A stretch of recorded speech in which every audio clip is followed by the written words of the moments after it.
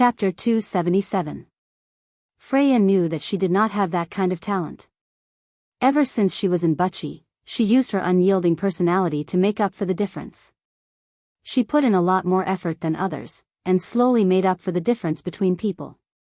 But things were not as simple as she thought. As time passed, Freya gradually realized that the difference between people was not something that could be made up with hard work. Just like in this academy, there were too many capable people, and she was simply insignificant in this crowd. She was like a tiny firefly under the bright moon, and the little bit of pride she had in Butchie had completely disappeared. In front of her was a knight student from the upper year. He had the strength of a middle silver-ranked knight, and was on par with Breton. In fact, if this competition did not limit the strength of the participants to the peak of iron-ranked, she would have already fallen to the ground. But even so, she could feel her hands trembling as she gripped her sword. The upper-year student who was frowning was also carefully circling around her. Freya's tenacious fighting style had caused him to suffer quite a bit. The annual championship competition of the Royal Cavalry Academy had a rule that everyone complained about. There was no time to rest between matches, and everyone had to pay the price for wasting too much energy in the previous battle. It was said that the founder of the academy set this rule to let the students understand that no enemy would give them reasonable rules on the battlefield. They had to learn to conserve their energy, and only then would they be able to survive longer on the battlefield. The original intention of the Royal Cavalry Academy was to send the best military talents to this ancient kingdom. In times of peace, the students who graduated from the academy were all trained as middle and high-ranking officers. Those who graduated with excellent results were even selected to enter the Royal Knights Regiment the moment they stepped out of the academy's gates. Thus, there were many people who reached the heavens in a single bound. Just like this annual championship competition, the Knights competition was carried out using a point system. Students of different years would be able to obtain a corresponding amount of points by fighting, and a cruel elimination system was implemented. Only the person who stood at the end would receive the highest honor of the academy, the title of Champion Knight. And after the Champion Knight was decided, the best knight of each year would be selected based on the points. Basically, these people could be branded with the mark of nobility. Even though this system was not very fair, but it was a true reflection of the life and death struggle on the battlefield. Just like a famous quote from the founder of the academy, "Luck is not only your strength, but it is also one of your greatest reliance." This sentence was the most appropriate to describe Freya. She was only an iron-ranked, and this speed of improvement was considered rare for a normal person. It could be said that it was the greatest affirmation of her hard work, but in this situation, Freya felt that she did not have any extra strength to react to her opponent's movements. She could only barely keep up with the other party's circling movements and pray that luck would favor her, or perhaps a miracle would be more appropriate at this moment. Her opponent seemed to have noticed this as well. After carefully confirming that she was not deliberately deceiving him, the senior student decisively launched an attack. The sword came from the back of her right side, which was the hardest to guard against. Freya did not think much of it, or rather, she did not have the strength to think much. She raised her sword.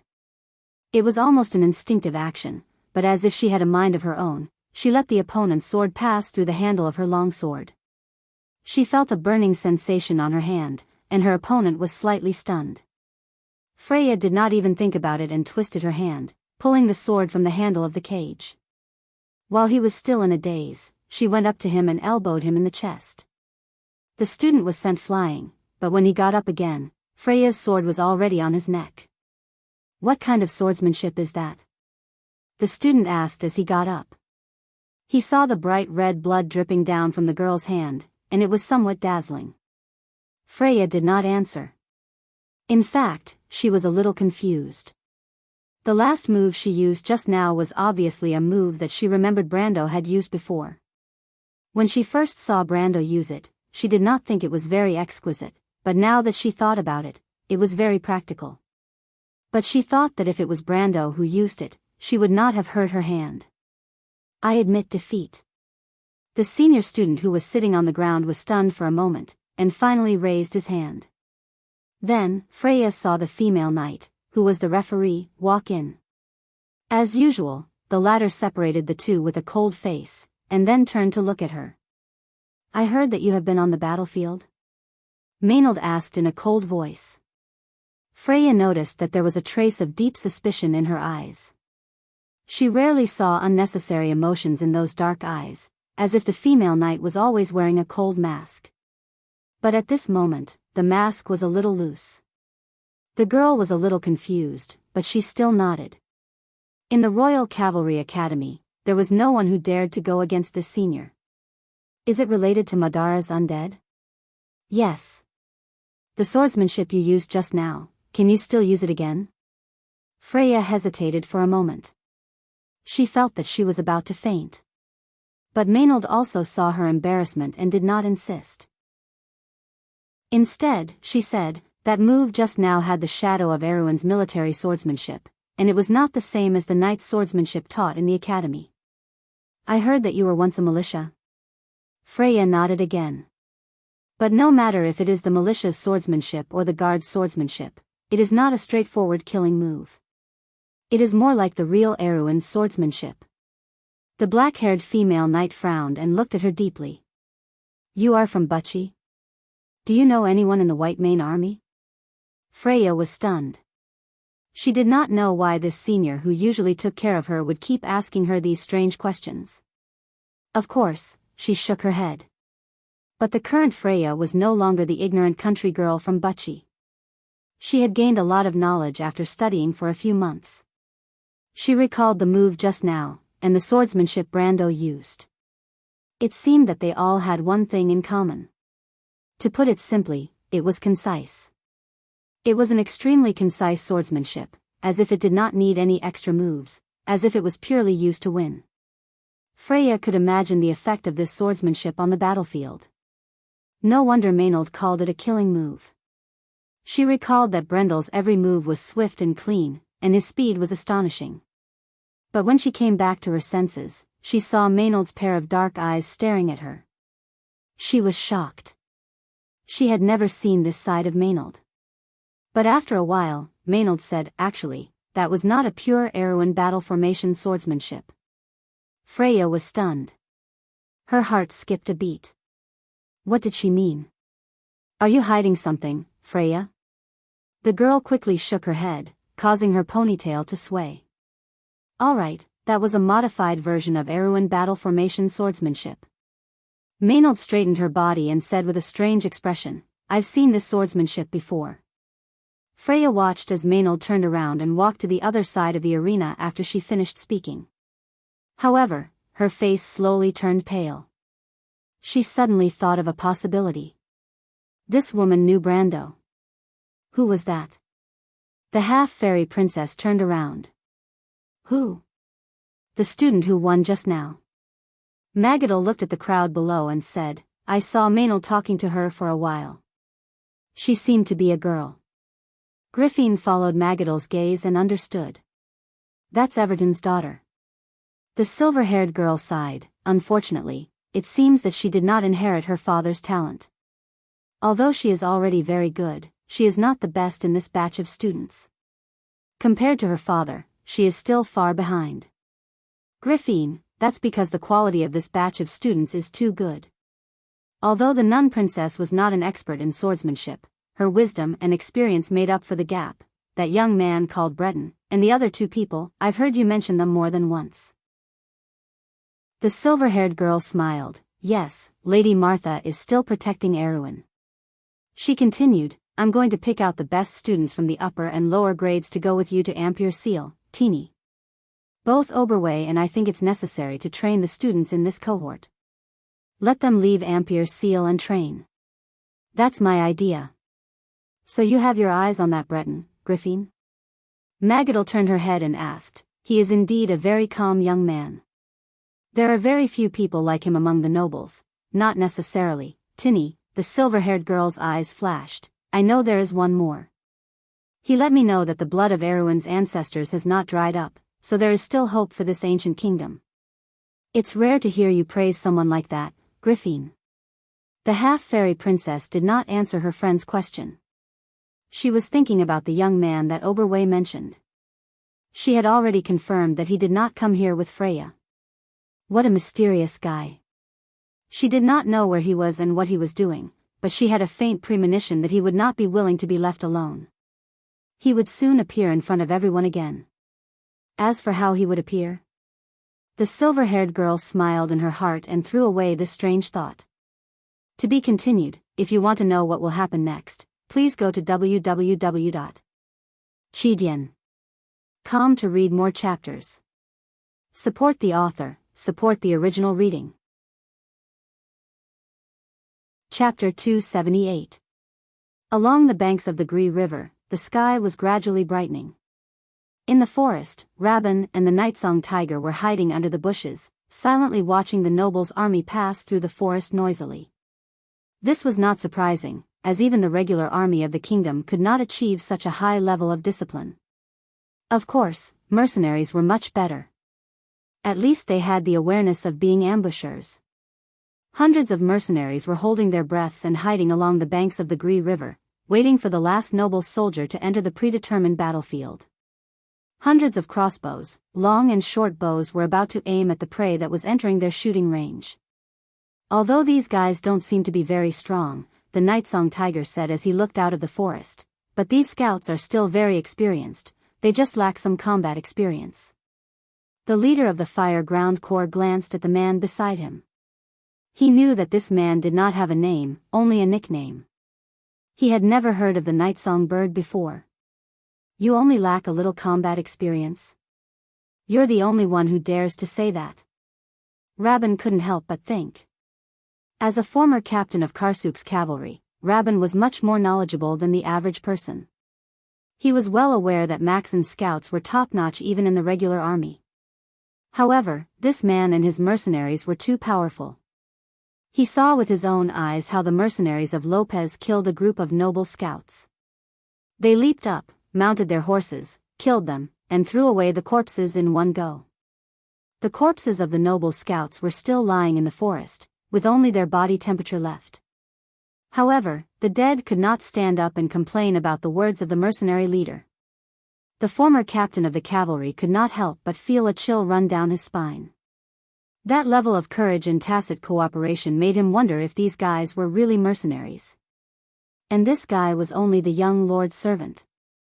He probably wasn't even a knight.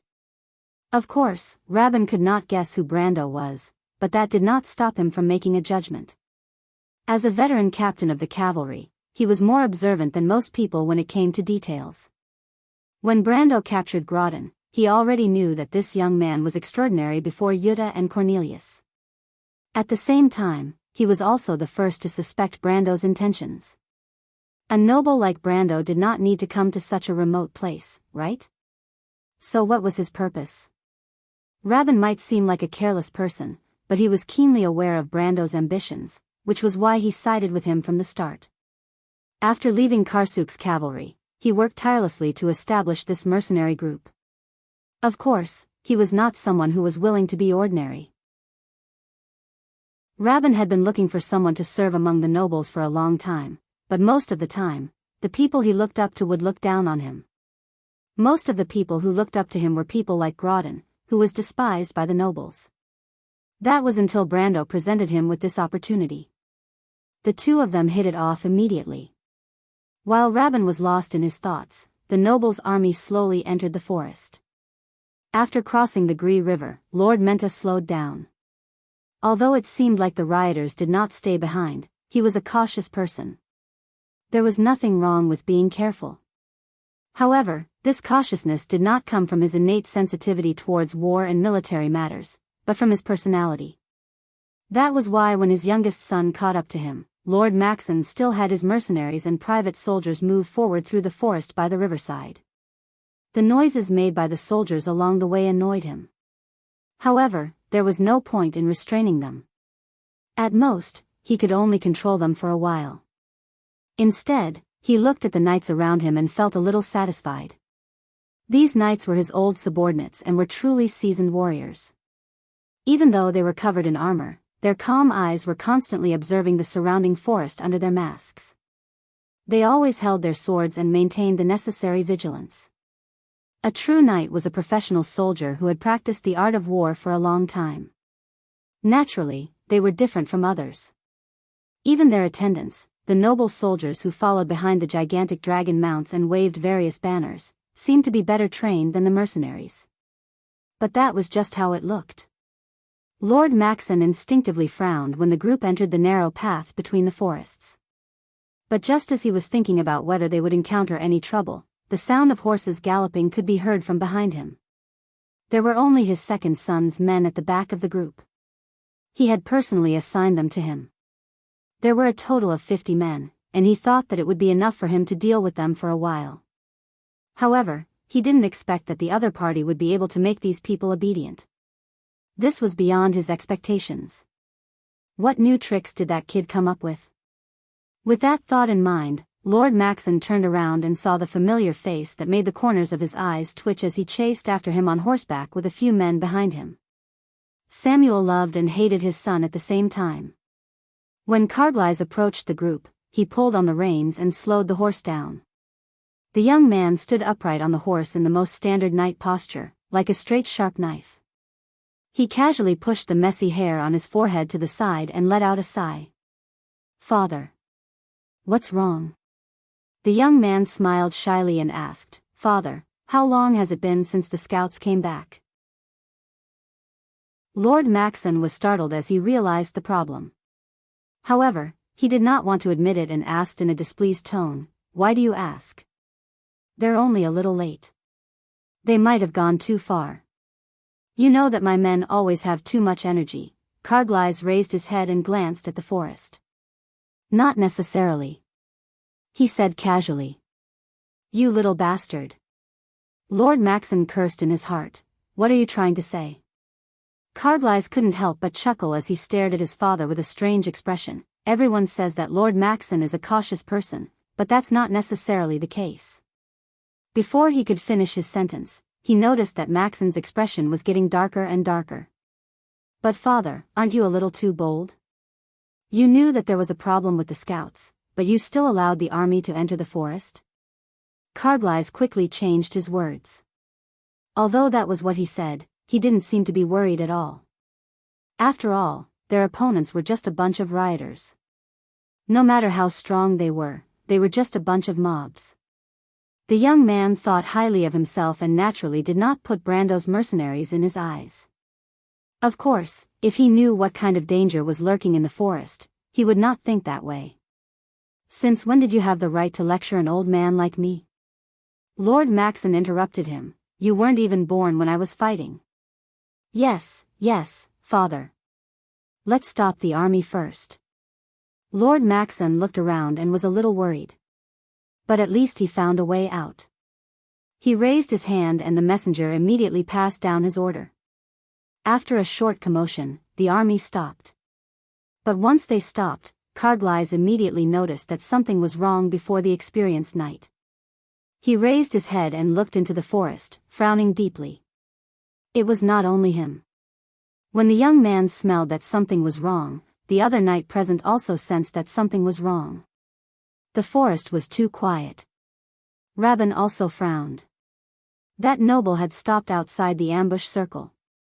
If he had just a little bit more time, he could have taken the initiative to attack. But this matter was suddenly suspended in the air. He took a deep breath and stared at every detail outside the forest. After some thought, he decided to wait a little longer. In his career as a Karsuk knight, Rabban learned that he had to remain calm on the battlefield. This was how he could see the situation clearly and win the final victory. But this time, he was wrong. The Nightsong Tiger also stared in that direction. He had already sensed that something was wrong. It was not normal for the noble's army to stop as soon as the horsemen entered the group. He first suspected that the enemy had discovered their presence. But whether or not the enemy had discovered them, he knew that he had to make a decision. The subterranean dwellers were about 100 meters away from the noble's army.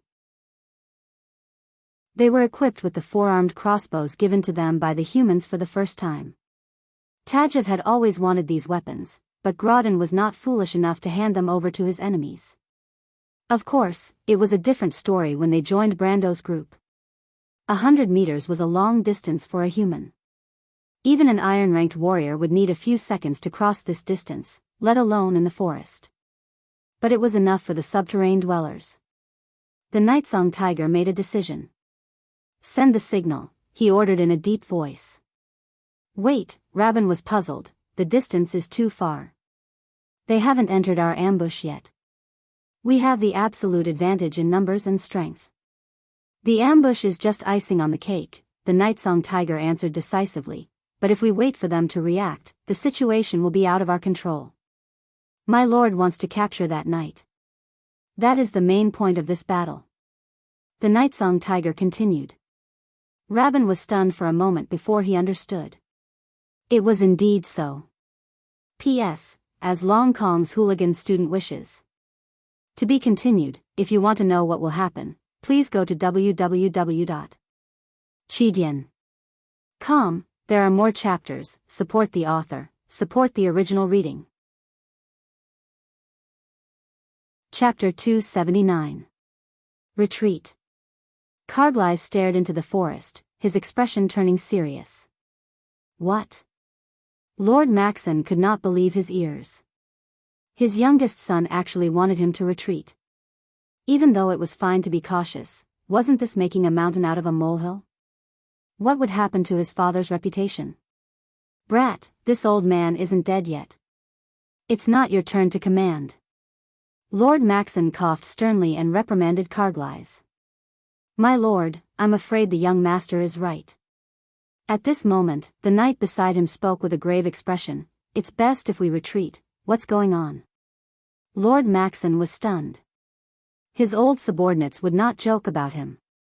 This time, even he started to panic. But just as he finished speaking, everyone heard a shrill cry coming from the forest. The young man subconsciously raised his head and saw a conspicuous magic signal slowly rising in the air. Good heavens, are they really rioters? This was the only thought in Karglai's mind. A day and a night had passed since they left Ab's. Beyond the blue-black peaks, the party stood on the summit, and the view extended in all directions with the earth. The fields formed a green-checkered rag, which stretched away through the winding valleys. Brando did not expect Mount Greyhar to have such a scenery and could not help but be startled. "That's Schaflund." Jana looked down the mountain path. Red roofs dotted the forest like stars in the sky. They gradually became denser, forming a settlement. The small town was sleeping peacefully in the mountains. It was close to noon, but they had already arrived. Although Seal's words before he left opened up a whole new line of thought for Brendel. As a free trade port, Ampere Seal was a place full of gold, and he didn't only have Ramona in his hands. Not only did he have Ramona's paintings, but he also had a future master alchemist. Coupled with the experience he brought from the game, it would not be difficult for him to earn a bucket of gold from the free trade port. Even though he had to go to Ampere Seal, Schaflund's silver mine was also a long-term matter. Thus, Brando did not change his plans and came to this mining town in the mountains. How beautiful! Scarlet muttered when she saw this scene from behind. At this moment, the bushes behind them rustled as mercenaries came out of the forest one after another. There were a total of 27 of them, each of them steady as they looked around with sharp eyes. These people were all at least at the peak of iron rank, and they were all elites under Yutta's command. In order to gather enough people, the female mercenary leader had even borrowed quite a few people from other small mercenary groups. To be honest, Brendel was taken aback when he saw them. The peak of the iron rank was already at the threshold of the silver rank. These people only needed to be trained a little and they could become masters of their own. Even a well-trained knight could not compare to them. But compared to his own luxurious lineup, these people paled in comparison. Not to mention Brando himself, everyone here knew that the two girls beside the young lord were golden warriors. There were also two silent attendants. They were actually angels, but their snow-white wings were too eye-catching, so Brando asked them to keep them. They were also lower silver rank. To Brando, it was too wasteful to summon holy angels after shuffling them into his deck. Although he did not have a lot of cards in his deck, it was still easy to draw this card. However, Brando did not have an effective way to replenish his light EP, so he simply left the 2 angels outside. He would rather spend 1 light EP per day since he did not need to use the resurrection cards for the time being. He was thinking of throwing the 2 angels back when he only had 5 light EP left. It would be enough to leave 1 chance for him to resurrect the angels. The 100 wealth he saved when he subdued the subterranean dwellers could finally be used to unseal the fire elemental land card, Ember Volcano, and the wind elemental land card, Nest of Storms.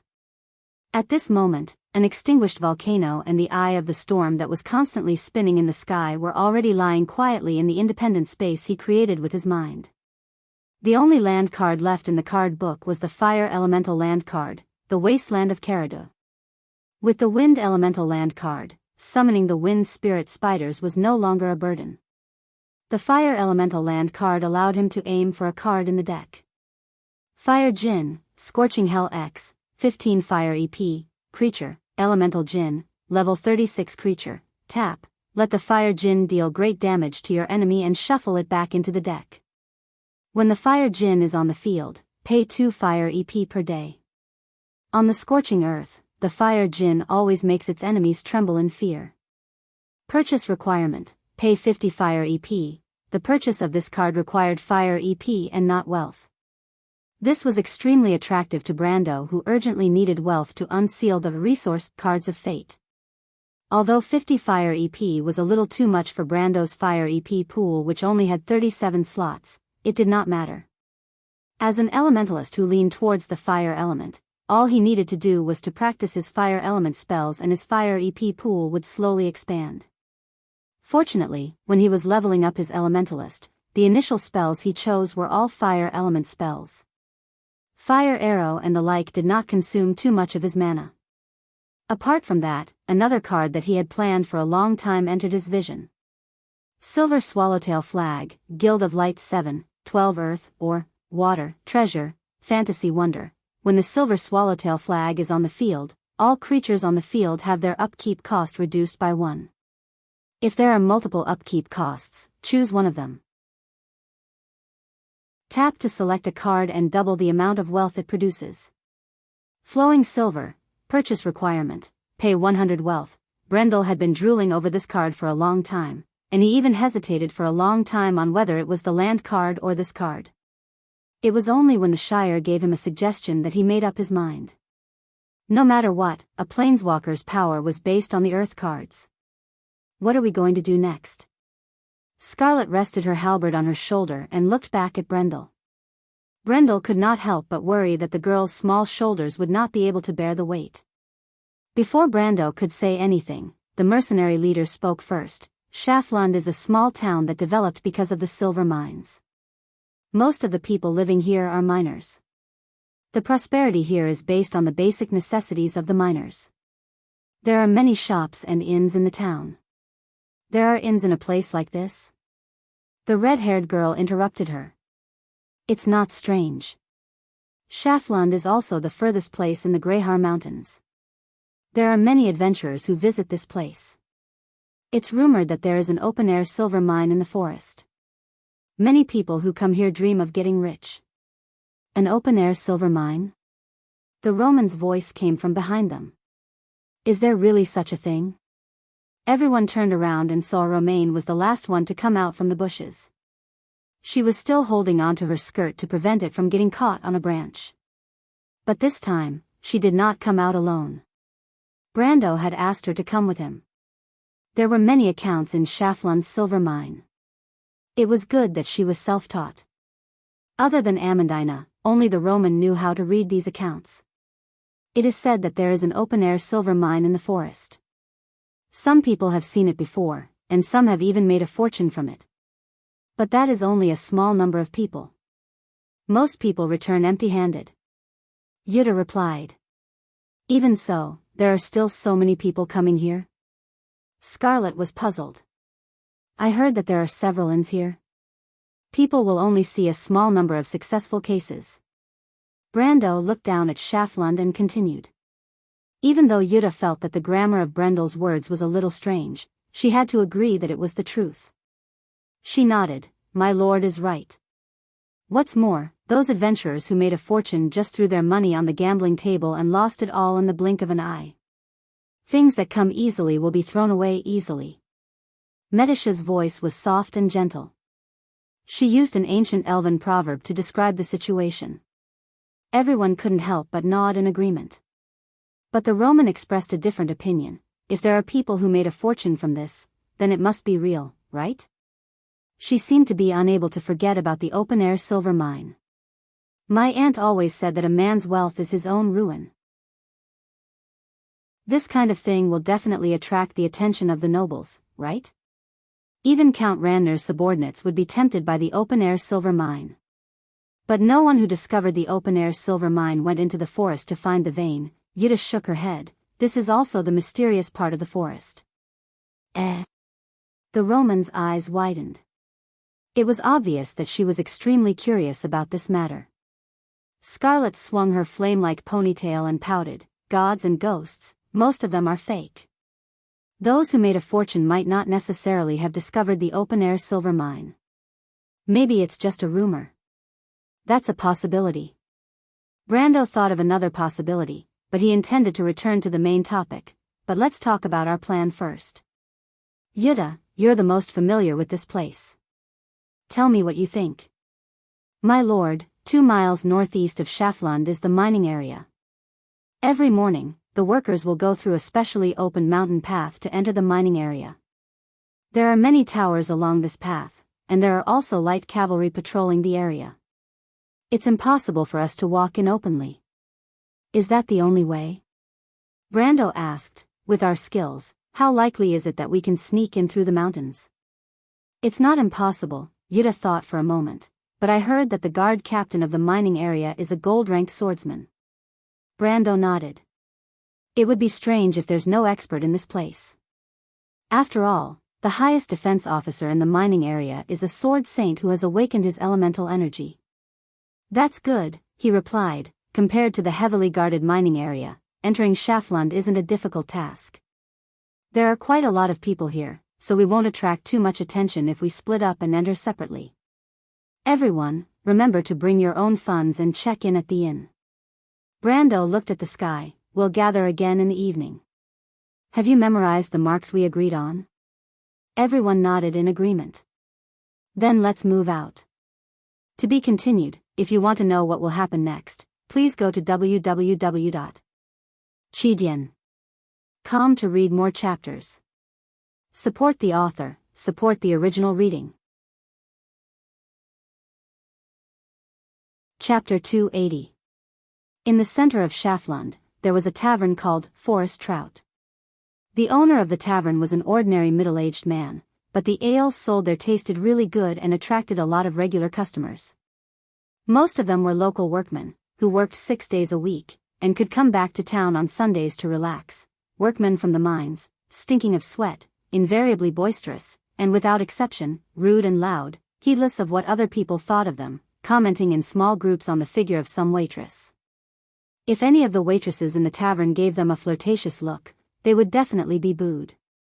But there were a few youths drinking in the corner of the tavern, looking at them from the corner of their eyes while discussing their own matters.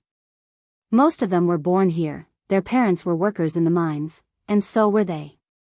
But the restlessness of youths made them unwilling to spend the rest of their lives in this place.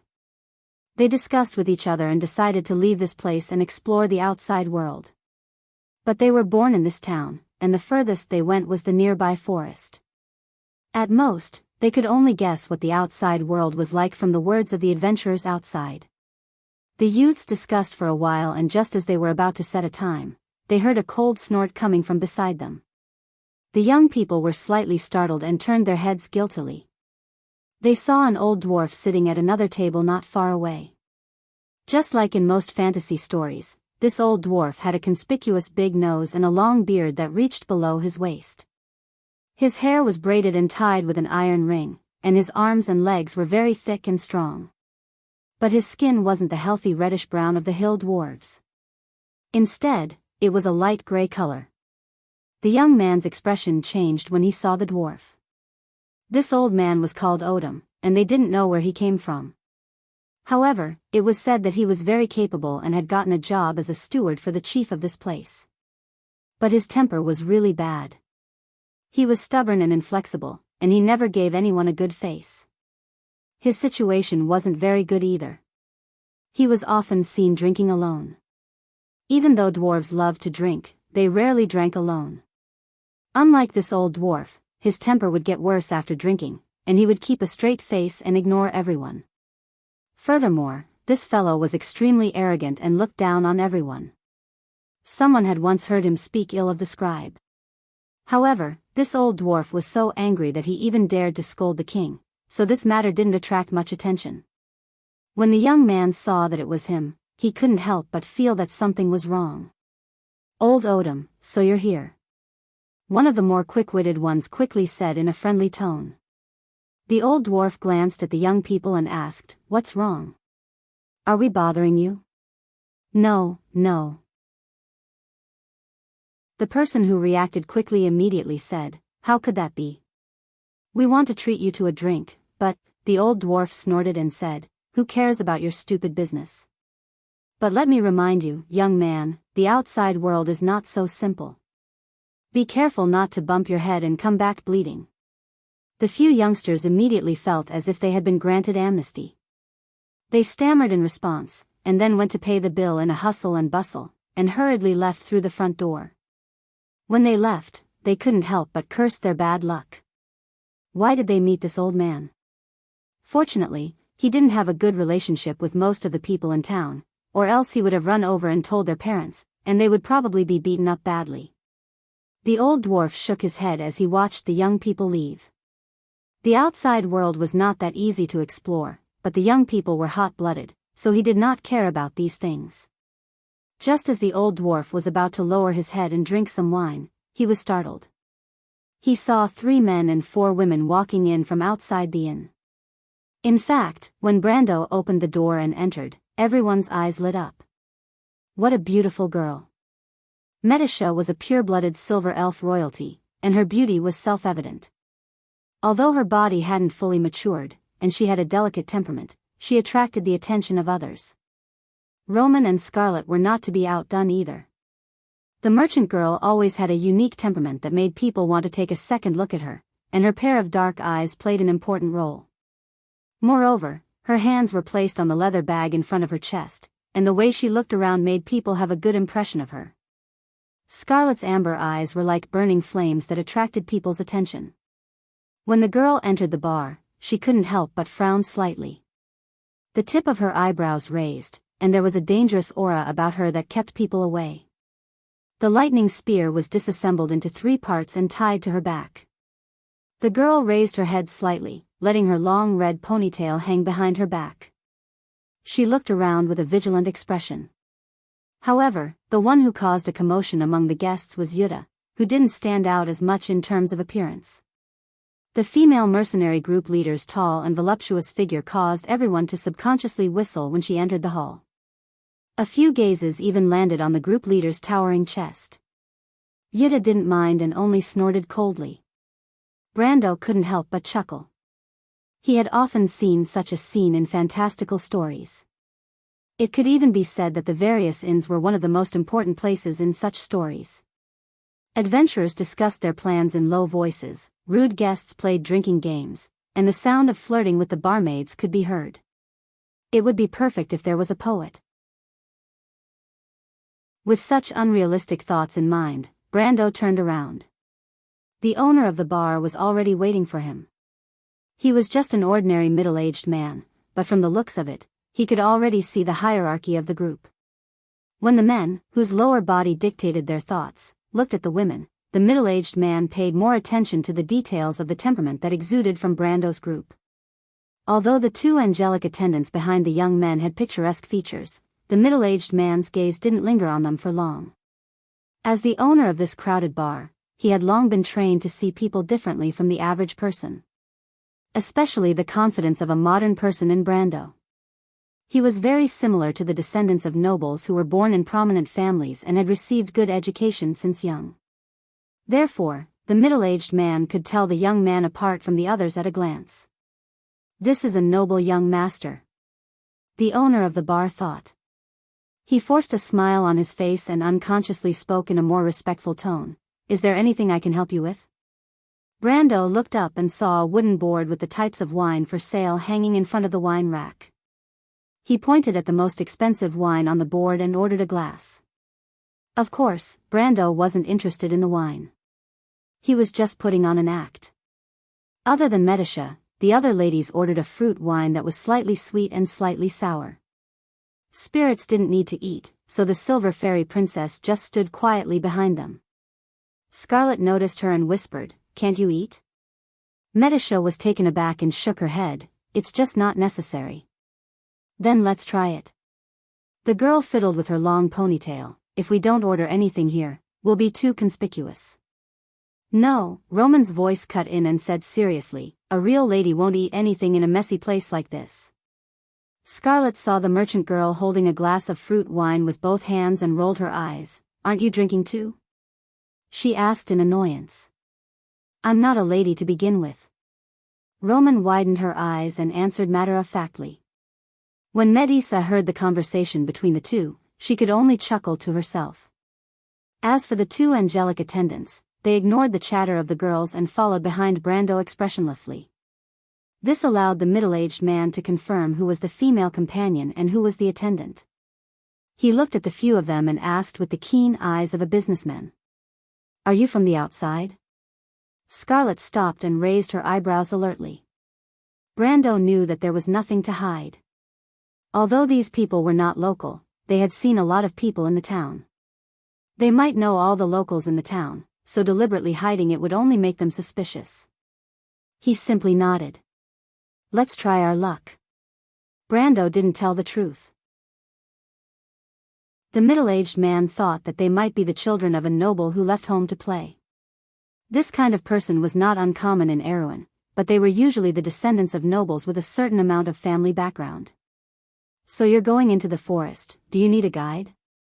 He thought for a moment and asked. "The service is very good." Brando thought that the glass of the most expensive wine in his hand was effective. A place like this was a place where information was circulated, and the owner often sold information on the side. However, most of the information was based on hearsay, and there was no way to determine whether it was true or false. The only good thing was that the price was also included in the cost of the wine. "I won't charge you an extra cent." Brando ordered the most expensive wine in the restaurant, and the middle-aged man was naturally very attentive. However, Brando still shook his head. "I don't need a guide, but I want to ask, what's the situation in the forest?"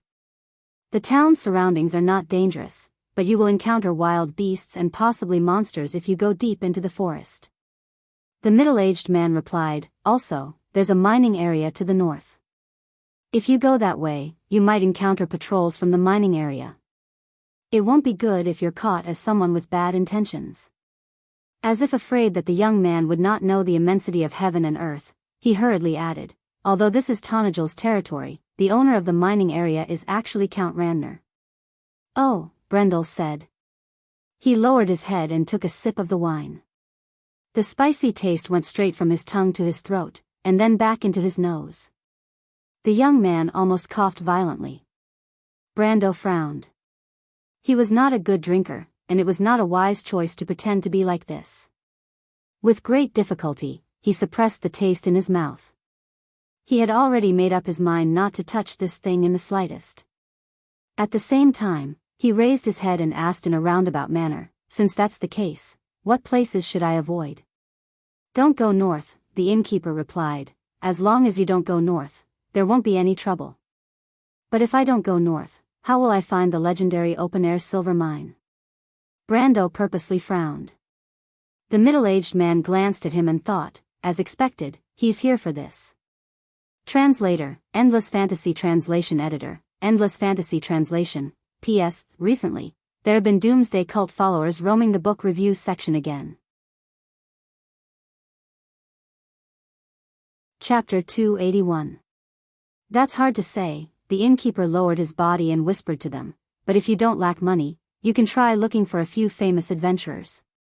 Those adventurers have been to the forest many times and have even drawn a map of the area." "A map?" "It's worth a lot." Brando nodded and asked about the local situation. It was mainly about the work and rest of the workers, as well as the patrol time of the soldiers in the mining area. Of course, he was pretending to be an adventurer. As for the owner of the inn, he saw him as a noble who did not know the immensity of heaven and earth and only wanted to have fun. Both of them did not mind the misunderstanding, and the conversation went on harmoniously. Brando did not waste much of his time. After a short while, he turned around and saw that the ladies had found a seat in the hall. Brando looked at them and was about to walk over, but he stopped. A dwarf stood in front of him. "Please make way."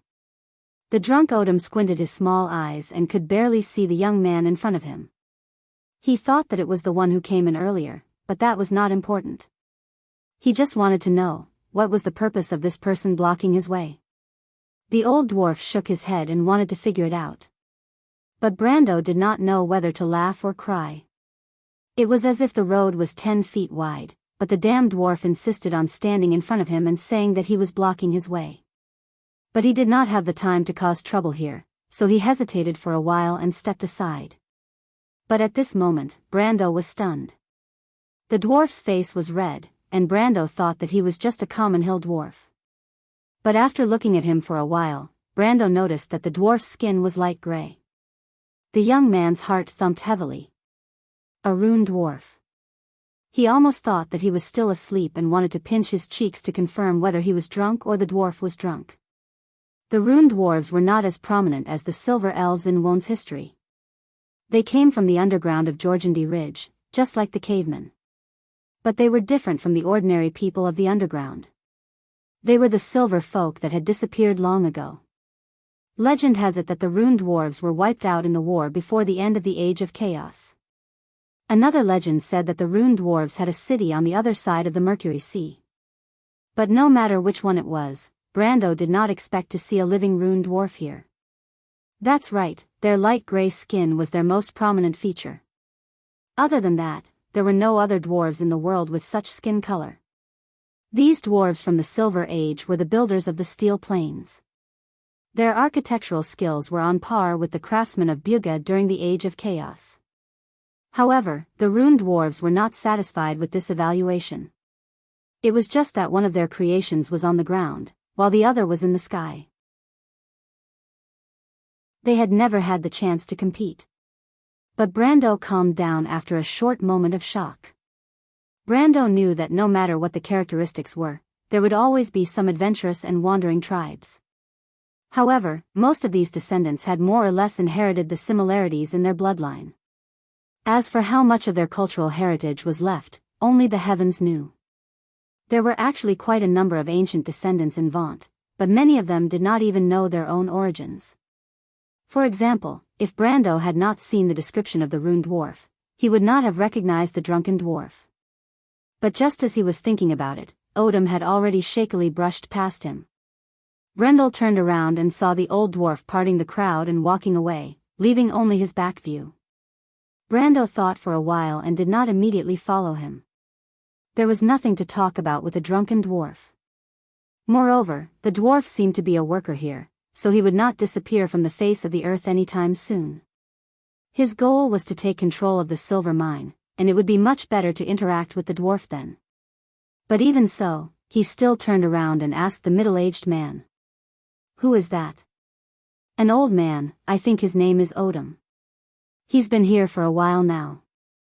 The middle-aged man did not know why the young noble was interested in the unkempt dwarf. "He's a miner in the mine." "What does he do?" "Overseer." "Have you heard of his specialty? For example, construction?" Brando asked further. The middle-aged man was stunned and shook his head. "I have not heard of him." "Oh, I thought the dwarves were all experts in construction." Brando laughed and purposely said so. "That must be the mountain dwarves from the north, my guest." Brando nodded and put the matter aside. He then turned around and walked back to the table where the ladies were. When he approached, the Roman and Medisha were chatting about something, but they stopped at the same time and looked at the young lord. "What's wrong?" Yuta asked. "Nothing," Brando shook his head, "but I have asked around, and the situation is not good." "What happened?" Yutta's eyes flashed with a hint of worry. Other than Brando, she was the only one who cared about the success or failure of this matter. We thought that the workers would go in and out of the mine every day, but I just heard that is not the case, Brando said in a low voice. In fact, the workers are only in town for 1 day a week. Every Monday morning, they will return to the mine and will only leave after Saturday. The other party is very strict with the management of the workers. Yes, the chances of us fishing in troubled waters is small. Brando said. What's the problem? Scarlett asked, puzzled. 2 points. It is not difficult to take control of the mine. We just need to kill the intermediate gold-ranked swordsman. The remaining 100 or so people will not be enough. However, it is a little troublesome to do it quietly and not attract the attention of Lord Paulus.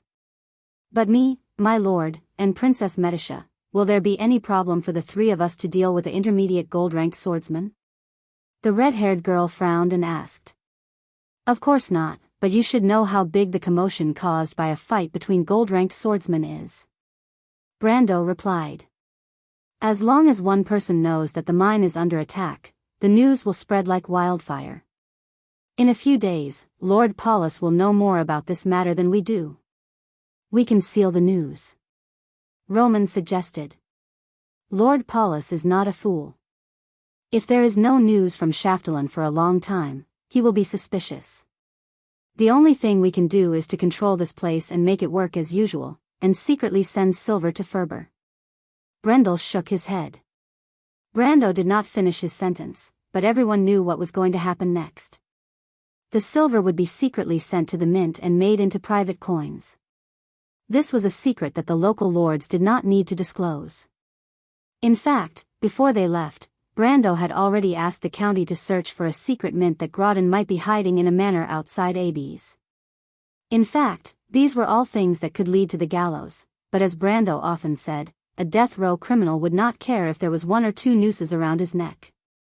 Scarlett was startled for a moment, then slowly nodded in understanding. Can't we lure him out? Or take action when he is outside? That human can't stay in the mine forever, right? The Silver Fairy Princess suggested in a soft voice. We can, but if he doesn't come out once a month, won't we have to wait here for a month? Brando shook his head. That's why we have to take the initiative and sneak into the mine to find out his movements. Besides, if we want to control the mine, our men will have to infiltrate it sooner or later. Medisha nodded in agreement. Then what should we do, my lord? Yutta asked softly. Shoo, don't call me my lord here. Brando looked around and said, actually, I've not only heard bad news, but also 2 good news. This time, no one interrupted, as if they were waiting for him to continue.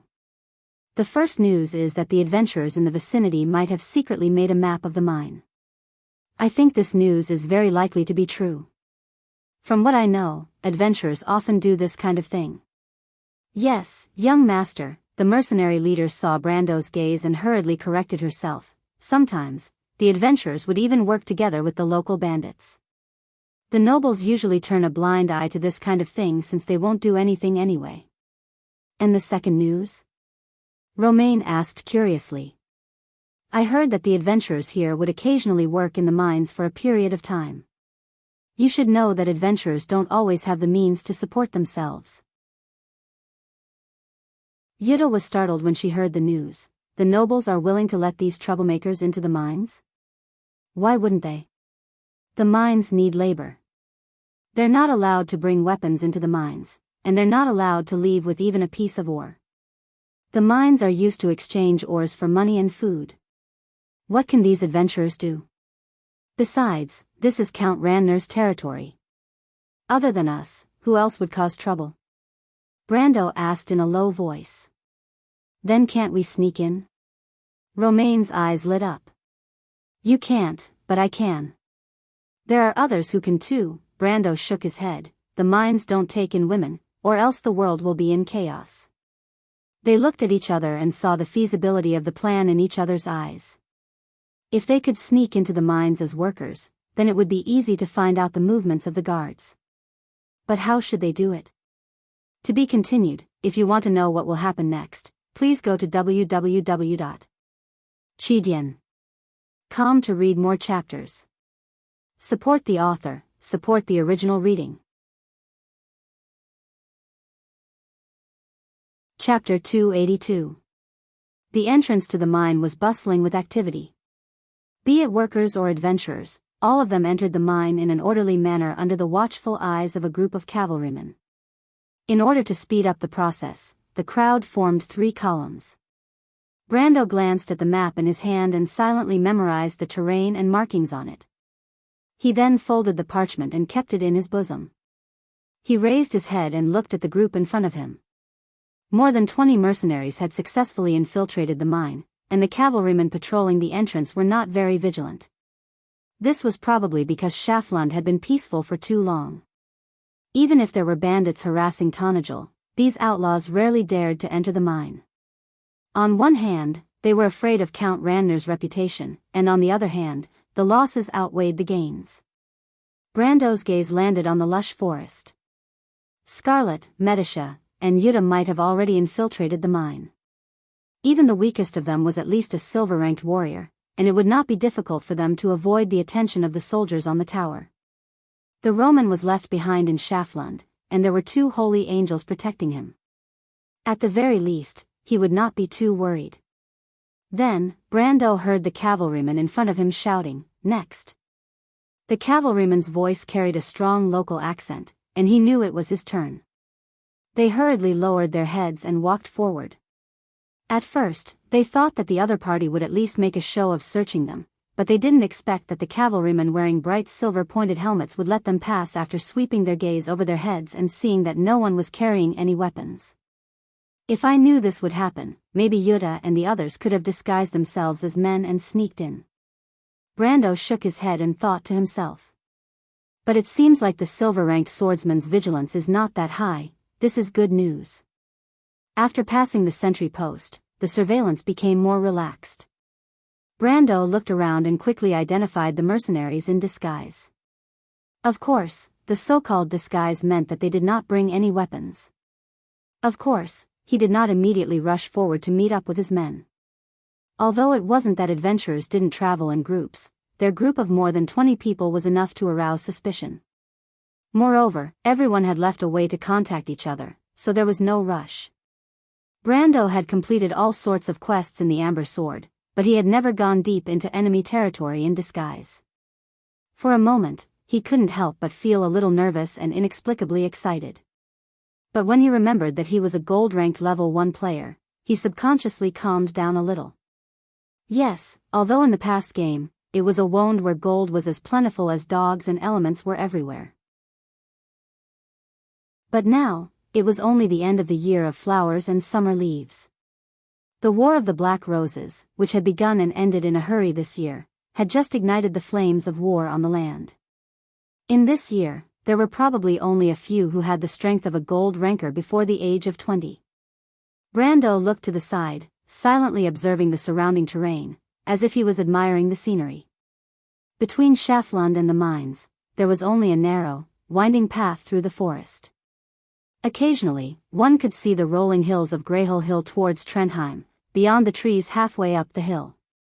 It was as if a watercolor had been drawn out on a green canvas, and the trees were like mottled ink dots, sprinkled over the mountain range.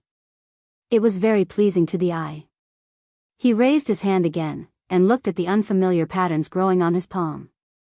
For a moment, he couldn't help but feel a little absent-minded. It seemed like a long journey, but in retrospect, it had only been a few months. It was as if it was yesterday, and he remembered that he was still a penniless guy. But in these few short months, he had companions, power that he could rely on, subordinates, and even his own territory. Everything was just like everything he believed in. Step by step, he controlled the foreseeable future. Until he changed the unknown fate between this ancient kingdom and himself. But now, the ship had begun to turn around. It seemed like it was no longer sailing into the darkness, but there was a glimmer of light. How nice would it be if Senior knew all of this? Brando laughed in his heart. But a unique scenery that flashed past interrupted his thoughts. Brando noticed that it was a corner of a sentry tower that peeked out from the dense canopy of trees. He saw soldiers with pointed helmets on duty. Looking further away, there were sentry towers like this on every hill. Compared to the relaxed attitude of the cavalry outside, the defensive arrangements here can be said to be tight. Brando thought. At the same time, he compared the locations of the sentry towers with the map, and he knew that the adventurers did not lie to him. The map cost him 3,000 tor, but it seemed like it was worth the price. Brando looked into the distance without saying a word, and he tried to reconstruct the surrounding terrain in his mind. But just as he was concentrating, he suddenly felt someone bumping into him from behind. He turned around and saw a young man passing by him. The young man probably did not expect to bump into someone. Or rather, he thought that Brando was just a young man who was not much older than him, but he felt like he bumped into a mountain. The huge recoil almost made him fall to the side. The young man took a few steps forward before he could steady himself. He held his chest and gasped for breath. He was obviously shocked, but he quickly raised his head and looked at Brando with surprise. But his surprise quickly turned into an apologetic look. "I'm sorry." The young man suddenly realized his mistake and apologized with embarrassment. Brando looked at the boy. He was wearing a set of adventurer's clothing. It was made from leather and did not have any other advantages. The only good thing about it was that it was durable, but it was barely acceptable to look at. "Since you said you're sorry, give me back my things." Brando paused for a moment and replied. He had seen a lot of these pickpockets in the Amber Sword. Even if he did not have this ability in the game, he could still catch the young man. Now, he was a real gold-tier swordsman. Now that he had the body of a gold-tier swordsman, it was much easier to use it than in the game with the help of the system. As soon as Brando said that, the apologetic look on the young man's face turned into one of surprise, but he immediately laughed. "You found out? That's amazing." The young man smiled, revealing his white teeth. Even though he was exposed, he did not quibble. Instead, he generously took out a pouch from under his clothes. It was Brando's money pouch. "It's okay."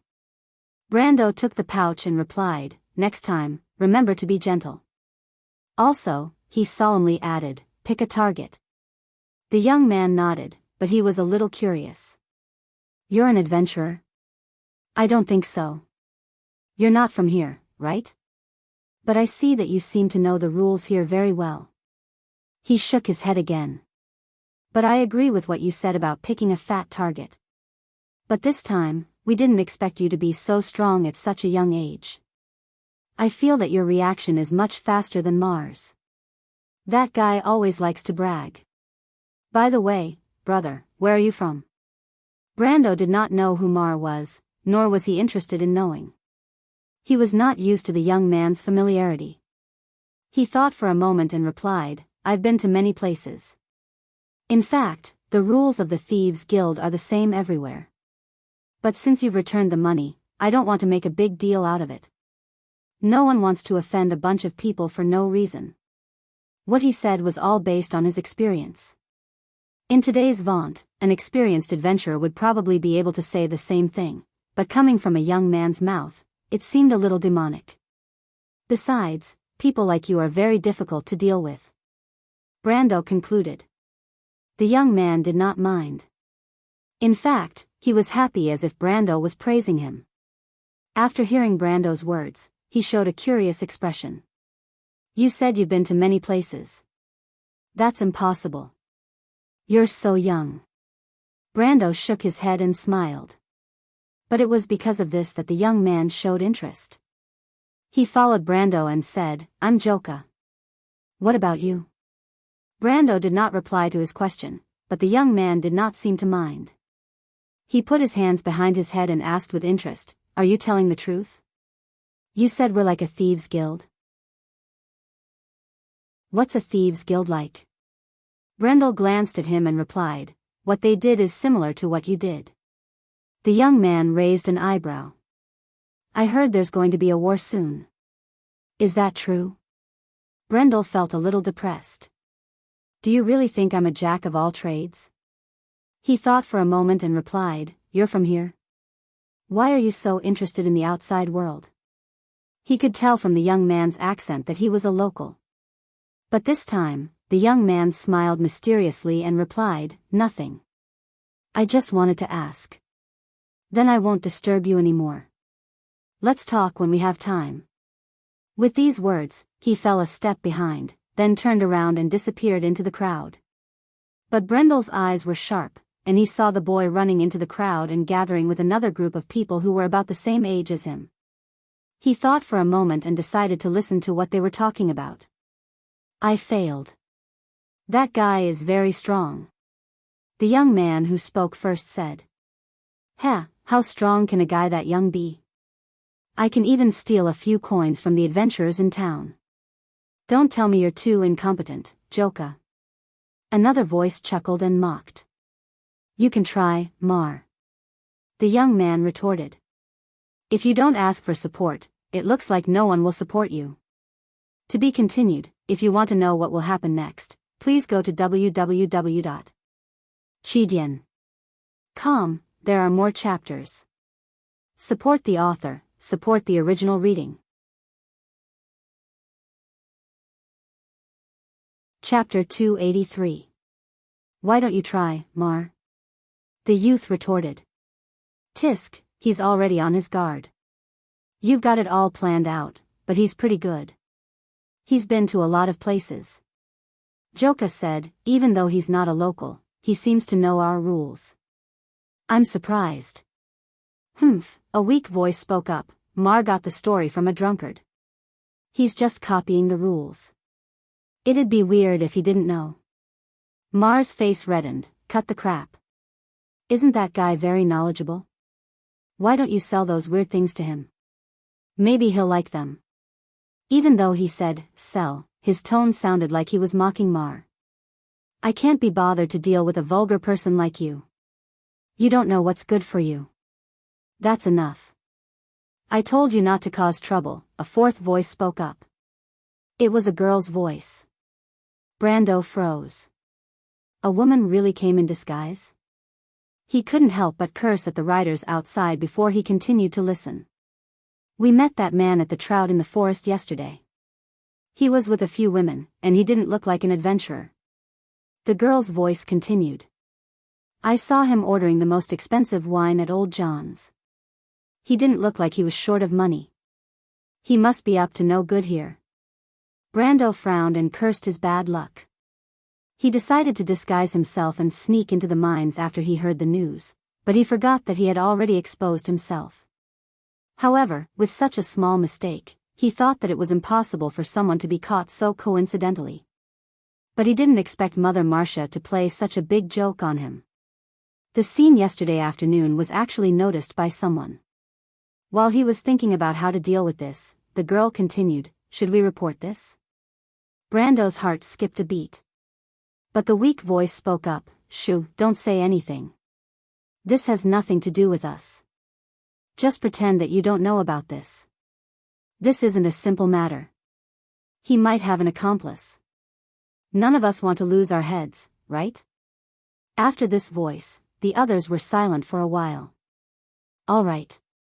Mar replied, "It's decided then. After this, we'll be leaving this place. Let's not cause any more trouble." Everyone nodded in agreement. Brando turned around. He didn't think that someone in the group would say something so insightful. He couldn't help but be interested in the person who spoke. But when he turned around, the youths were long gone. Interesting. Brendel had a strange thought in his mind. Brando didn't walk for long on the 2-mile road to the mine. But when he entered the mine, he could feel that the surveillance around him had become stricter. Shaflun's silver mine was located in the middle of a mountain range. Because of the shallow mining, the surrounding mountain walls had been hollowed out, forming a concave valley. If one looked from the mouth of the valley, they would see large patches of gray and lead-black rocks. Brando didn't recognize the silver ore, but he could recognize the watchtowers that were built on top of the mountains. He couldn't help but frown when he looked at them. It was very troublesome to get in and out of this place. He wanted to lure the gold-ranked swordsman out to kill him, but it didn't seem feasible now. He had to change his plan at the last minute. He looked around. The ground in the concave valley was relatively flat, but he couldn't see the entrance to the mine from here. Instead, he could see that there was a semi-fortress outside the valley. That should be the barracks of the local garrison. Count Randner's secretary and adjutant should be there as well. Brendel turned around and looked at the piles of slag in the valley. There were mining carts everywhere, and workers were coming and going. Most of them were orderly, and only a few adventurers like him who came here for the first time were at a loss. But he wasn't nervous. He calmed down and followed behind the others. The soldiers wouldn't leave them alone, and he thought that someone would come and line them up soon. And it turned out that he was right. Brando soon saw a group of patrolling cavalrymen appearing from the side of the valley. They rode their mounts closer to the group of adventurers, but the cavalrymen who were wearing bright noble uniforms didn't seem to have the mood to waste time on them. Instead, they shouted at the group of adventurers, "Line up over there and get your number and tools." With that, the cavalrymen immediately turned around and walked towards the group of adventurers. Brando looked at the direction the cavalrymen pointed at. There, the manager of the mine was handing out tools and a wooden plate with a number written on it to the workers. Both of these items were not allowed to be lost or damaged in the mining area. If any of these were to happen, they would be severely punished. The Won of this era did not have any humanitarianism. Here, as long as there was a legitimate or not legitimate reason, it was not a big deal to be beaten to death. Even the secretary of the mine had the right to order a person to be hanged as long as he suspected that someone had stolen the count's ores. But Brando didn't care about that. He was only concerned about which camp he would be assigned to. The workers naturally lived in the valley for the next 6 days.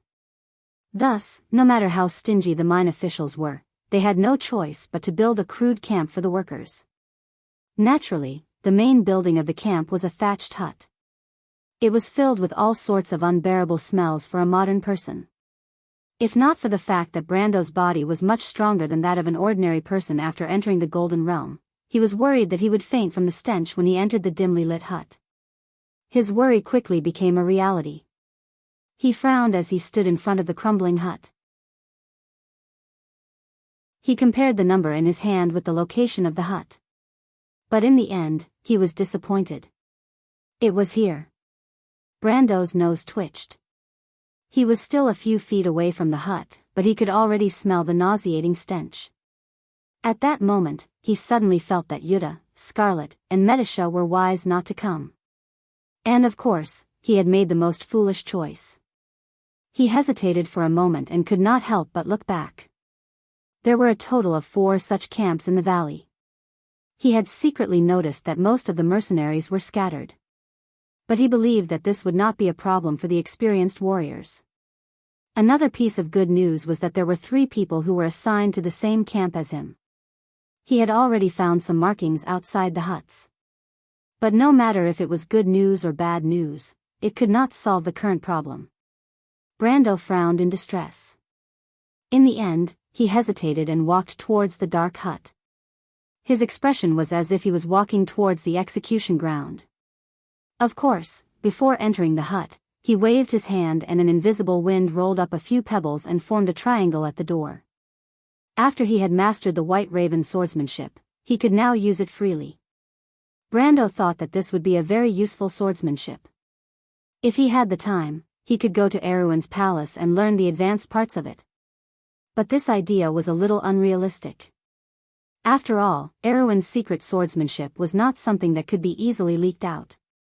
Princess Griffin must be proficient in this swordsmanship as well. But what conditions would she be willing to teach it to him was a problem. With this thought in mind, he entered the hut. Even though he tried his best to control himself, he could not help but cover his nose with his hand. The hut was quiet for a moment. Then he heard a voice that was almost inaudible. "Tisk, spoiled nobleman." This sentence was almost silent.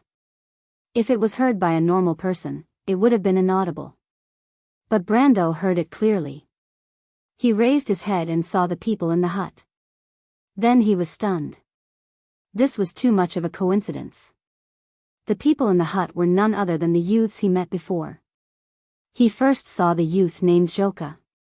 He was smiling awkwardly as he sat on a straw mat opposite him. Then there was the youth named Mar beside him. He seemed to be the oldest among them and also the most muscular one. He was taller than Joka by a head and was almost the same height as Brando. Brando immediately knew that this youth was the one who spoke earlier. He saw the youth's hand under his clothes and guessed that there was a dagger or short sword under his clothes. Brando could not help but curse at the patrolling knights outside.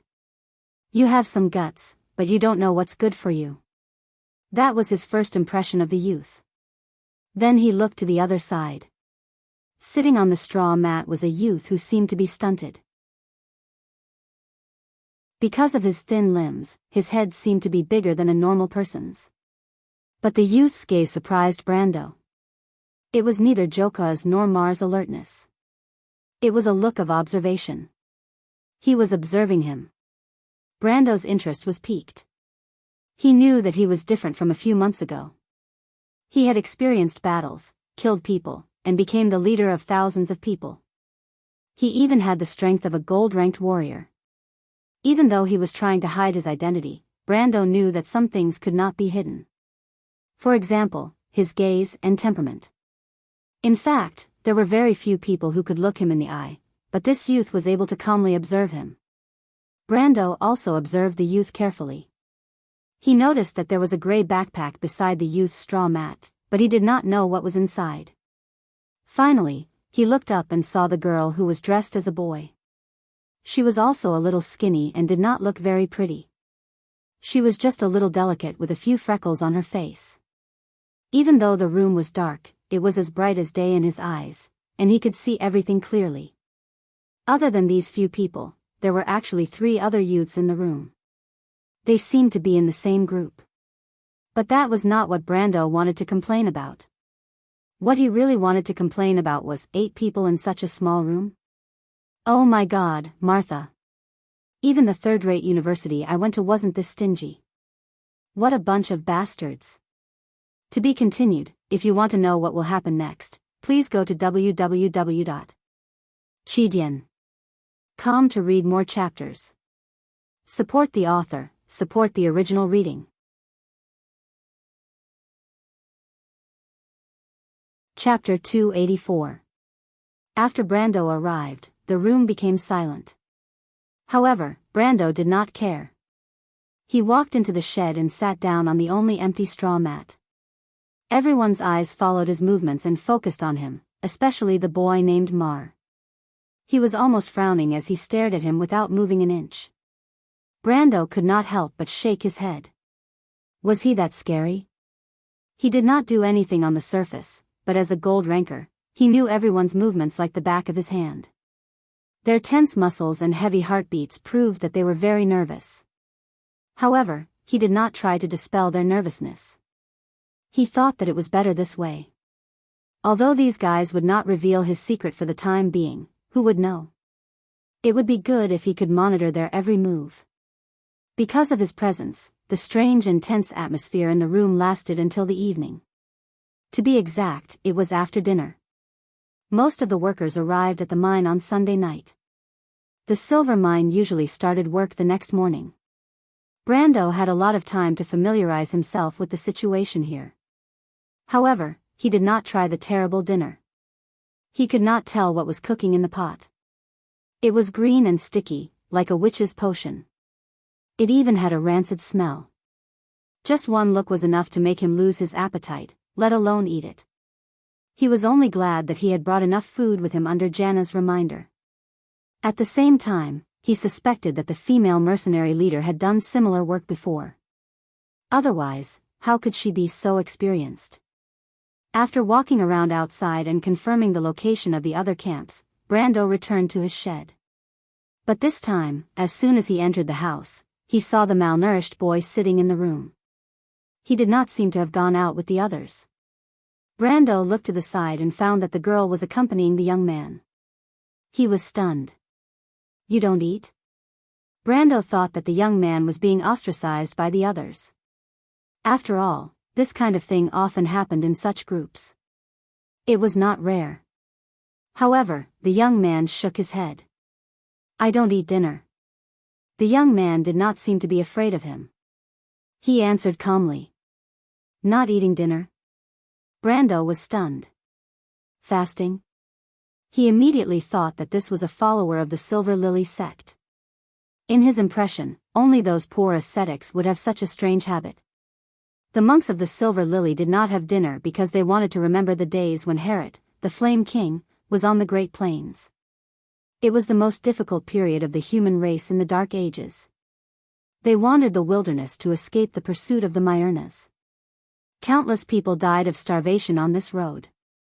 The boy nodded at Brando's question. The Silver Lily sect was a small sect under the Holy Cathedral of Fire. It was very common in the Iraq region, but most of the followers of this sect did not practice fasting, unless they were apprentices who had been taught. So Brando looked at the young man and asked, Have you studied under a cultivator before? The youth nodded again. I studied with a cultivator for a period of time. Although I didn't enter the sect, I still received his teachings. Monsieur, he answered politely. You can read? Brando asked. The young man nodded. This was incredible. Freya only knew a few words when she was the captain of Butchie's militia. This was because she was lucky enough to meet Martin, who was the captain of Butchie's garrison. Martin was very famous in the game. In fact, he was different from the ordinary Erewhon soldiers because he was not only literate, but also very knowledgeable. From this point of view, Brando's grandfather was also the same. However, Brando knew that his ancestors were at least rich. His father was a miller, so it was normal for the family to have passed down education. The Roman was only literate because of his aunt. It was a joke that the descendants of witches could not read. As for the rest of the people, most of them were illiterate. In this world, there were not many people who could read. Brando sat down and asked with interest, If that's the case, why are you still here? Although the Church of the Silver Lily is poor, it is still an official sect recognized by the Holy Cathedral of Fire. Monsieur, I don't know which sect I belong to. The cultivator who taught me has already passed away. The young man replied. Brando suddenly understood. So that was the case. The young man probably did not receive any formal teachings, so he could only be considered as an ordinary believer. His interest in this small episode only lasted for a moment. His mind quickly returned to the operation.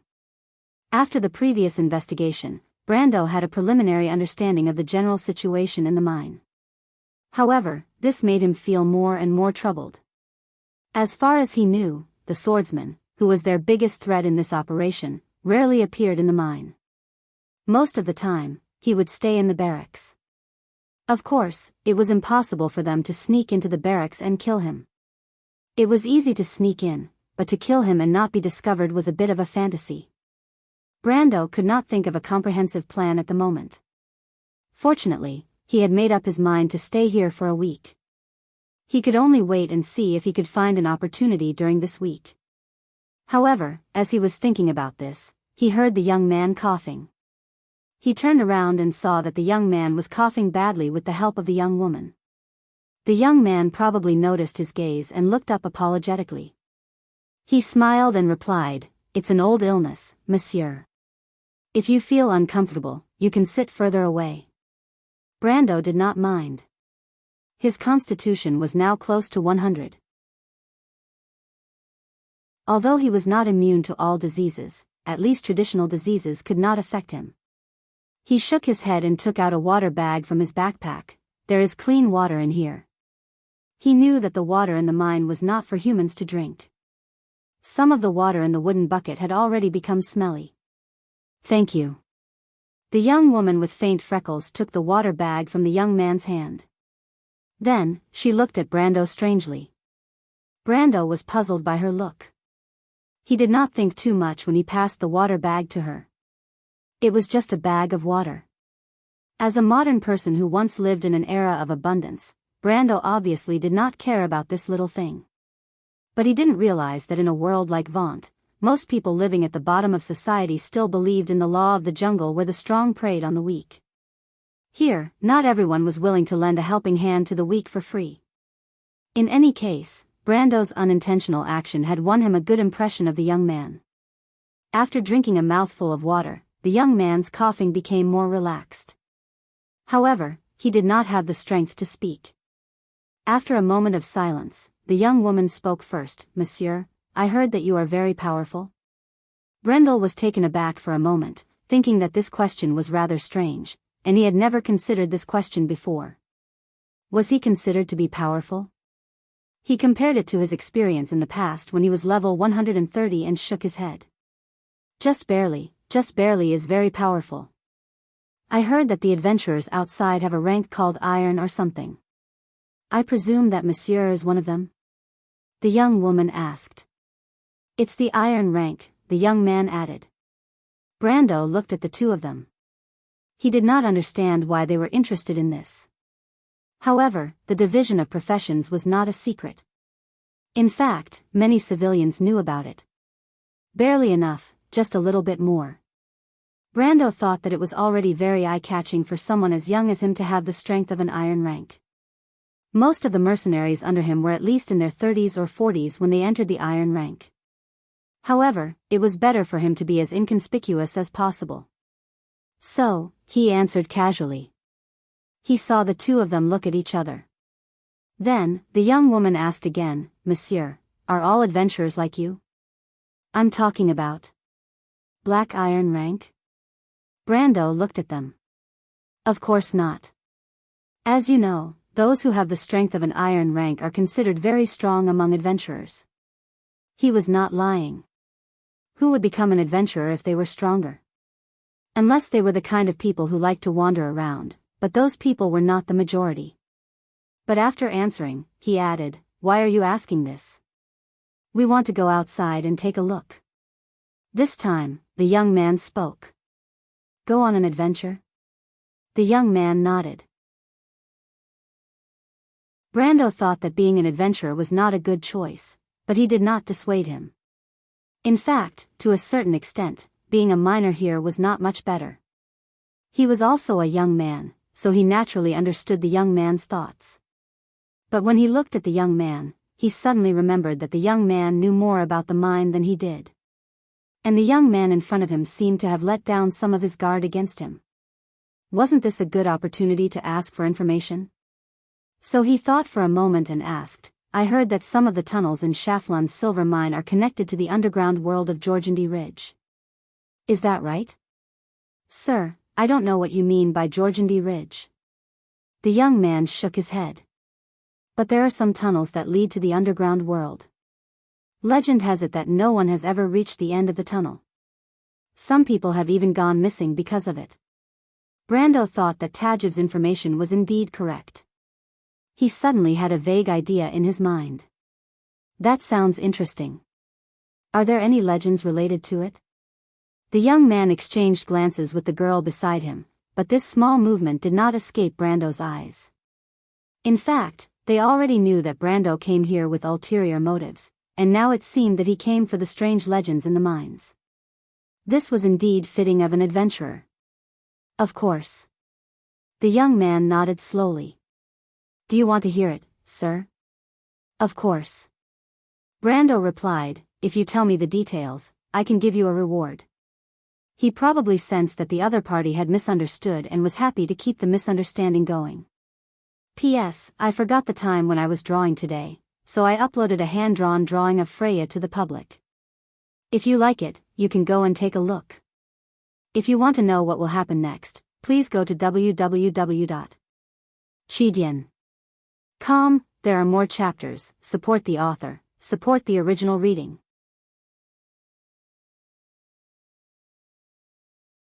Chapter 285. Translator, Endless Fantasy Translation Editor. Endless Fantasy Translation. Early morning on Mount Greyhar was lit by a faint line of light purple and blue in the sky. As the stars gradually faded into the white, the forest on the top of the mountain formed a unique silhouette under the faint light. But it was even earlier in the mining area. The sky was still dark, but the sound of wooden whistles could be heard. The flickering light of the oil lamp cast a deep shadow on the ground. Brando was called out of the camp like the others. Before dawn, the air in the forest was a little chilly. He looked at the thing in his hand, not knowing what to do. It was a pickaxe. Its rough wooden handle was nearly 4 feet long. Probably because it had been used by many owners, its surface had been polished smooth. There was not a single protruding burr, and the dark gray tip of the pickaxe was a little blunt. But that was not the point. What made him sigh was that he never thought that he would be a miner again. Most people who had experienced the prehistoric era of online games would often have a sense of familiarity with mining in the muddled memories of that era. Brando was no exception. He had also been a miner in the game for a long time. He had worked day and night in the dark mines, mining, selecting ores, and then selling the high-quality ores on the market. It was boring to think about now, but at that time, it was a source of endless fun and motivation. Because he watched the money he earned to equip his character step by step and become stronger, he was filled with a sense of spiritual satisfaction. Although this was just an achievement in the virtual world. Brando weighed the pickaxe and could not help but laugh at himself for a moment. But he looked up and carefully identified the figures in the crowd in the distance. He quickly found the presence of Yuta, Scarlet, and Medisha among a few familiar figures. They had obviously seen the marks he left in the forest at night and had now disguised themselves as miners and blended in with the workers. They wore headscarves, which was not uncommon among the mountain villagers, but their dirty clothes were bought by Brando from the teenagers. They had a lot of connections in the area, so it was very convenient for him. However, the biggest reward he got was the information he got from Cohen. It was the rumor that the Shaflund mine was connected to the underground world. When he heard Cohen's words, he had a vague idea in his mind, and after some time, he finally connected this idea to his plan. As for whether his plan would succeed or not, it would depend on the situation today. Even Brando did not expect the opportunity to come so quickly. While he was thinking about it, he felt someone elbow him from behind. He turned around and saw Joka. It turned out that Joka saw him in a daze and came over to remind him. Be careful. Once you get the tools, you'll be whipped if you're late, Joka whispered as he walked past him. The first thing he did was to check if his money pouch was still on him. When he turned around, he saw the frail youth nodding at him from afar. It was obvious that the youth had sent Joka over to remind him. After spending a short time with him yesterday, the teenagers were not as wary of him as before, but Cohen was willing to help him out of gratitude. Brando felt that Cohen did not want to owe him a favor or have anything to do with him. This was within his expectations, but he did not expect Cohen to have such a high status in the group. He thought for a moment and quickly caught up with Joka. Where should I go? Joka already knew that Brando was only here as a pretense, so he was not surprised by his question. Since you don't know, just follow us. I know where there are more mines. Thank you.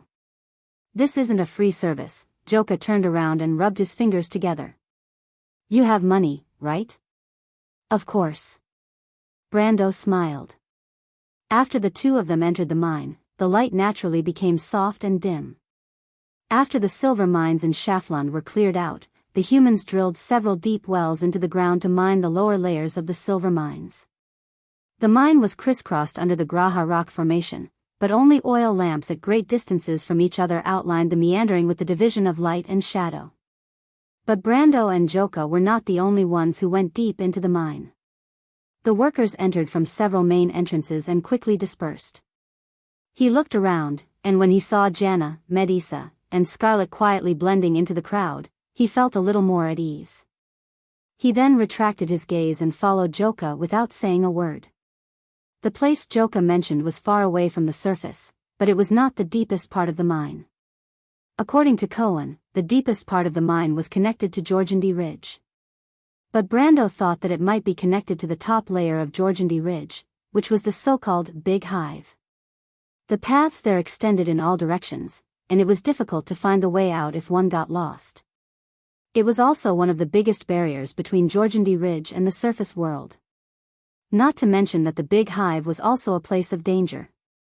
It was the habitat of many monsters, and it was not a peaceful place. But most of the mining areas were concentrated in the middle and upper levels. The two of them used a simple elevator to go deeper into the mine, and it took them about 10 minutes to reach the area where they were working. But as soon as they entered the underground, what happened next shocked Joka. The youth originally thought that Brendel would not be used to the low and oppressive environment in the mine, but in fact he was prepared to slow down his pace so that Brendel could keep up. The underground tunnel was not as spacious as the upper levels, and if he was not careful, he would hit his head and bleed. But the reality was completely different from what he had imagined. Brendel was like a fish in water when he came here. The young man walked forward as if he was walking on flat ground, and he was even more skilled than Joka himself. There were even some techniques that Joka had never seen before. The young man was stunned. How was this a novice? In his opinion, an old miner who had worked in this industry for decades was nothing more than this. In the end, Joka didn't even know how he managed to keep up with them. The ground was extremely hot, and by the time he stopped, he was sweating profusely and gasping for breath. Joka never thought that there would be a day when he would be out of breath while chasing someone down there. It had been a long time since he became an apprentice. Then, Brando lit up a light source. The air was quite thin down here, and it was impossible to use a flame. He took out a fluorescent crystal for lighting. To save costs, the mine used the worst type of crystal, and it was only worth a few copper coins in the market. The crystal's light was so dim that it could be described as terrible, even weaker than a weak candle flame, but the light gray halo still carved out the uneven shadows of the surrounding stone walls. But I have to admit that Joka and the others chose a good place. There's a layer of light purple on the rocks, but it's not the original color of the silver ore. Maybe there's some kind of magic in the rocks. This was not uncommon, as there were often all kinds of magic-associated ores in Vaughn's veins. With Brando's rich experience, there should be a rich vein of or behind the rocks. The quality of the ore should be good, and there might even be some valuable ores. As an old miner with more than 10 years of experience, Brando did not doubt his judgment. At this time, he heard a series of footsteps coming from behind. He turned around and saw Cohen and Mar. Cohen and Mar were shocked when they saw them. Joka, you're so fast. Joka panted as he glanced at Brendel and nodded to his companions. You chose a good place, Brando said as he looked at the youths and the walls. Humph, Mar snorted, you can see it? The light purple rocks mean that there is cold iron in the ore. It's a rare ore. Brando looked at the slanted patterns on the rocks and asked casually, have you found quartz here before? Quartz? Mar was surprised, what the hell is that? It's also called light blue crystal, Brando replied. Isn't that a fake crystal? Why would there be something like that in a silver mine? Mar shook his head in disdain, if you're looking for that, then you've come to the wrong place. Brando shook his head. Diagonal quartz was not a type of quartz. It was a type of minuscule mana ore that could produce moonlight effect. Therefore, it could also be considered as a type of moonstone. This type of ore was widely found in various large mineral veins. Although the inferior diagonal quartz was worthless, the best type of diagonal quartz was called magic eye gem.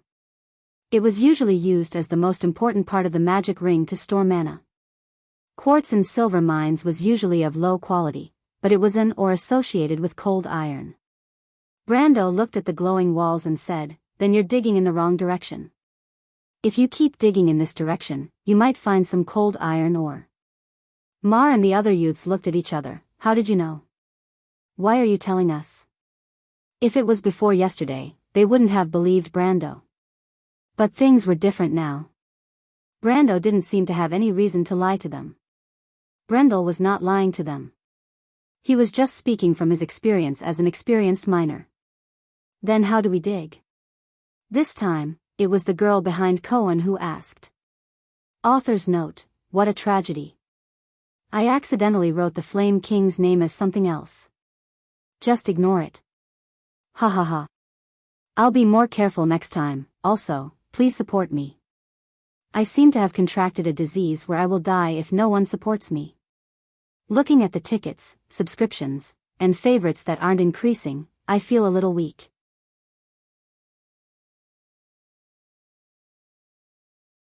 Chapter 286. Frost iron ore was an extremely valuable mineral. According to the game, once a metal weapon was mixed with frost iron, it would increase the damage to monsters by the same ratio. A pure frost iron longsword was twice as powerful as a normal longsword to a monster. As any country in the world of Vaunt, they had to face the troubles of monsters for a long time, so the demand for frost iron was extremely high. However, this kind of ore only existed in silver mines, copper mines, and some crystal mines, so it was often priceless.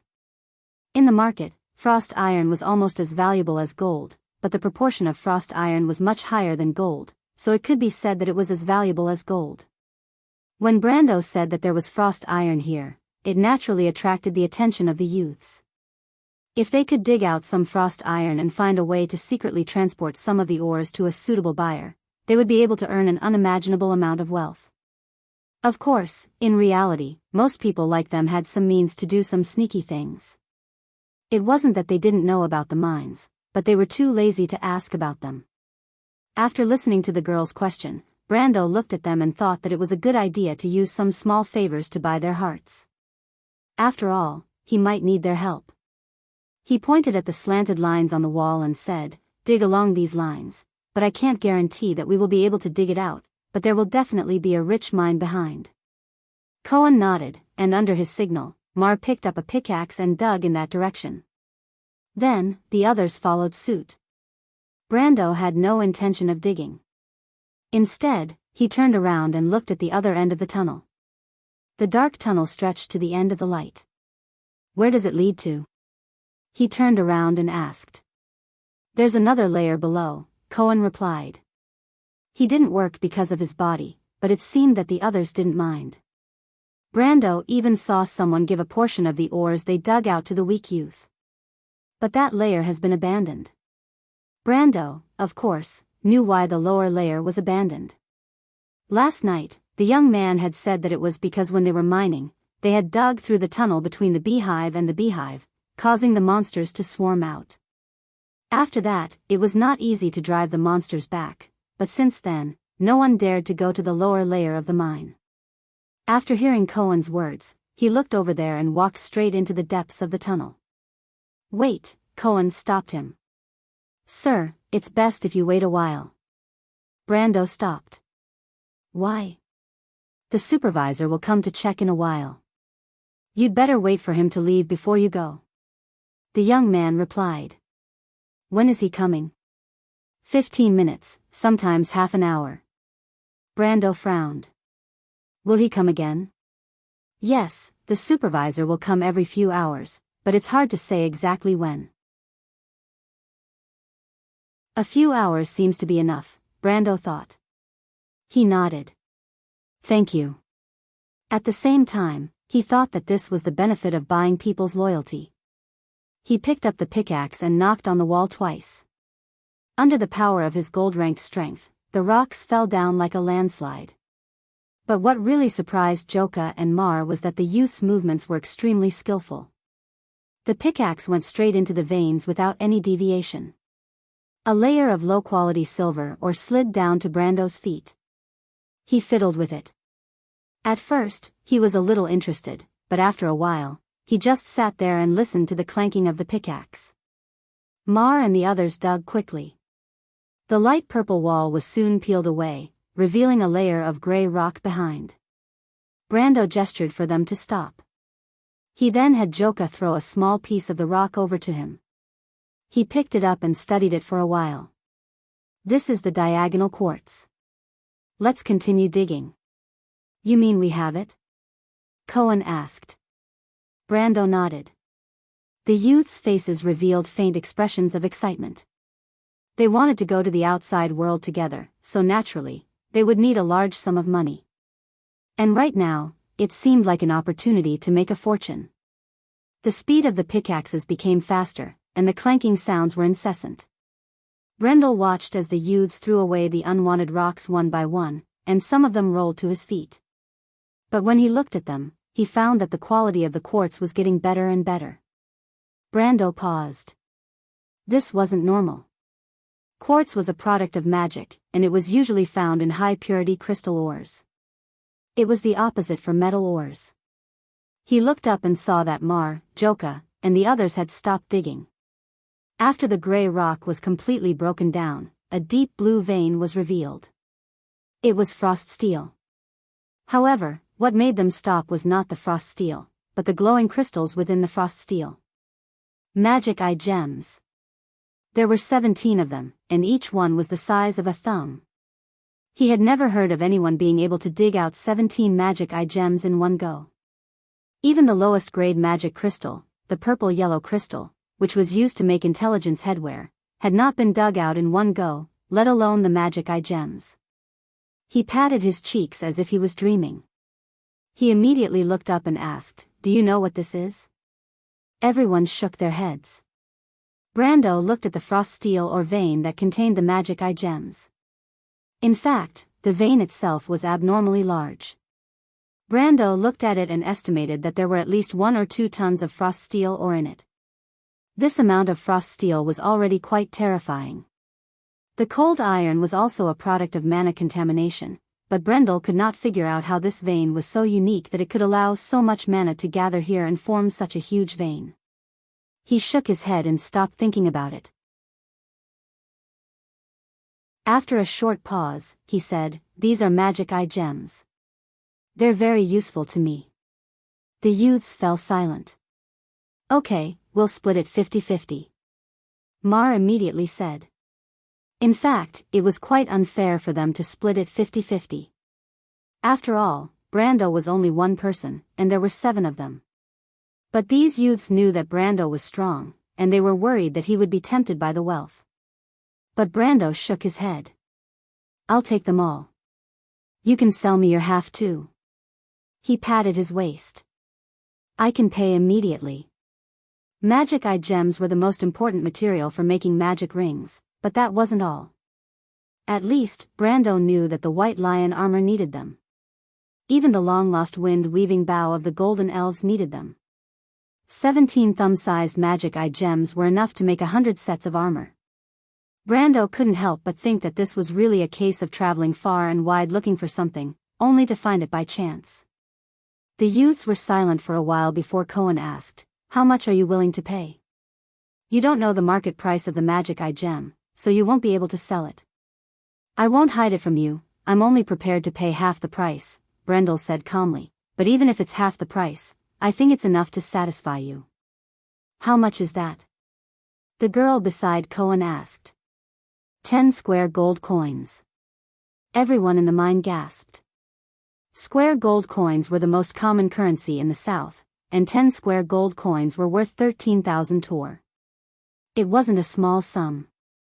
"You're really willing to pay that much?" Joka stammered.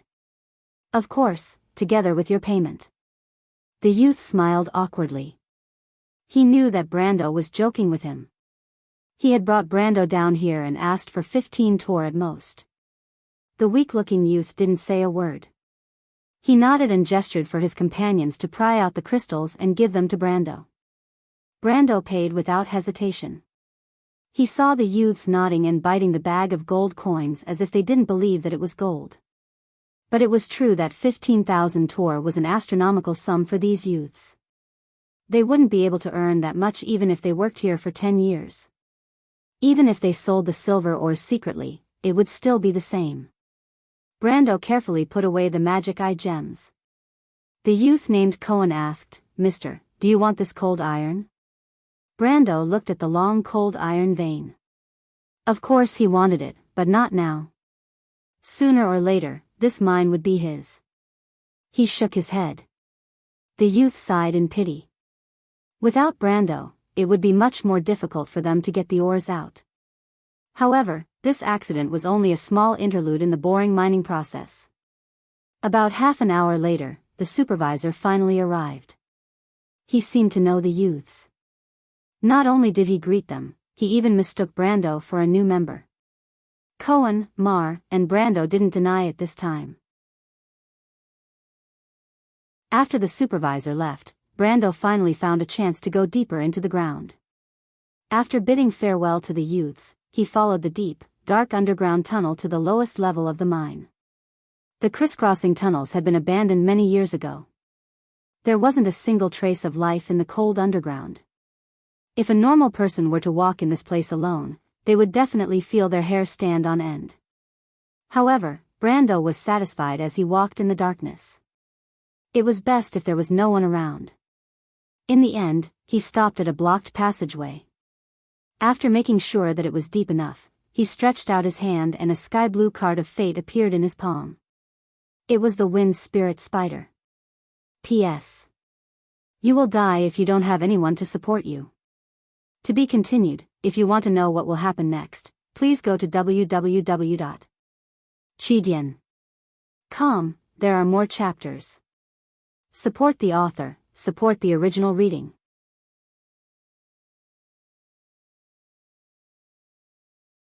Chapter 287. Who the hell is that guy? After Brando left, the youths began to whisper among themselves. Mar was the first to speak. He had been against them coming into contact with the mysterious guy since last night, but ever since Brando found the location of the cold iron mine and used a large sum of money to make a deal with him, he had to admit that dealing with Brando had its benefits. However, Joka, who was the first to deal with Brando, was a little worried. 13,000 tor was not a small sum, and he felt that it was too easy to get the money. He couldn't help but turn back to look at Cohen. This frail young man was the most knowledgeable among them, and not only that, Cohen also knew magic. Every time they were injured in the mining area or in a fight, Cohen would use magic to heal them. Although there was no magic that could heal wounds in an instant, it was at least more effective than herbs. Just like that, Cohen had already become the leader of the group. It was just that Mar wasn't too convinced of it. However, Joka knew that Mar was only feeling embarrassed because he was pulled down from his position as the leader of the mercenaries. It's nothing, Cohen shook his head, let's continue digging. This has nothing to do with us. Just as he finished speaking, he heard a scream coming from the mine. It came from the direction of one of their companions. Everyone's heart skipped a beat as they stopped and looked over. There were many mysterious legends about the depths of the dark mine. Although no one had ever been there, they were willing to meet any accidents in such a place. However, they saw their companion running out in a panic. Come and look over here. The young man hurriedly shouted. What's wrong? Cohen asked. Cohen, you'll know when you come over. I don't know what this is. Everyone was stunned again. Cohen exchanged glances with the others beside him, and then everyone leaned over together. However, they were stunned the moment they walked over. Behind the deep blue vein, which was obviously where the young man had mined, a silver edge was exposed behind the broken rock stratum. It was definitely not a rock, nor was it an ore. Instead, it looked like some kind of man-made object. The youth said anxiously, look at this. He picked up the pickaxe and showed it to the others. They saw that the tip of the pickaxe had been neatly shaved off, and the cut was as smooth as a mirror. You made this? Cohen frowned. He did not know what it was either. The youth nodded. That's a sword. It's so sharp. Mar immediately said, I've heard that there are residents of the underworld below us. That must be their weapon. Mar, why would a weapon from the underworld come here? Someone else had a different opinion. It's possible. Didn't the monsters come up here before? Mar, you idiot. That's because the workers dug a tunnel. This time, even Joka couldn't take it anymore, but there wasn't any passage before we started digging, not to mention that the sword was buried in the rock. At the very least, he agreed with Mar about the sword. Mar was about to retort, but Cohen interrupted them. Stop arguing. Let's dig it out and take a look. Dig it out? The girl was confused, it's useless to us. Cohen, I'm a little uneasy. Let's just leave it here. The youth hesitated, but his curiosity was piqued when he saw the silver gleam in the rock. He believed that Mar was right. It was something left behind by the residents of the underworld. However, he glanced at the pickaxe. Such a sharp weapon must be worth a fortune outside. Dig it out, he said. Everyone nodded. The youth's exuberant curiosity eventually overcame their fear of the unknown. However, when Koan, Mar, and Joka began to dig out the strange weapon that was buried deep underground, there was a huge commotion in the mining area. A terrifying rumor spread among the miners that a monster had been discovered in the lower levels of the mine. The rumor was so real that the supervisors had no choice but to send a group of soldiers to investigate. However, they never returned. In less than half an hour, a written report was placed on Perkins's desk. For the first time, the energetic young man in his 30s, according to Vaughn's calculations, of course, felt that things were getting a little tricky. Perkins was able to come to this mine to work for Count Randner partly because he was valued by the latter, but it was also because of his connections with various parties, especially Countess Randner. As a nephew of Countess Randner's family, he hitched a ride to this mine and waited for his term to end before joining the Count's team of advisors. Perkins knew that this mine was highly valued by Count Randner, and anyone who could successfully gain the latter's trust would eventually become one of the Count's most trusted retainers. This was why he was filled with enthusiasm for this mission, and it could even be said that he came to this place full of pride. Everything seemed to be in order until this morning. The report woke him up from his daydream. The report stated that a giant spider was seen in the lower levels of the mine. Normal spiders would not grow to the size of a human's head, so it must be a monster. Perkins immediately broke out in cold sweat. He knew what happened in the mine more than a decade ago, and if the workers were to dig through the tunnel to Georgandy Ridge again, he could not imagine how serious the situation would be. The young man immediately felt that he could not relax. He repeatedly confirmed the situation in the mine, but the news was worse than the one before. When a group of soldiers disappeared into the mine, Perkins knew that he was in trouble. He knew that he had no ability to do so. He originally planned to get a more leisurely position in the mine that would attract Count Randner's attention, but he did not expect his luck to be so bad that he encountered the worst situation. Perkins was at a loss as to what to do. He slumped back into his seat, wondering if Count Randner would chop him into pieces if he lost the mine. This was what Koden saw when he opened the door to the mine. Koden, who had entered the gold-ranked realm 30 years ago and was one of Count Randner's most trusted subordinates, saw the young man in a daze. Even though he knew that Koden did not have much ability and that he was just a person who got in through the back door, he could not help but feel a sense of disdain in his heart.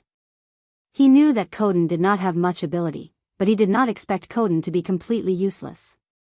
He coughed once, and only then did he snap Perkins out of his dazed state.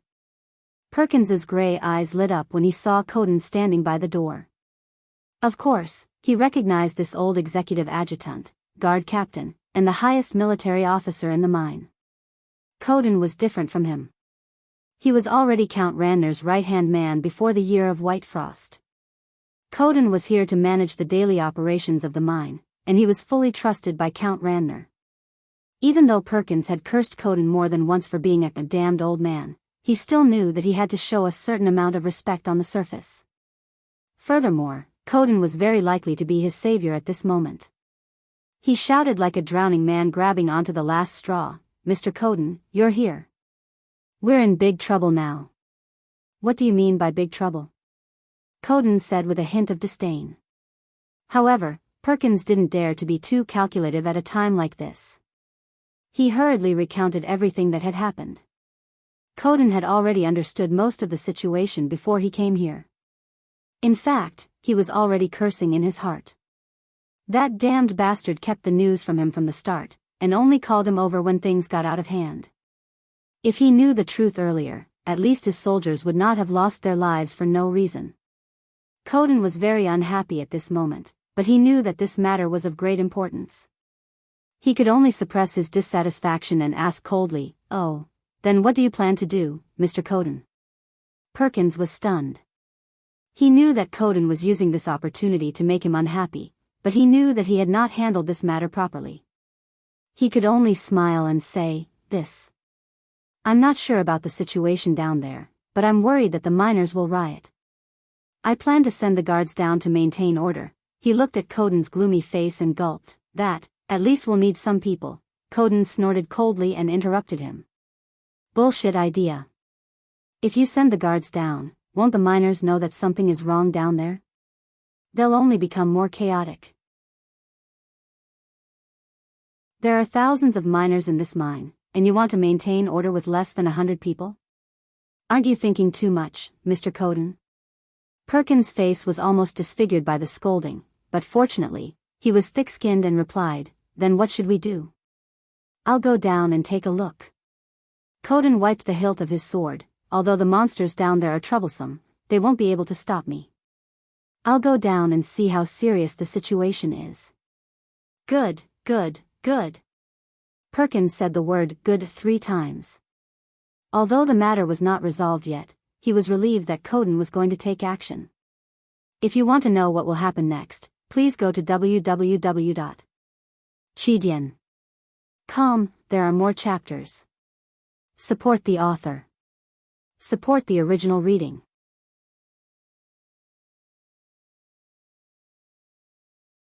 Chapter 288. After releasing the wind spirit spiders, Brando immediately returned to the upper level. Hundreds of wind spirit spiders were crawling up the mine shaft. He knew that the panicked miners would soon spread the news to the surface. A similar incident had happened in Shaflund mine before, but the attackers were dino beasts from the beehive zone. The mine had suffered a huge loss of manpower and property. Now that a similar monster attack had occurred, the mine's manager, who had experienced it before, would definitely do something about it. Brando did not go back the way he came. Instead, he chose a different path. He advanced in the dark tunnel. His 20 perceptive sense allowed him to adapt to the dim light. The tunnel was so deep that he could not see his own fingers, but it was as bright as day in his eyes.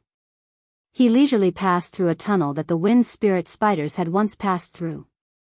The workers here had long since fled in terror. The surroundings were empty, and there was not a single sound to be heard. Brando came to the elevator and activated the Magitech. The simple elevator slowly rose and brought him to the upper level.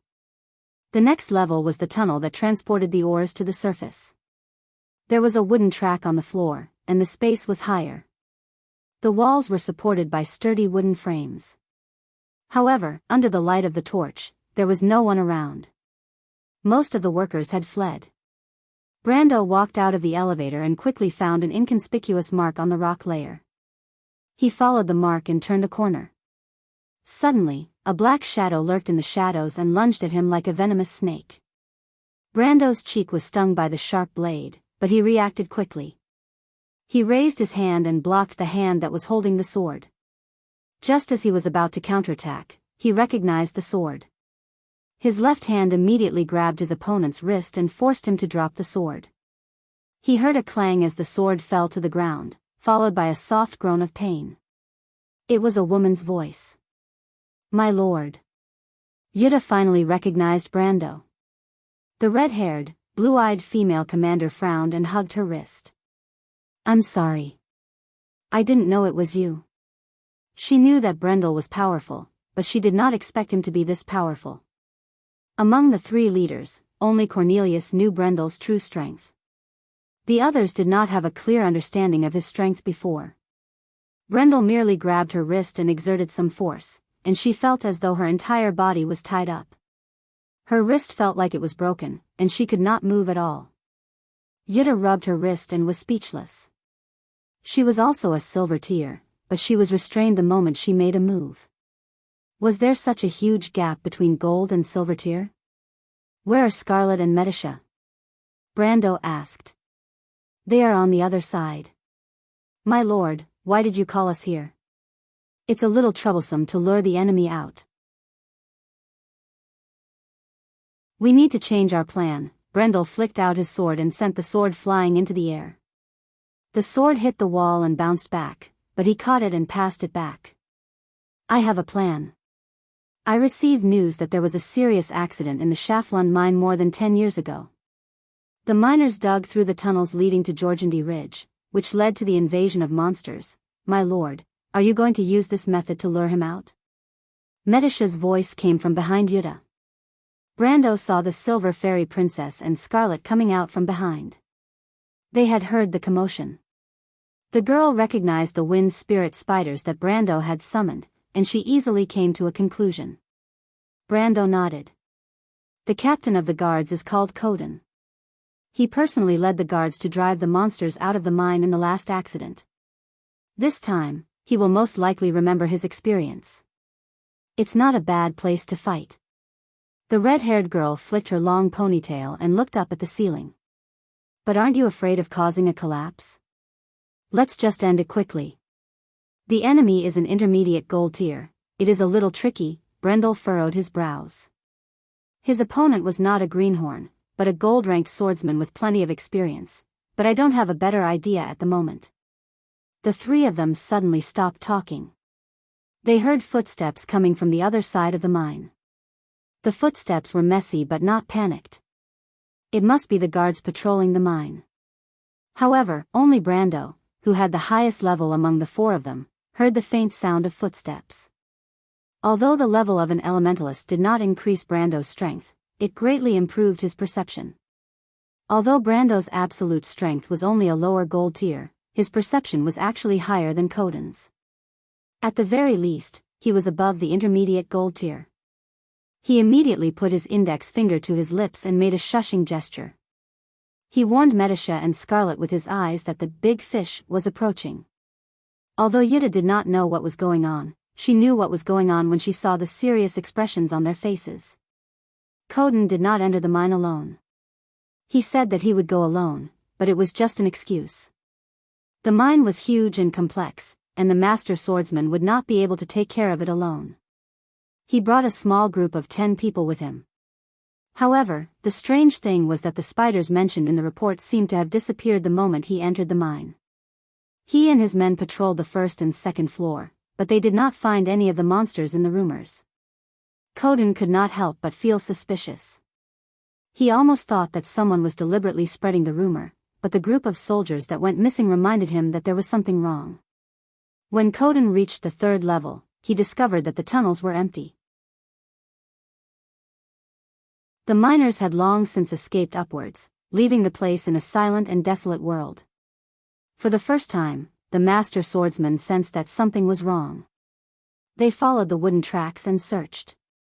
The Shaflun silver mine was so complicated that the soldiers had to check the map as they walked. But at that moment, Coden heard a sound. It seemed like someone was talking in front of him. He did not dare to confirm it, so he immediately ordered his men to spread out and move forward cautiously. But when he found out the source of the sound, he and his men were stunned. There was a woman there.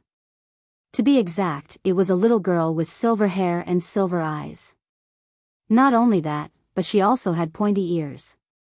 The soldiers could only recognize that she was an elf, but Coden was a knight.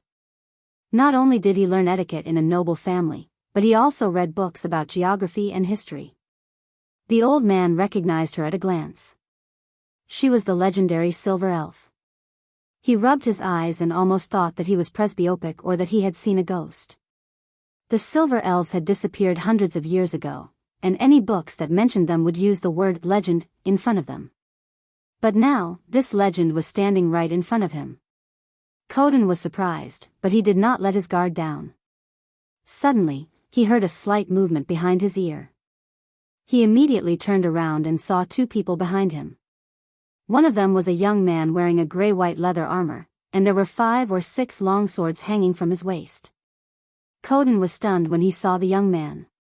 Why does he have so many swords? What kind of school does he belong to? But Coden immediately saw a young mercenary girl with a halberd following behind the young man. The old swordsman suddenly realized that he was no longer in the mood to care about the Silver Elves. Instead, he connected the dots and realized that these people were here for him. But he did not ask any nonsense like, "Who are you?" He raised his eyebrows and asked, "How much money did Jera give you?" Brando was stunned. "Then who are they?" Scarlet asked in confusion. "Humph," Coden drew his sword. "If they are not sent by my old enemy, then they must be the Count's enemies. But it's all the same, come and die." Under his command, the soldiers unsheathed their swords. Even though Coden's hair was white, he still looked majestic and awe-inspiring. It was as if he had lost his courage in the past. Count Randner had 13 knights that he trusted the most. Among them, Baldron and Sean were the strongest, but Coden was the only one who had participated in the 10 Years' War. He was also one of the top 5 knights in terms of strength.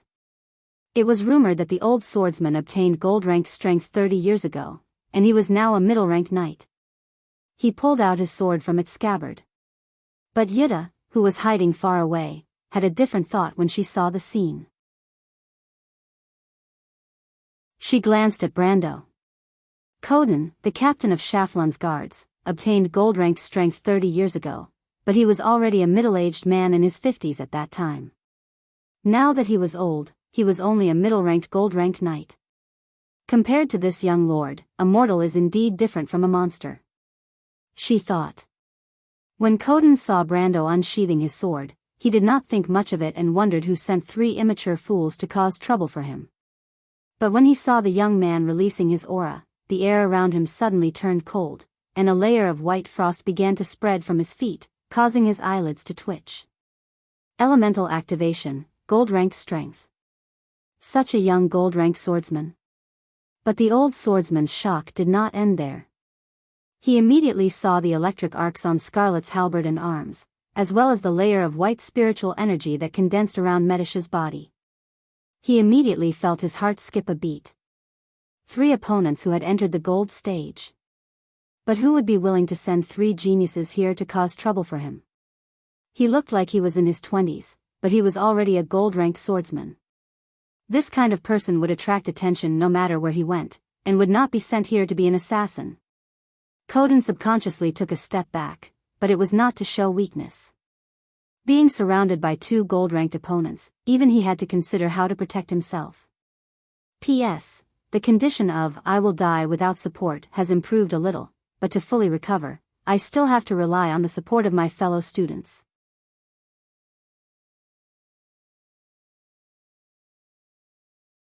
Chapter 289. The first to attack was Brando. Coden did not dare to be careless in the face of a famous master swordsman. He immediately unleashed the White Raven sword style. The sword shattered from top to bottom, but the wind pressure from the sword formed a crescent-shaped gust of wind that swept towards Coden and his soldiers. The air was either compressed into a thin blade, or pushed away by a huge force. However, the gust of wind that was pushed away was equally lethal.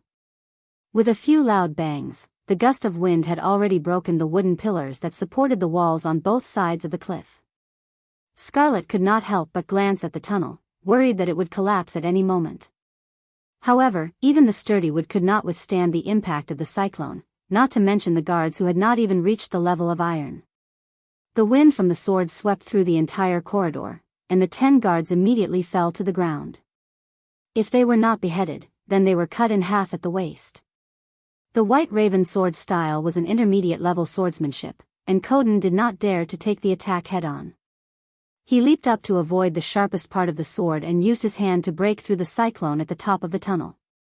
At the same time, he thrust his sword towards Brando. These veterans who had experienced 10 years of war were most familiar with the classic Erewhon military swordsmanship, and Coden was no exception. However, Brando was very familiar with this style of swordsmanship. He quickly retreated when he saw Coden's attack, and Scarlet caught up with him. Clang! She raised her halberd and blocked the sword. Lower gold tier. Coden immediately judged Scarlet's strength. Get out of my way. The old man roared and pressed his sword downwards. Scarlet's eyes widened in shock, and she took 7 steps back before she could stop herself. Coden was also shocked. He thought that Scarlet would at least retreat to the side of the tunnel, but she stopped at such a short distance. Obviously, he did not expect Scarlet's physique to be far superior as an oracle. As soon as the old man landed on the ground, he immediately launched an attack on Brando, who was retreating. The captain's goal was very clear.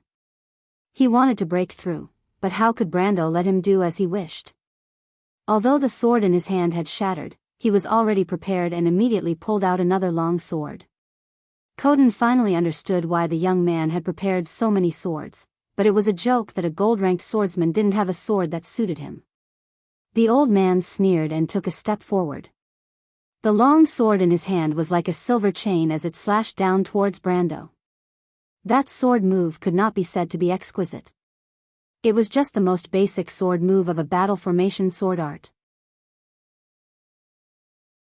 However, when this old swordsman used it, it felt as if the sky was falling and the earth was cracking, as if Mount Tai was pressing down on him. Holy sh*t. Brando felt that he had made a mistake in his judgment. Whether it was Conrad or Turst, none of the gold-ranked swordsmen he had seen before could compare to this old man. Even Bugha, who was stronger than him, did not give him as much pressure as Coden. Brando knew the reason. The former was just a swordsman, while the latter was a soldier. He had only seen this kind of aura and swordsmanship from one person in this world. The White Knight, Ebden. It could be said that other than the Oracle of the Earth, Ebden was the one who forced Brando into a corner the most. Ebden was only a silver-ranked swordsman. Although Brando's own strength was weak, others might not be able to do the same. The soldier's swordsmanship was unrestrained, with an innate killing intent and aura. It was as if he was not wielding a sword, but a wall. It gave people the illusion that there was no way to avoid it and that a great disaster was about to befall them.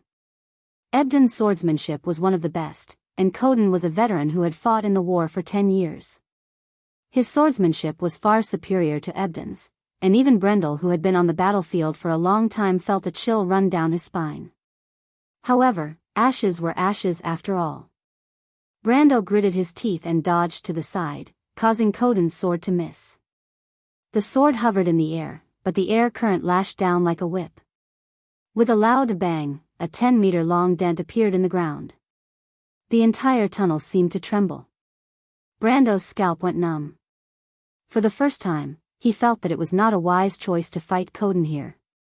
No matter how he looked at it, the tunnel would not be able to withstand their attacks. However, Coden did not seem to mind. He was slightly surprised that Brando was able to dodge his attack. His gray eyebrows twitched slightly.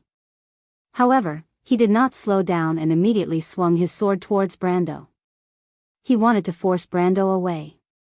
This series of attacks happened in the blink of an eye. Scarlet had just stabilized herself. Brando saw Medisha rushing towards him, but she was still a step away. Coden's sword was right in front of him, but he could not retreat. However, Brando was furious. "Do you think I'm a sick cat if I don't show my might?" He activated Charge, and with a burst of speed, he disappeared from Coden's sight. When he reappeared, he had already dodged Coden's sword and stabbed towards his throat. What incredible speed! Coden could tell that this was the Sun Knight's skill. He blocked the attack with his own hand. When their swords clashed, both of them could tell that the other's understanding of swordsmanship was different. They were both Erewhon's battle formation swordsmanship, but at this moment, it was time to determine who was better. Coden was excited, but when he saw Brando take a step back and his sword slanted to the side, his eyes flashed. This isn't Erewhon's battle formation swordsmanship. Coden immediately took a step back and blocked Medisha's spear with his own sword. However, he did not take any further action.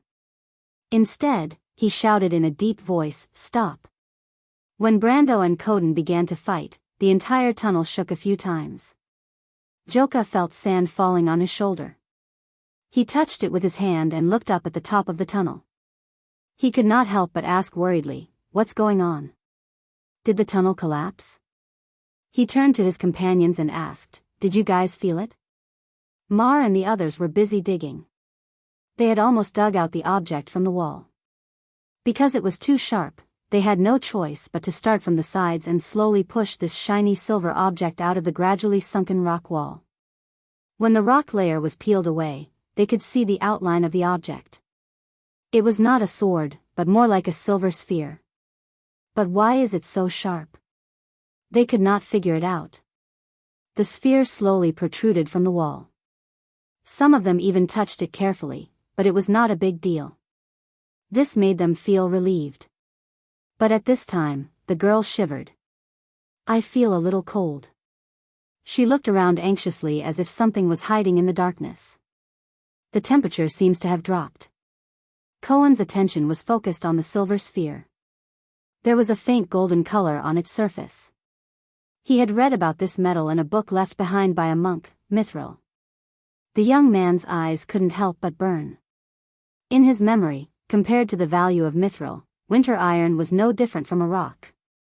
He shook his head after hearing what the girl and Joka said. There are occasional tremors in the mine, but they're very small. There's nothing to be surprised about. Don't scare yourself. Then he turned around and said, "You know what, we're rich now." He smiled. Now we don't have to go out and make a living. We can live the life we want. However, before he could finish his sentence, Mars suddenly exclaimed in surprise. Everyone turned to look at him. After Mars swung his pickaxe down, a large chunk of the rock wall suddenly fell off, revealing a layer of smooth black rock behind. Everyone couldn't help but be stunned. They thought that the blue cold iron or vein was at least 1 to 1/2 meter deep, but they didn't expect there to be such a thing behind it. "This isn't natural," someone suddenly shouted. "Look, there are words on it." Everyone looked over, and sure enough, they saw a row of densely packed words written on the black rock wall. However, it seemed that because of the passage of time, the words had already become blurred. No one could see what was written on it. Cohen slowly walked over and touched it. It was cold to the touch. He turned his hand over and saw a patch of black on it. "It's rust," he said. "This is iron." "What is it?" someone asked. The other youths looked at each other. Cohen did not know how to answer. He had some knowledge, but it was limited.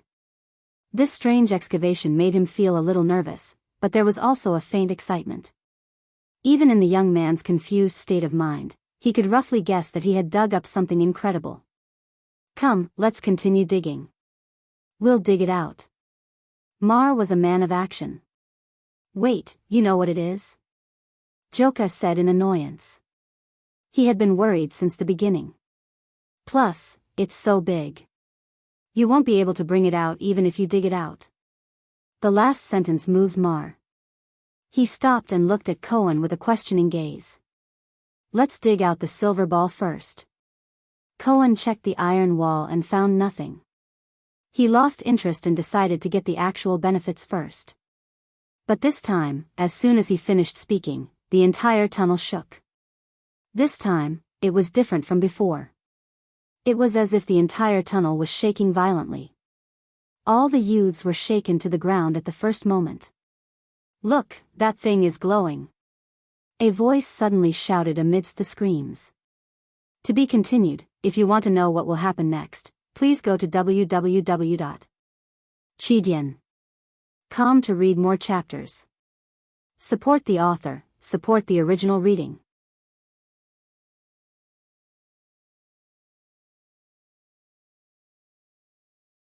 Chapter 290. Coden took a step back and used his sword to deflect the silver elf princess spear as he shouted, "Stop!" But right at this moment, just as everyone's movements became sluggish, the ground in the mine suddenly began to shake. Brando, Medisha, and Scarlet's expressions changed and they looked up instinctively. Crack! A 10-meter-long fissure appeared on the ceiling of the mine. Sand and gravel fell from the fissure and hit everyone's faces. This sudden turn of events interrupted the battle, and Brendel immediately lowered his head and squinted his eyes. He turned around and shouted for Scarlet behind him to quickly retreat. He knew something was wrong, but the mine was more fragile than he thought. Brendel naturally concluded that this was the result of several gold-ranked forces fighting below, but he had a vague feeling that something was wrong. Their battle with Coden had only just begun. Logically speaking, it shouldn't have caused such a huge commotion. But he didn't have time to think about it. As he retreated, Scarlet suddenly shouted from the other side, "My lord, be careful," but before she could finish her sentence, Shaflan's mind began to tremble for the second time. Huge rocks finally broke free from the mountain's shackles and crashed down. The light in the mine suddenly became chaotic and dim. Brando wanted to avoid it, but a large amount of sand and gravel rushed towards him. Damn it! That was his last thought before everything turned dark. The terrifying tremors from the underground even reached the surface. The young noble clerk who was restraining the workers in the mine lost his balance and fell down. With great difficulty, Perkins crawled up from the rubble with his head bleeding.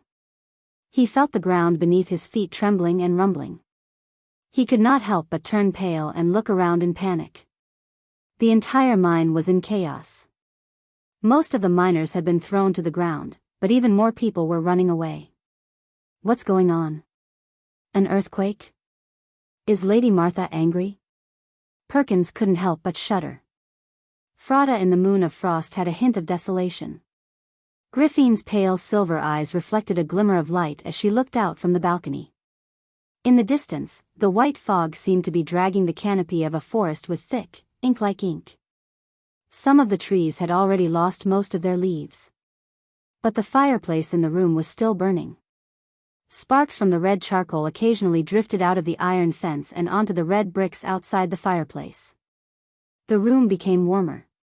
Her Royal Highness only had a red and white fur shawl draped over her nightgown. Her long silver hair was a little messy and floppy, as if she was sleepy. Under her nightgown, she was barefooted. She lowered her head and absent-mindedly placed her small white feet on the fluffy carpet. She watched her white skin sink into the soft fluffy fur and then smiled. Of course, Auberbeck couldn't see what was going on under the table. Otherwise, he would have scolded the princess, who was half his student, and told her to pay attention to her appearance and behavior. However, the old vassal's gaze was more focused on the document on the table. It was actually 3 days after the knight's tournament. The document was personally delivered by Maynard. The female knight was standing beside Auberbeck, one step behind him. She was wearing a black knight's robe. The skin on her hands and neck was as white as porcelain. She stood straight and looked straight ahead. The room was silent for a moment. After a while, Princess Griffin recovered from her low blood pressure. She rubbed her forehead and lifted her silver eyes weakly, as if she was tired. Her 2 subjects were reflected in her pupils. I'm sorry, Auberbeck, Maynard. I woke up a little late. Rest well. Strike a balance between work and rest. It wasn't Auberbeck who said this, but the female knight. Auberbeck turned to look at her. The female knight was expressionless, but the vassal wasn't surprised. He had always been like this, out of concern for the princess. It wasn't just out of concern for the queen. What is this? Princess Griffin took a look at the report written on the parchment. She frowned and placed her hand on a crystal shard the size of a fist. The shard immediately lit up, and images appeared on it. Upon closer inspection, it was a record of the knight's tournament a few days ago. However, the image of a young girl was shown. The princess recognized that it was Freya. She paused for a moment and replayed it. Princess Griffin looked up and asked curiously, "Is there a problem?" "Swordsmanship," Maynard replied.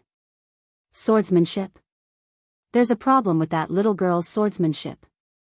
This time, it was Auberbeck who answered. "Isn't that Everton's daughter?" "What problem could there be?" the young girl asked. Maynard nodded and took out a bell and shook it. The bell rang, and the door opened. A young knight wearing a chest plate and a red cloak with white fur leaned forward and asked, "What orders do you have, Lady Maynard?" "Attack me," the female knight ordered concisely. The knight was slightly surprised, but he didn't ask any questions. He opened the door and took a step back, then immediately drew his sword. As a knight of the royal family, he had the strength of a gold tier, and his attacks were clean and efficient. However, Maynard simply took a step back and dodged his first attack. The young girl dodged to the side and at the same time closed the distance between her and the knight. She drew her sword halfway and pressed it against the knight's neck. Half of her body leaned forward and pressed the knight to the ground with her sword. In the blink of an eye, Maynard held her half-unsheathed sword to the knight's neck with one hand in front of the other, and the knight fell to the ground on his butt. "Maynard, your swordsmanship has improved again." The half-elf girl's eyes lit up. However, the knight who was sitting on the ground was not depressed at all. He held Maynard's hand and stood up. He lowered his head and replied, "I'm sorry to disappoint you." Maynard had always been the Griffin Knight. Corvado? She was the Knight Captain of Oderfice's Royal Guards. Although they weren't completely in the same system, she could still command the Knights of the Royal Guards. It wouldn't be an exaggeration to say that she was half the boss of these knights. Towards this female boss, although there were some dissenting voices, most of the young knights in the Knight Regiment were convinced and looked forward to her. In the words of a jealous person, this female knight was already notorious for her ferocity. Maynard nodded and did not say much. Instead, she kept her sword and replied to Princess Griffin, "This is a military swordsmanship, a swordsmanship that was born to end a battle quickly." The silver-haired girl thought for a moment and said, "I don't remember our country's military swordsmanship being like this." "Because it has been modified," Auerbach replied, "this is a modified military swordsmanship. It focuses on the technique, not the technique. The core of this swordsmanship is to use the simplest method to cause the enemy to lose their ability to fight." The minister pointed to his neck, waist, arms, and thighs. "Usually, it's to kill, but there are other methods. However, those who have not accumulated experience in battle would not be able to use this swordsmanship." Griffin fell into deep thought. She placed her hand on the crystal again and replayed the image. She noticed the second half of Freya's last strike. "You're talking about this?" The female knight nodded. "After Miss Maynard told me about this, I observed it carefully." Auerbach replied, "This little girl's move to snatch the sword was purely improvised, but the attack after that has the shadow of a military swordsmanship." The half-fairy princess frowned, but immediately relaxed and revealed a look of interest. "You said that this swordsmanship requires a long period of experience in battle, but she did not have such experience. She used to be a militia in Bucci and participated in the war with Madara, but it was only for a few days." "Yes. But there is another possibility." Auerbach lowered his head and replied, "She is a veteran." "You mean someone taught her?" "That Martin?" Griffin asked. "No, I sent someone to investigate this old guard captain.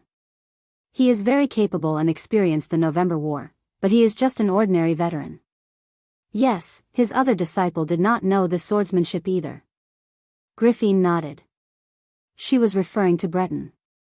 But there was another possibility, and that was that Freya was a genius, and did not need a long period of time to comprehend her own understanding of swordsmanship. But Freya's ability was obvious to everyone present, so this possibility was not mentioned. Who could it be? Griffin was puzzled. She does not know anyone else. "There is another person who is out of our sight, Your Highness." Griffin immediately reacted, and a strange light flashed in her silver eyes. "You mean him?" Auerbach nodded.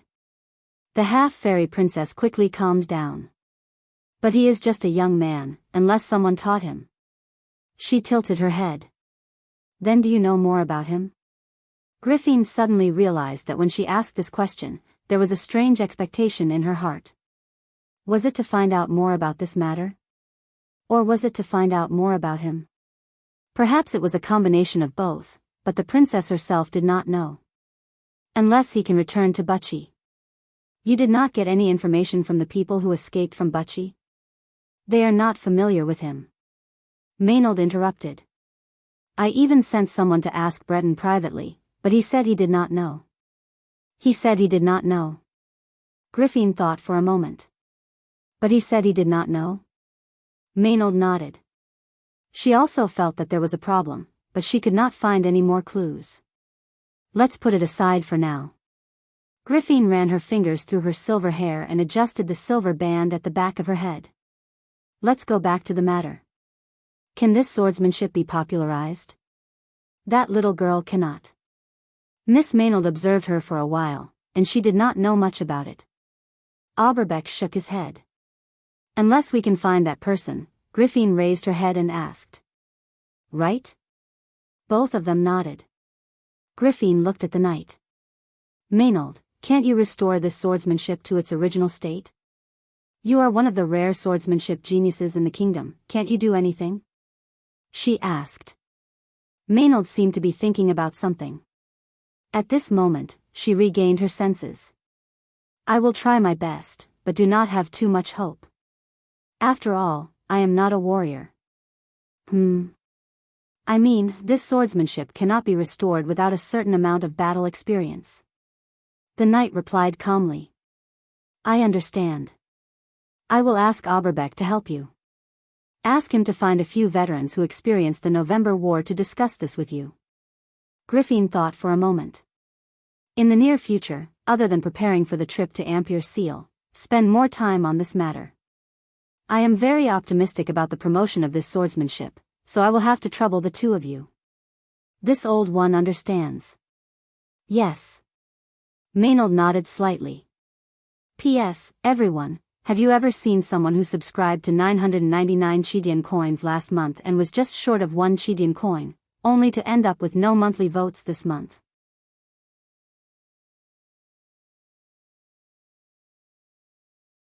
Chapter 291. The sound of water dripping came from the darkness. Brando's eyelids twitched, and he finally woke up from the pitch-black environment. He felt that his surroundings were silent, as if he had returned to the beginning of the world. After groaning, his consciousness gradually became clearer, and he subconsciously opened his status panel to take a look. When the faint green light screen appeared out of nowhere in the darkness, Brando finally felt a little more at ease. The status showed that he did not have any fractures or internal injuries, and there were not even any large wounds, just some abrasions and impacts. He then realized that he was worrying too much, and the strength of his body after entering the Golden Realm was not just for show. However, the surroundings were still pitch black, and there was no light. Even if his perception was high, he could not see in complete darkness.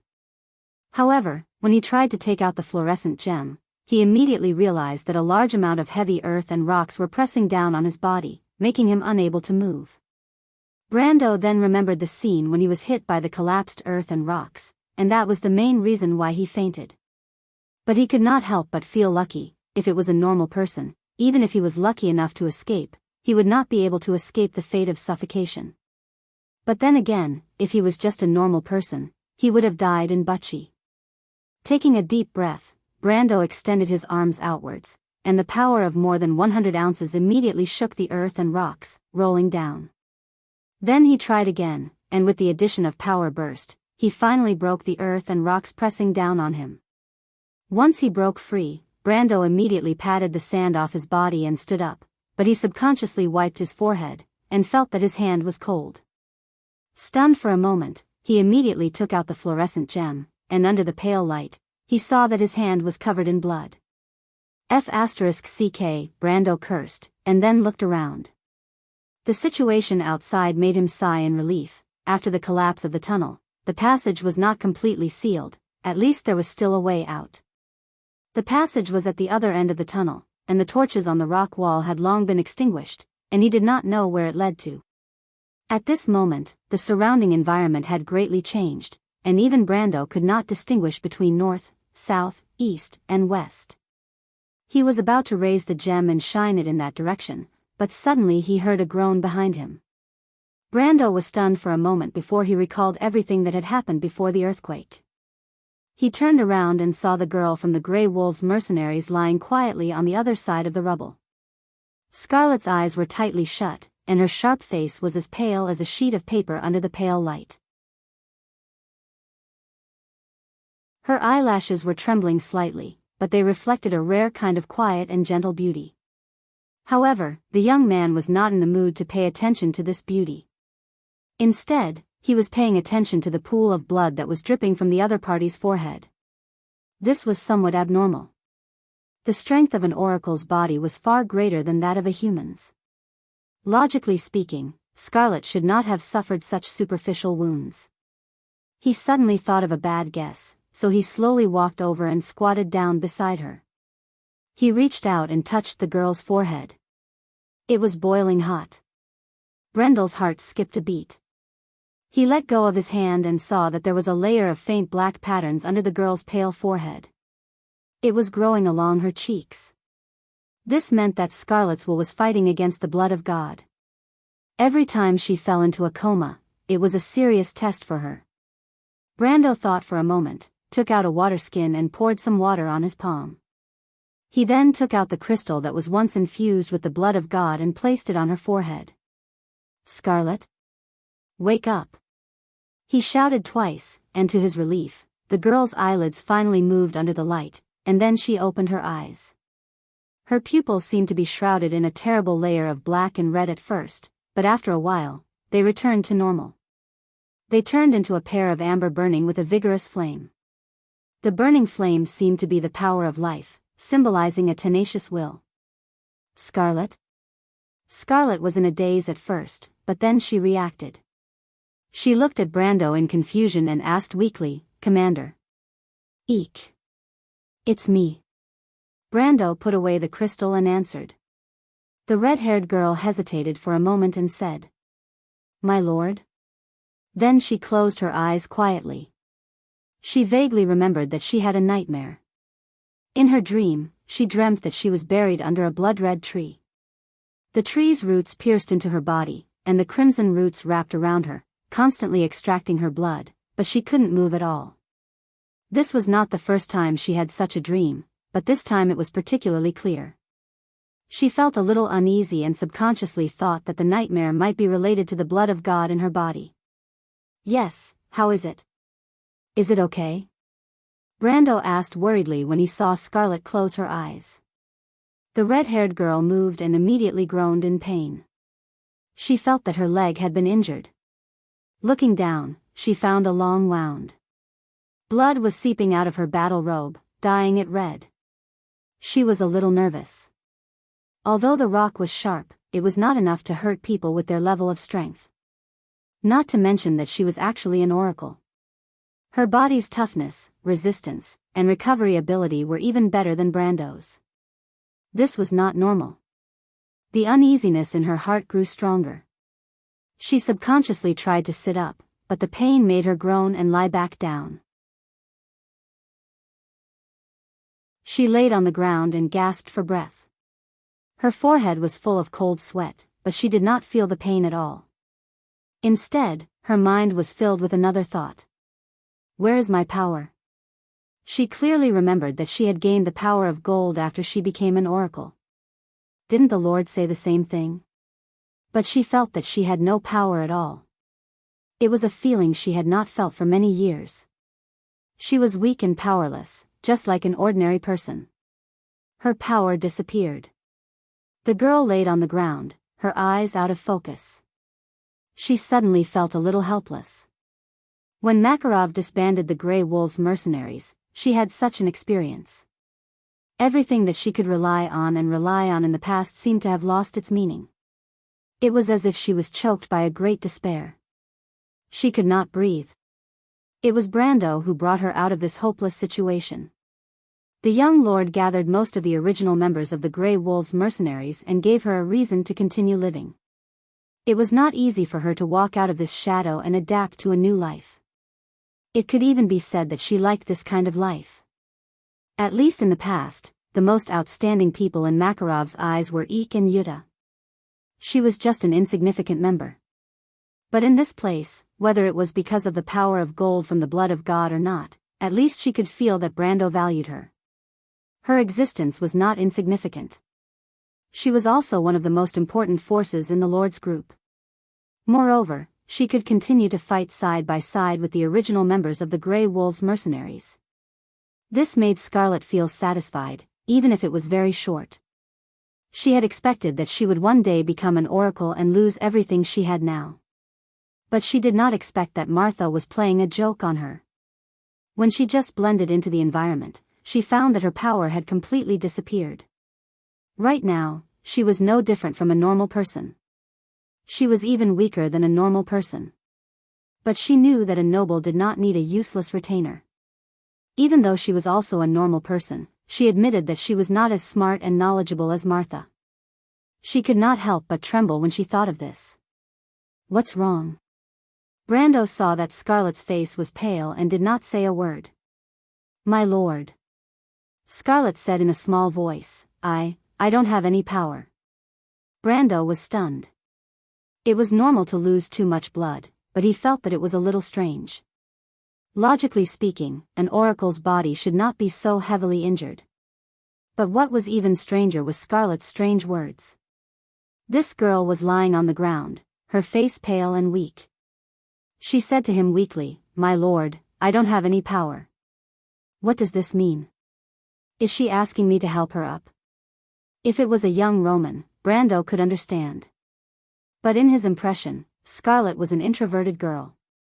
Not to mention acting coquettishly, she was almost as expressionless as Falerne. There must be a reason for this abnormality. Brando carefully observed to see if Scarlet had become an oracle. She pretended to be like this to ambush him, but he was very familiar with the signs of an oracle. She did not look like she was controlled by the blood of gods. He showed a puzzled expression. But Scarlet's mind was in a mess. She did not notice Brando's confusion. Her mind was filled with the ruthless look of Makarov, who she regarded as both a father and a teacher. She could not help but repeat her words, "My lord, I don't have any power left. I'm afraid I can't keep up with you." Brando was stunned again. What's going on? However, he suddenly understood and asked tentatively, "You've lost your gold power?" Scarlet's face paled and nodded slowly. "I see." Brando nodded. This time, it was Scarlet's turn to be stunned. Scarlet had imagined Brando's reaction more than once. She was afraid that the same thing would happen again. But she did not expect Brando's reaction, as if he suddenly realized something. "It's nothing." Brando shook his head. He knew that what happened to Scarlet was not a good sign. It meant that the conflict between the blood of gods had intensified. When she regained her power, she would become a true oracle. It would not take too long. It would take at most a few days, or at least a few hours. At that time, her power would reach a new level, but she would no longer be her original self. But of course, he could not tell her directly. He comforted her, "It's all right. Can't you stand up?" Scarlet was completely stunned. She nodded in confusion. Brando extended his hand, "Let me help you." Brando's voice was not loud when he said this. It was even a little gentle out of sympathy for the poor girl. Scarlet felt as if his words had penetrated all defenses and hit her heart. She felt tears welling up in her eyes. P.S. These 2 chapters are written very smoothly. Is this love? To be continued. If you want to know what will happen next, please go to www.chidian.com. There are more chapters. Support the author, support the original reading.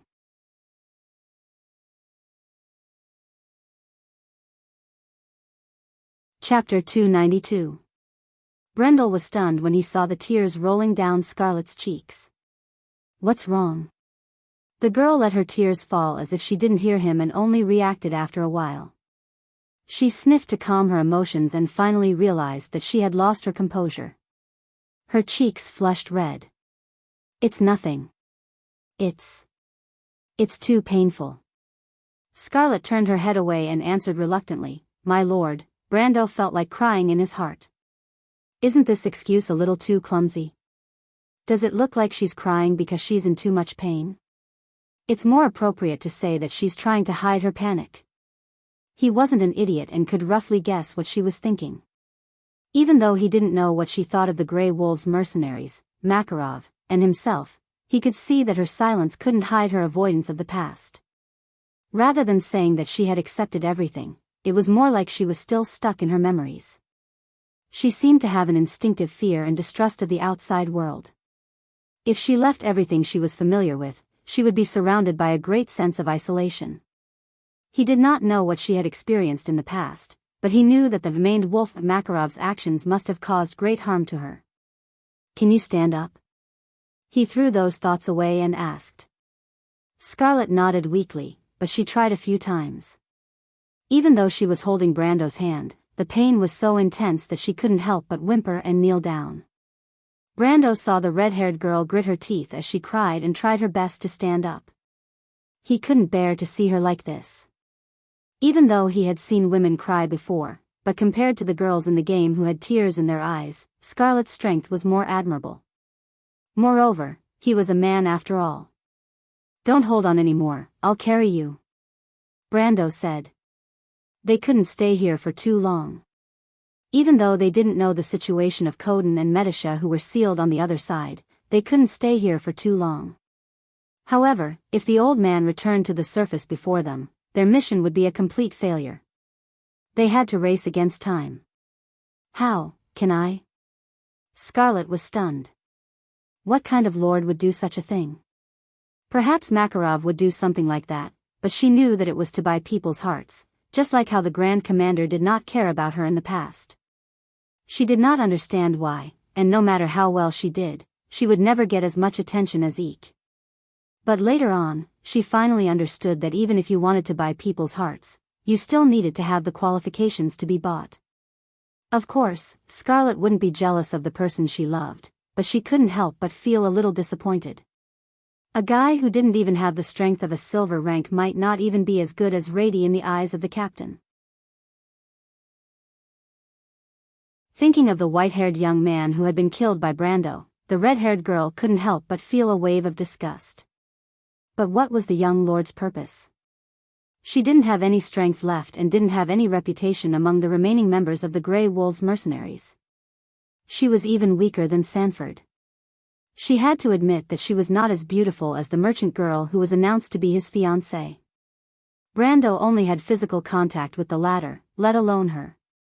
"There's no need." She thought for a moment and shook her head. "My lord, you should leave first. You can come and save me after you control the mine." She paused for a moment and said hesitantly, "I'm a mercenary, and I won't be too scared alone."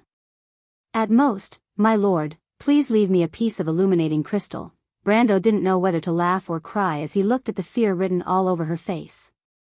It was still a problem whether they could find a way out, but even if they were lucky, it would take at least a few hours for them to return. Leaving a defenseless girl like her alone was not dangerous, and the most important thing was that she might turn into an angel the moment he left her. But he thought for a moment and didn't say it directly. Instead, he replied tactfully, "You've lost too much blood. It's dangerous for you to stay here."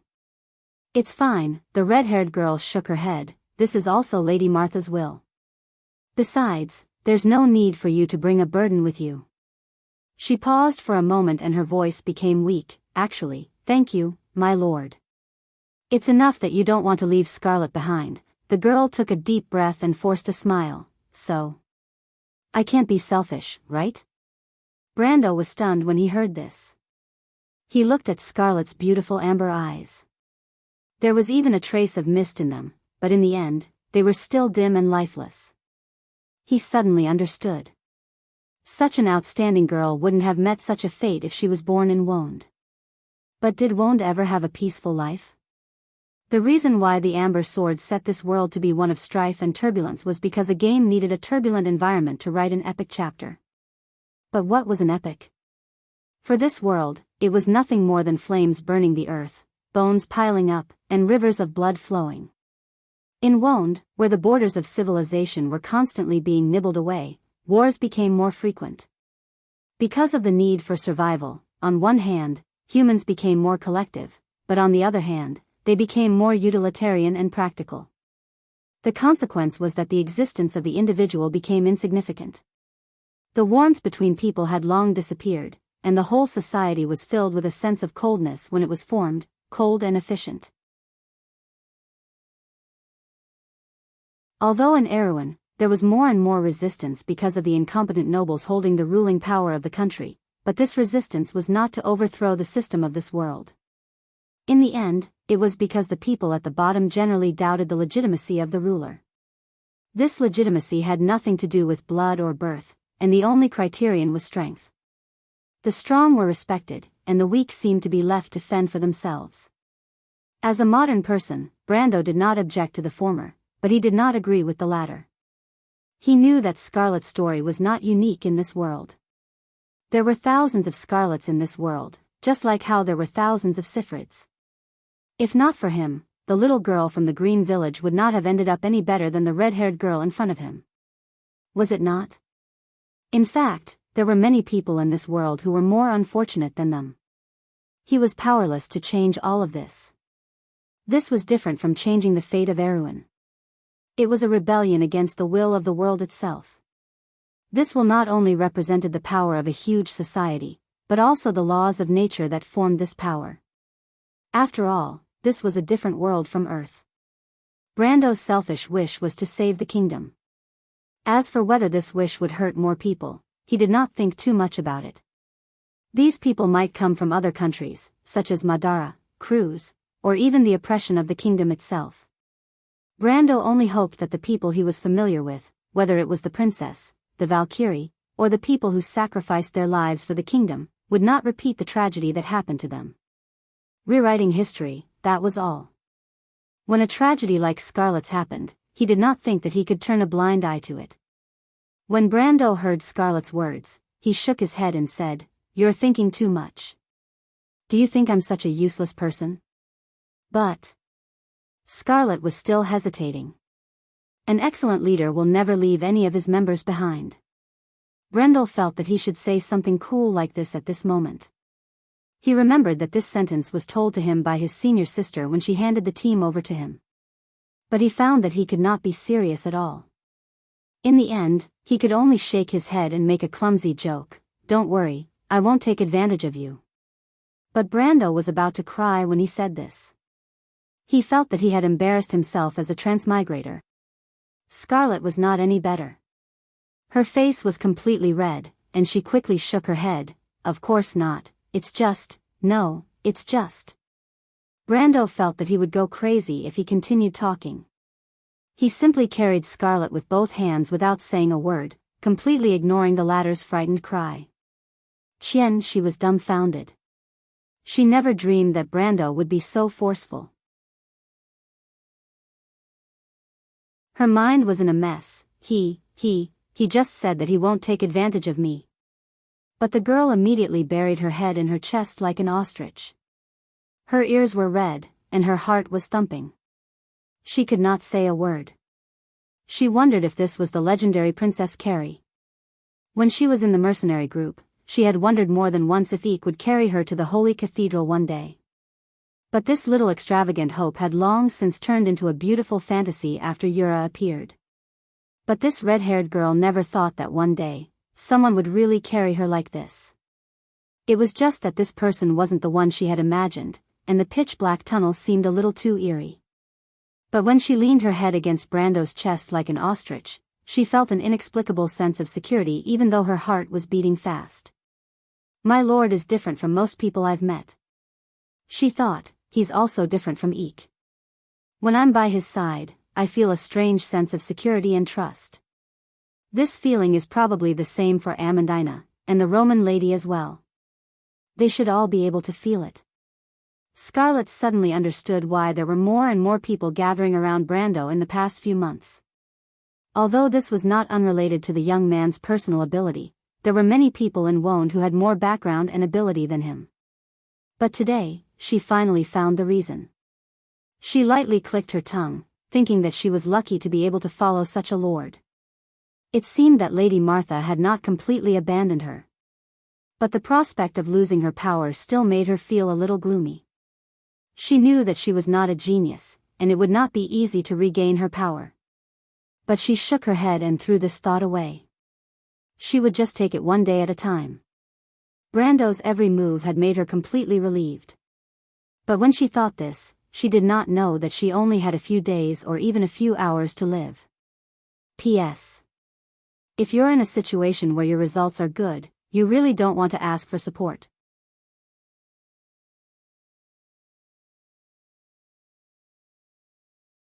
Chapter 293. The two of them walked in the dark tunnel, with only the dim light from the illuminating crystals illuminating the path ahead. The collapse did not only happen in the area where they fought. Brando saw signs of the collapse everywhere. Piles of earth and rocks blocked most of the tunnel. Some places were completely blocked off. Even though he could break through the rocks in these places, he still chose to take a detour in order to not cause a second collapse. Scarlet leaned on Brando's body, clearly feeling the young lord's strong heartbeat. She felt her own heart pounding as well. The red-haired girl's face was a little hot. She felt that she should say something to break the awkward silence, but she did not know where to start. She thought for a while and decided to change the topic. Where are the others? Brando shook his head. He remembered that he, Scarlet, Coden, and Medisha were separated. Yuta was even further away, and he did not know where she was now. He searched for Medisha's card in his mind. The silver card did not turn gray, which meant that the silver elf princess was not in any danger. I'm not sure, but it doesn't seem like a big problem. He recalled that when the collapse happened, Medisha and Coden were sealed together. Since she was not in danger, it was very likely that Coden was in trouble. Brando knew that Medisha alone was no match for Coden. Scarlet replied. Is your wound okay? Brando asked. He was worried that the red-haired girl was suddenly so talkative. He was worried that the blood of God would act up prematurely. No, Scarlet quickly changed the topic, but it's a little strange. What's wrong? We had just started fighting. Now that I think about it, it didn't seem like it would cause such a large earthquake. Brando fell silent. In fact, he had been wondering about this ever since he woke up. Although it was dangerous for 4 gold-tier fighters to fight in the mine, they had only fought a few times. Other than his first White Raven sword style, he had not used any other powerful skills. Even if he was a gold-tier swordsman, he would be no different from an ordinary person. It was not as if such a person would cause an earthquake when he walked into the mines. It was just that he didn't have time to think too much about it back then. Now that he looked back, he found many suspicious points. He wondered if he was unlucky enough to encounter an earthquake. If that was the case, then Lady Martha's joke was a bit too much. However, regardless of whether it was an earthquake or not, this doubt could only remain at the level of speculation for now. They could only come to a conclusion after they reached the ground and learned how big the impact of the collapse was. But now, Brando had no choice but to weave through the dark, crisscrossing underground tunnels like a mole. As time passed, he began to suspect that the area he was in had been sealed off. However, when he came to a dead end for the 3rd time, Brando finally confirmed it. However, after such a long search, it was not all for naught. At least he found out that the elevator he used to go up to this floor could still be used. The only bad news was that the elevator could only go up to the 4th floor. The 4th floor of the mine was connected to the 3rd floor, but the 5th floor was connected to the beehive. It was a complicated cave system, and from there, one could enter the 4th floor. Perhaps, one could enter the 3rd floor from another area.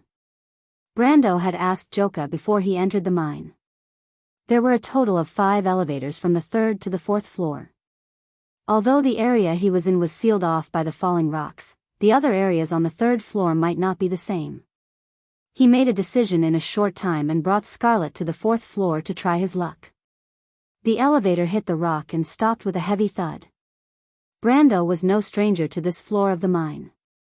In fact, he came up from here before. The 4th floor was also dark, but under the light of the illuminating crystal, Brando immediately noticed that the 4th floor had also collapsed. He looked up at the loose rock at the top of the tunnel and the dirt on the ground. However, the rock here was more solid, so the tunnel suffered less damage than the previous one. Brando was more and more confused. He was more and more certain that the earthquake he encountered before was a coincidence. But how could there be such a coincidence? If this was really an earthquake, then it should have happened in the Amber Sword in the past. In the game, Tonajal was considered a low-level area in the transition to a mid-level area. Based on the game's timeline, some players should have just arrived here. He couldn't help but recall the posts related to the earthquake. These posts should be more common in Erewhon, but they were relatively rare in Erewhon. Something like this should have left an impression in his memory. But when he thought about it, he couldn't remember seeing any posts related to it on the forum. But he suddenly remembered something. There was indeed something related to Tonajal on the forum during this period. It was a strange post. Brando remembered that the post was a post asking for an appraisal. The appraisal was cold iron ore and 2 other unknown items. When the words cold iron ore flashed through Brando's mind, it immediately alerted him. He immediately recalled the title of the post. He remembered that the title of the post was, "A large number of cold iron ore for sale," and also asking to appraise 2 items that have never been seen before. To be honest, there were at least 800, if not 1,000, posts like this on the forum during that era. After all, players had only been in the game for a few months, and there were too many new things that the players had not seen before. It was difficult for Brando to remember such a post. But in that era when players did not have any high-level materials, the sudden appearance of a large number of cold iron ore made this post popular. At that time, some people even doubted the authenticity of this post, but it also made Brando remember this post. But his memory of this post was quite vague. He had already forgotten most of the main post's content. He could only vaguely remember that the poster seemed to have received a mission, and then found 2 strange items in a cold iron ore vein when he was mining. As for why he accepted the mission to mine, Brando could not remember. But he remembered the strange items clearly. The first item was the diagonal quartz. That was the first time the magic eye stone appeared on the forum as a material. And the second item, from the picture, he remembered that it was a silver ball. In the end, the discussion of this item did not reach a conclusion. But it did not disappear from the public sight. In fact, later on, there were people who found and learned about the origin of this silver ball from other places. Silver legacy. In the pale poem of the Cruz people, there was an era before the Age of Chaos, before Martha created the world. It was called the Age of Dusk. Legend has it that in that ancient era, there were gold and silver people living in the Age of Chaos, and there were even legendary, divine people. There was a saying that Martha was one of the divine people, but there was another saying that Martha was created by the divine people. But what kind of existence the divine people were was long unknown. In fact, except for ancient myths like the Pale Poem, they had never appeared in the world of the Amber Sword. Even the widely spread bards on the continent, and most of the half-true rumors were not mentioned in the slightest. So, similar to how Martha was referred to as a reference to the rules, the divine people were referred to as a reference to reality. Players usually thought that the divine people referred to the game designer. So, in contrast to Martha's half-reality and half-virtual existence, the divine people should be completely realistic and synonymous with and non-existent in the game. But one thing was very clear.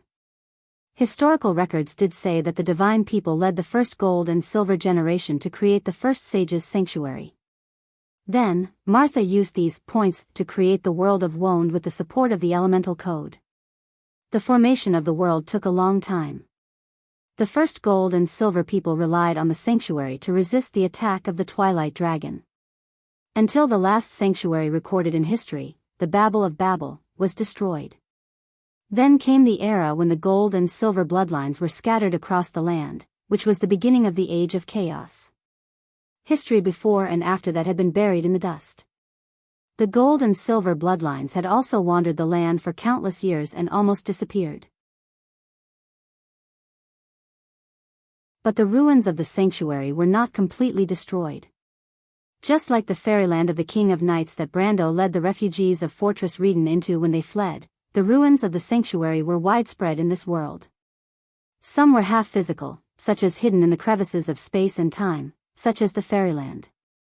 Some were completely imaginary, such as the legendary Babel of Babel, the unbreakable last fortress that existed at the top of the world. But there were also some that were the most physical, and most of these were the Silver Folk sanctuaries. These sanctuaries were the most thoroughly destroyed in the war. For example, the steel plains sunk into the ground, and the runic dwarves were almost wiped out. And some were left as ruins, becoming sacred places today. The most famous one that Brando knew was the Gate to Heaven in the Kingdom of Nights. But there were also some that were unknown, such as the Dusty Kingdom and Valhalla. But in any case, some of these shelters were not empty. Just like archaeology, people who entered could often find something inside. This was the legacy of the Gold people and the Silver people. In fact, the golden apple in Brando's hand was a kind of gold legacy. In terms of quality, although the legacy of the Silver Folk was a little inferior, the effect would not be that bad. Thinking of this, Brando could already guess that the previous earthquake was completely likely caused by the magical resonance caused by the unearthing of the high-grade holy object. The magic eye gem, the cold iron ore, he had almost confirmed where this mission was. Just relying on the legacy of the silver folk alone did not seem to be enough to cause such a big commotion. Brando was a little puzzled. If you want to know what will happen next, please go to www.chidian.com. There are more chapters. Support the author. Support the original reading.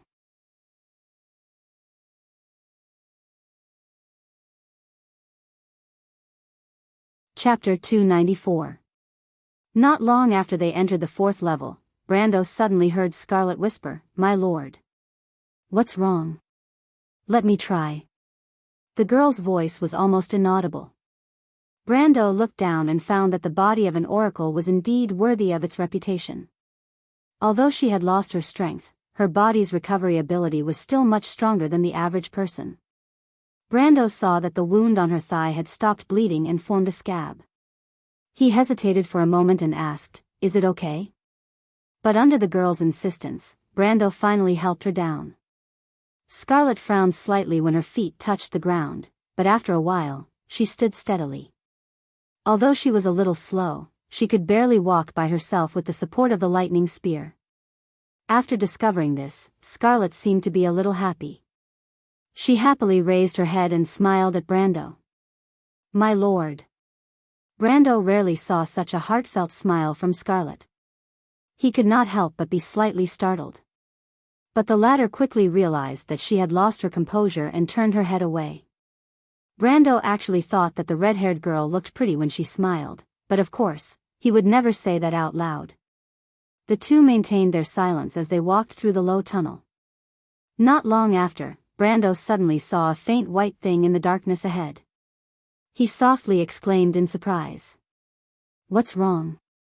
Scarlet asked from behind. "There seems to be something," Brando explained in a low voice.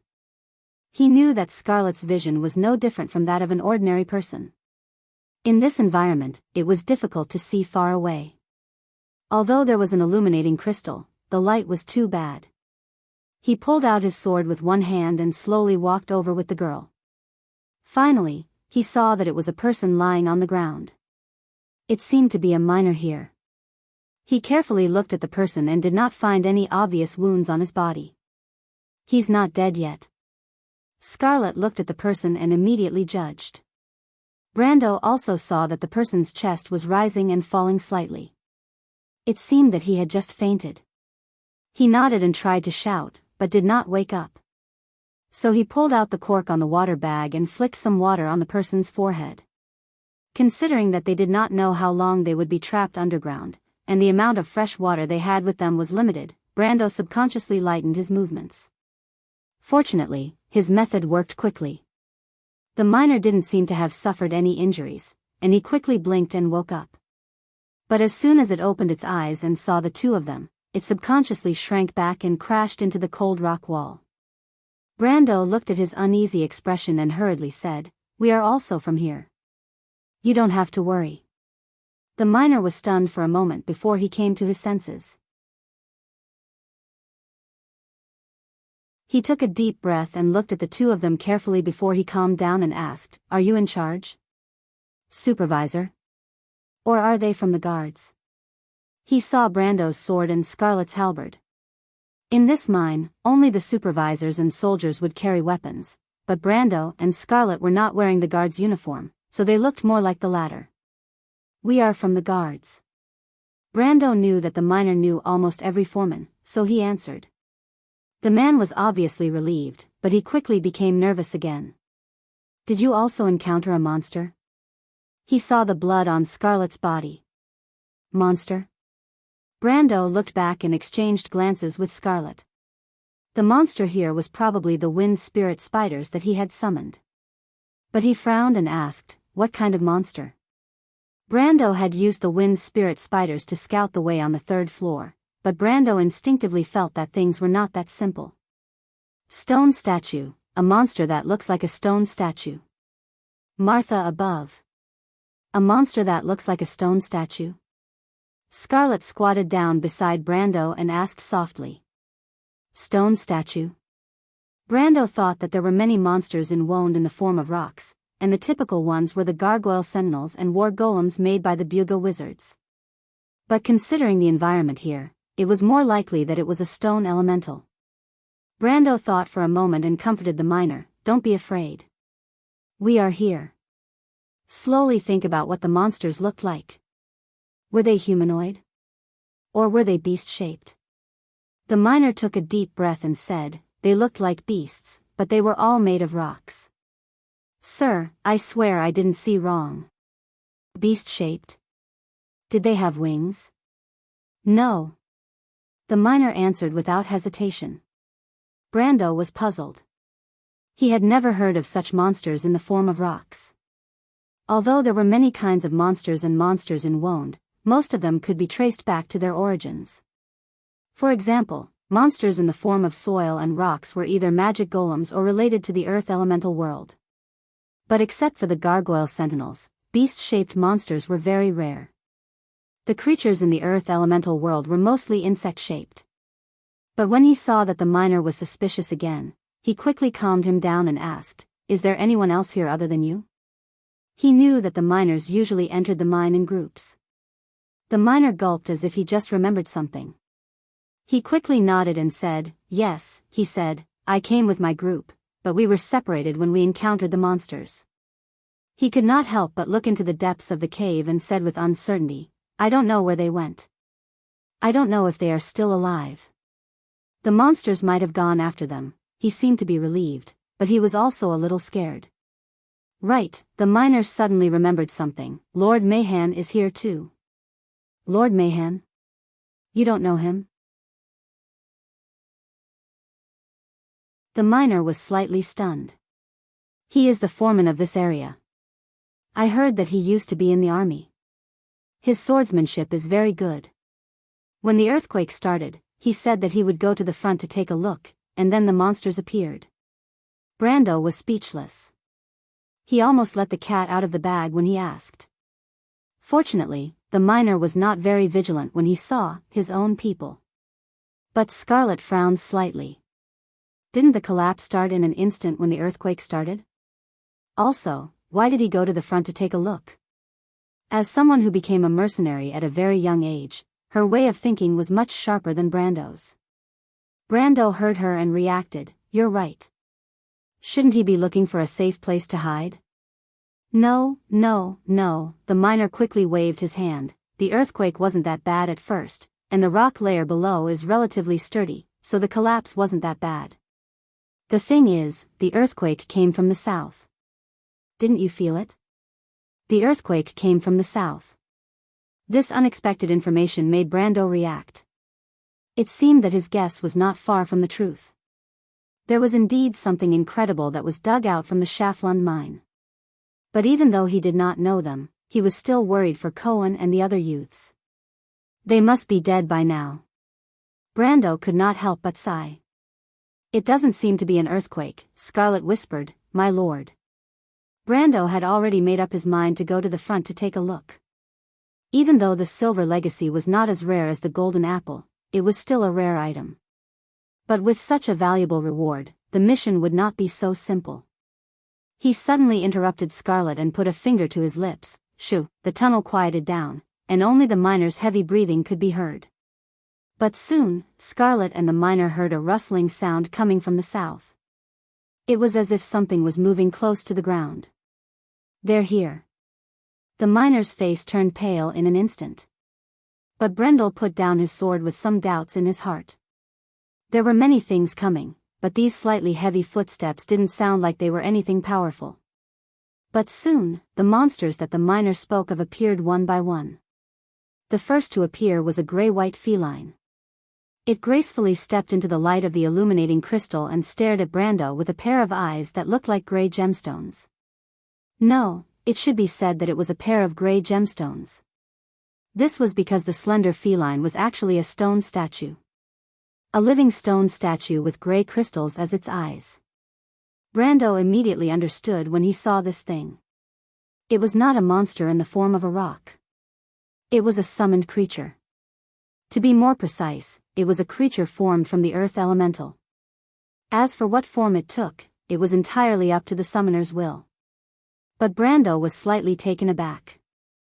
There's an elven summoner down there? This thought flashed through his mind.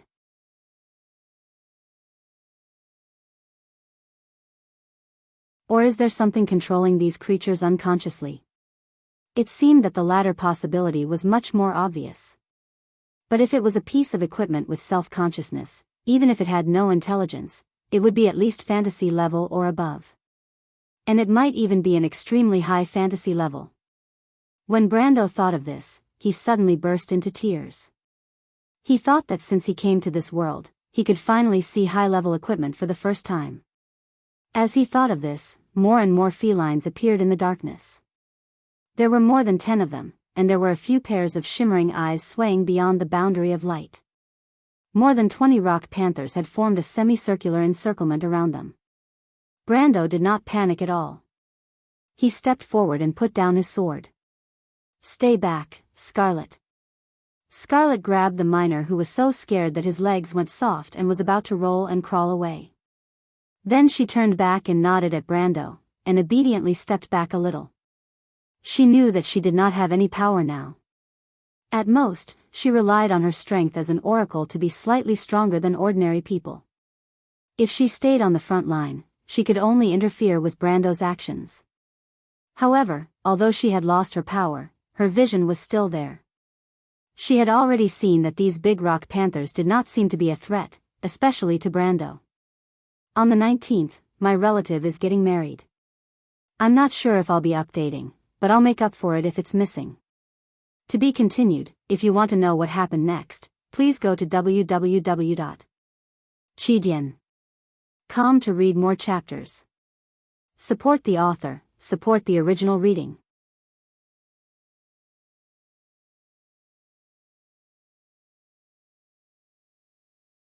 Chapter 295. However, Scarlet could understand the other party's strength, and this miner was different from them. As soon as he was caught by Scarlet, he couldn't help but scream in fear, "Let me go. You guys run too, those things are very powerful, they're invulnerable." He had seen his companions use their pickaxes to fight back against the monsters. Even if they used all their strength, they could only leave a shallow white mark on the monster's body. And when the monsters retaliated, their claws could easily crush half of a person's body. That nightmarish scene was still fresh in his mind. But before he could finish his sentence, the second half of his sentence was stuck in his throat. In his dark brown eyes, Brendel lightly swung his sword to the right, and the rock panther that was about to attack them was sliced into two like tofu. The two halves of the rock panther's body crashed heavily into the side of the cliff and shattered into pieces. The miner was dumbfounded. He pointed at Brando, looked at Scarlet, and then at the young man. He stuttered for a moment, unable to form a complete sentence. "Stop arguing." Scarlet impatiently slapped his hand away, but she also looked at Brando. When she saw Brando attack, she couldn't help but exclaim in her heart, "My lord's swordsmanship has improved again." Brendel's swordsmanship had indeed improved, and he only realized this after he dismembered the rock panther that was not even at the iron rank level. He opened the interface and found that the suffix behind his military swordsmanship had changed to +2. Although he didn't know how this +2 came about, it probably had something to do with Coden, the guard captain of the mine. He must have missed the system notification when he was buried by the rocks and passed out. Brando couldn't help but feel a little surprised and happy. Although it wasn't like the game didn't have examples of players receiving bonuses by experiencing the swordsmanship of high-tier NPC swordsmen, it wasn't much different from completing a swordsmanship quest. All the conditions had to be met. And the conditions were usually much harsher than the quest. Just like the last time when he comprehended his grandfather's swordsmanship in Brendel's dream. Firstly, it was because Sophie's soul had a high enough understanding of swordsmanship. Secondly, it was because Brendel and his grandfather were inextricably linked. Coupled with the fact that he had surpassed himself, it was natural for his swordsmanship to improve. But this time, it was a little strange. Of course, before Brando could finish thinking, another rock panther pounced on him. Brando instinctively swung his sword and sent it flying, but he was starting to get impatient with these annoying little things. He took a step back and directly charged into the encirclement. This time, the miner's expression not only froze, but he also fell to the ground. He didn't know there was such a powerful swordsman in the garrison. The illuminating crystal in Brendel's hand drew a bright arc in the dark underground tunnel.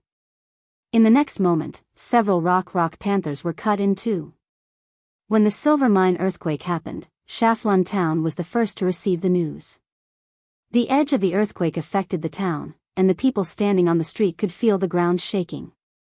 The shop owners on both sides of the street immediately pressed down on their plates to prevent them from falling to the ground and shattering. Of course, losses were unavoidable. For example, the owners of several pottery shops cursed. But the wider impact was that the news of the mine earthquake quickly spread throughout the town. Most of the women, children, and elderly living here had relatives who worked in the mines, so a sense of panic quickly spread. The rumor spread like wildfire in the town, and it didn't take long for the Roman girl to hear about it. In fact, the merchant girl stayed in her room and tried on the long dress that Brando gave her. It was something that Brando saw by chance in town, and it looked like a maid's outfit. He then remembered that he didn't give anything to the Roman, so he bought it with an ulterior motive. Of course, although his motive was a little dark, the Roman liked it very much. Of course, if it weren't for the fact that she was trying on clothes when the earthquake happened and bumped her head into the mirror frame, resulting in a red and swollen bump on her forehead, this incident would have looked even more perfect. The Roman was dizzy from the impact, but she was very curious. She immediately got up and rushed out of the door to ask the two angels what happened. The two angels naturally said that they didn't know anything. In the end, the merchant girl received accurate information from the innkeeper. There was an earthquake in the mine. Roman blinked his eyes. After carefully considering what the so-called earthquake was, he immediately became worried. She thought for a moment and made a serious decision. "I'm going to find Brando," she said to the two angels seriously. "Both of you will come with me." "Miss Roman, Master will not agree to such a thing," the first angel replied. "Master ordered us to stay in this inn until he returns. You are not allowed to run around." The second angel's words were obviously much more direct. "Besides, we are still fine. This means that Master is fine," the first angel advised. The Roman said in a methodical manner, "Brando is fine now. That's why we have to help him. Maybe he is trapped underground." If Brando knew that the Roman's words would come true, he would probably teach her a lesson. He would tell the merchant girl that since she knew that she had a crow's mouth, she shouldn't speak carelessly. Unfortunately, he didn't know. Therefore, the merchant girl was still very lively for the time being. However, the two angels didn't agree with her idea. They shook their heads and agreed that the merchant girl's idea would have a better future in a more meaningful field. For example, writing fairy tales. The Roman merchant girl knew that her request was rejected, but she wasn't discouraged. In fact, she didn't even know how to write the word discouraged. Not long after, the two angels who were doing their duty heard a loud shout coming from the room. Thinking that it was better to be safe than sorry, they rushed in at the first moment, only to see little Romaine wearing a long purple dress, her head covered in a blanket as she rolled around on the bed. In other words, she was acting like a spoiled child. When she felt the two angels rushing in, she lifted a corner of the blanket and peeked outside. She puffed up her cheeks and said, "I want to go to the mine." The unspoken message in his eyes was, "Otherwise, I'll make a scene for you all to see." The two angels looked at each other and shrugged. They closed the door and left without saying a word. After repeating this for 2 or 3 times, they gradually learned to turn a blind eye to the merchant girl's strange behavior. "His lordship told us not to make a fuss over nothing. It seems that it makes sense," the first angel said to his companion when he heard the merchant girl rolling around on the floor for the umpteenth time. "His lordship is always farsighted. I can see that he knows the Roman girl very well." The second angel nodded. His lordship likes the Roman girl very much. The two angels finally reached a consensus. But what they didn't know was that the merchant girl, who was full of strange thoughts, was changing her clothes. When she noticed that Brando's two detestable subordinates were no longer surprised by her behavior and wouldn't enter the room no matter what they heard, she revealed a cunning smile. She methodically began to carry out her plan. She had changed into the usual traveler's clothing. She wore a pair of very fluffy pumpkin trousers and pointed leather boots, which made her look extremely comical. But when paired with the merchant lady's temperament of looking left and right, it complemented each other and made her look unusually cute. Then she put all her strange things into a small backpack, pulled up the bedsheet, opened the window, and jumped out. She even made a funny face at the door. But unfortunately, the merchant girl had thought of everything, but she neglected the most important point. She grabbed the bed sheet with one hand and carefully stepped on the tiles below with her little leather boots as she prepared to slide to the street behind the inn. Suddenly, she noticed a problem. The bed sheet wasn't long enough. Little Roman grabbed the bedsheet and swung back and forth in the air. His flat and smooth forehead was a little shiny. It seems like I've met with a little trouble, she thought. The old dwarf, Odom, was passing through the alleyway as usual to enjoy his afternoon ale at the Trout in the Forest. When he raised his head, he saw this strange scene. At first, he thought that he was still asleep, so he couldn't help but rub his eyes. Then, he finally confirmed that he wasn't mistaken.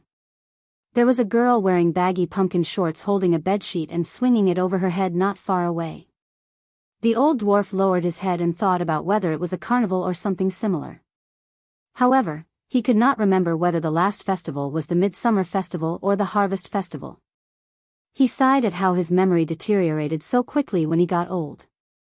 Then, he remembered that the last festival had been a few weeks ago, and the next one was still a month or two away.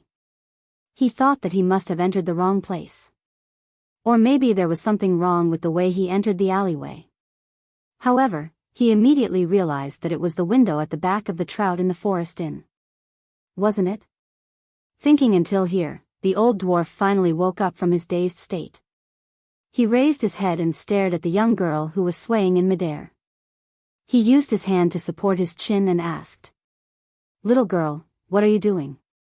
"I'm sorry, old man. The bed sheet is too short."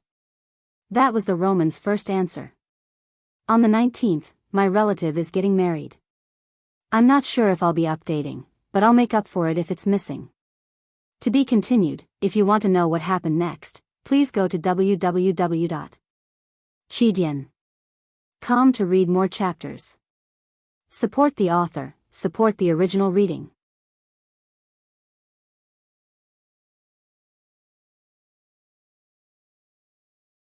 Chapter 296. It took Odom quite a bit of effort to catch the little girl who was dangling in the air. Odom's face was stern and his thick eyebrows were almost knitted together. He kept grumbling that she was too daring and didn't care about the danger at all, and that she had caused a lot of trouble for an old man like him. But in the end, Odom still asked, "Little one, are you hurt anywhere?" "Ah." Descending from midair, little Roman patted his chest the moment his feet touched the ground. He exhaled deeply and said happily, "That's right. That was really dangerous." However, there was no trace of danger on her face. Instead, her little face was flushed red, and she had an excited expression on her face. Odom glanced at her and thought to himself, "So you know that it was dangerous." However, his next words were stuck in his throat as he heard Romain say excitedly, "How interesting." Odom's expression turned serious when he heard that and lectured her, "Little girl, it's not good to think that way. It's too dangerous. If I didn't come over, wouldn't you have been injured?" "Old man, you came over." The Roman replied as if it was a matter of fact. Odom scratched his head and thought that there was something wrong with that statement. So he continued to persuade her, "That's just in case. There's also what if, isn't there? Besides, little girl, what you're doing is causing a lot of trouble for an old man like me. Let's not talk about how you're delaying this old man's drinking time, My aunt says it's not good for your health to drink too much. The merchant girl took the opportunity to interject. The old dwarf suddenly felt a headache coming on. Why was this little girl's way of thinking so different from ordinary people? He began to wonder if it was a wise decision to save this little girl. Perhaps he should have pretended that he did not see anything and went back to drinking his wine. No, perhaps he should not have even raised his head. Odom was a little annoyed and quickly waved his hand. That's not what we're talking about. Besides, a dwarf who doesn't drink can't be called a dwarf. Little guy, your aunt. The old dwarf thought for a moment and felt that it was not honorable to speak ill of someone behind their back, not to mention that the other party was a woman. So he changed his tune and said, anyway, one thing is another. You see, a normal person wouldn't swing around in the alley behind the inn while holding the bedsheets, right? The old dwarf instructed. However, he subconsciously felt that there was something wrong with his words. But after thinking about it carefully, he couldn't find where the problem was. He could only shake his head and throw this strange thought away. But in his heart, he secretly thought that the good time of drinking in the afternoon seemed to be getting further and further away from him. Because the little girl had started chattering again. However, Odom did not realize that he had been diverted to her way of thinking, and it was up to her to use her rich experience to defeat the old dwarf. Roman thought for a while and nodded. You're right. But she frowned her pretty little eyebrows. But Roman has no choice. I'm also in a hurry to go to the mines. The old dwarf was stunned. Why are you going to the mines? He asked. Women aren't allowed to enter the mines. Because the person Roman likes is in the mines. There's an earthquake in the mines, and the Roman is very anxious. She looked at the dwarf and suddenly blinked. Oh right. Old man, can you bring Roman to the mines? You don't know the way? Odom's little eyes were wide open. I think so. She didn't seem to realize that this was a serious problem. It was obvious that she had once again committed the mistake of acting first and thinking later. Before she was ready to do this, she had already forgotten all the embarrassing things that had happened to her when she was young. There's a saying that a person can't make the same mistake twice in a lifetime, but our merchant lady clearly had the ability to make two identical mistakes in a variety of ways. But this time, Odom laughed. Of course, it was more accurate to say that the old dwarf was laughing out loud. He laughed heartily, laughing so hard that he almost fell down. As he laughed, he mumbled, how interesting, how interesting. This is the first time I've heard of such a reckless plan. Even the most reckless mountain dwarves can't do this, little girl. Even the clumsy beast men have to plan thoroughly before they hunt. The Roman agreed, because the beast men have a saying, uimaus nemont. She stuttered as she read out the saying. It means that a smart hunter might not be smart. That's just a beast's cunning. The old dwarf immediately shook his head. No, who taught you that? It was my aunt. No, no. Odom felt that he had been tricked. What I mean is, these two things don't match at all. We're saying that a person shouldn't be too rash, and it has nothing to do with beast men being smart. He stroked his beard and suddenly frowned. Wait, what did you just say?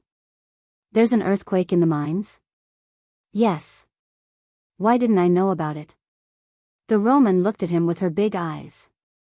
The old dwarf immediately realized that he had asked a silly question. But if the earthquake happened an hour ago, he should have been taking a nap then. In fact, Odom should have been in the mines, but he had missed the time to enter the mines because he was drunk. It was not the first time, but the old dwarf had helped the clerk of the mines solve some personal problems and won the young noble's trust. As for whether he had to work in the mines or not, the young noble did not care. There was no problem with having one more person or one less person in the mines.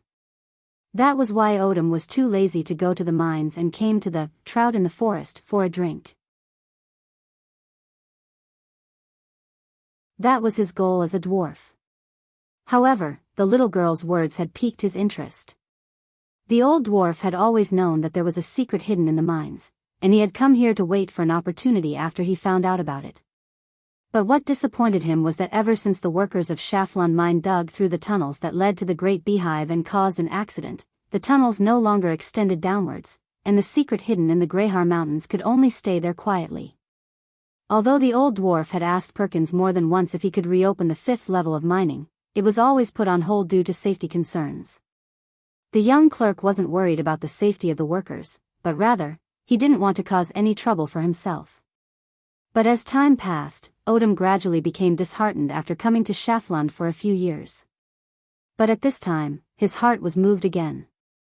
The old dwarf muttered in his heart and looked at the little girl. All right, I'll bring you to the mines, but let me say this first, I understand. Little Roman replied in an extremely straightforward manner, without the slightest bit of sloppiness. But I'm not done yet. Yes. But I'll give the same answer no matter what you say, old man. So it doesn't matter if it's earlier or later. You're a frank one. The old dwarf sighed, but you're quite likable. Looking at the little Roman girl, Odom could not help but think of the lively little girls back in his hometown. He grew up among the golden dwarves when he was young, and although his hometown was not as novel and varied as the humans, and they did not have excellent winemaking techniques, the dwarven girls were much more lively than the human girls. But this little girl made his eyes light up. Although he had a headache, she was to his liking. Of course, she was to his liking, but the old dwarf knew that if he let her do as she pleased, she would cause a lot of trouble for him. So he said as he walked, in any case, the 3 rules are very important. Do you understand, little girl? The little Roman nodded respectfully, but she immediately had a new question. But didn't you say that women can't enter the mines? Don't interrupt, little girl. Odom frowned. He obviously could not bring the Roman into the mines openly. In fact, even he could not enter the mines himself. But it did not matter. He had prepared for a long time for this plan, and some of the arrangements he had made beforehand could be put to good use. He had dug a secret tunnel outside the mines that led to the mines. Since he was the supervisor of the mines, no one would suspect anything if they bumped into him. As for the little girl, it was a little troublesome, but it was just a matter of putting on makeup. Yes, Romain followed up and asked, but old man, are the mountain dwarves all so rash? Old man, are you a mountain dwarf as well? Of course I'm not a mountain dwarf. Those rash fellows have nothing to do with me. The short and fat dwarf suddenly stopped and coughed heavily. Don't interrupt. Oh. The battle underground had come to an end. When the last rock beast was reduced to pieces, Brando found a few corpses of miners at the end of the tunnel. After the man identified them, he realized that they were the corpses of his former companions. After the miner who was saved by Brando saw the young man's strength, he was determined to follow them. Even when Brando advised him to hide in the safer 3rd level of the mine, the latter shook his head and refused. He felt that it was much safer to follow the 2 of them. Translator, Endless Fantasy Translation Editor, Endless Fantasy Translation. If you want to know what will happen next, please go to www.chidian.com to read more chapters, support the author, support the original reading.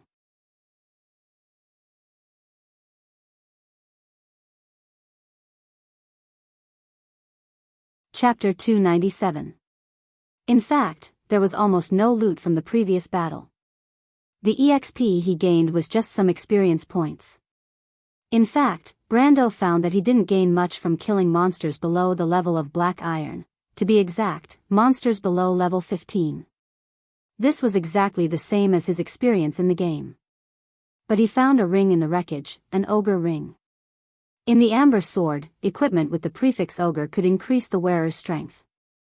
In fact, this was a series of equipment, with a wide range of levels ranging from level 20 to 70. The lower ones were titled ghouls, while the higher ones were mostly prefixed with dragons. This ogre ring was the lowest of the bunch, at level 20, but it was far beyond Brando's imagination. In the game, there was less than a 1 in 1,000 chance that a level 15 monster would drop a level 20 magic item. Of course, the highest level on the list was a level 25 armor, which only had a 1 in 10,000 chance, or in the player's words, it was basically 0. But with Brendel's usual unlucky hand, he could not help but look at Scarlet a few more times when he received the ring. Could she also be the holder of the legendary Lucky Hand halo? Brando checked the attributes. The ogre ring increased the wearer's strength by 5%.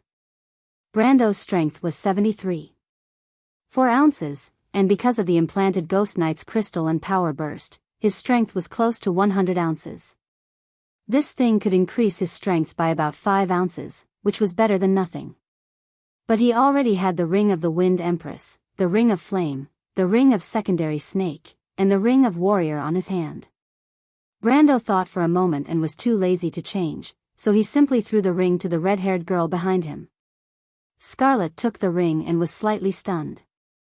I don't have any strength again," she whispered, a little puzzled. "That's only temporary," Brando replied. "It won't be long before you recover." "Really?" Her amber eyes suddenly lit up. Brando looked back at the girl, slightly silent, but finally nodded. "When have I ever lied to anyone? Of course it's true."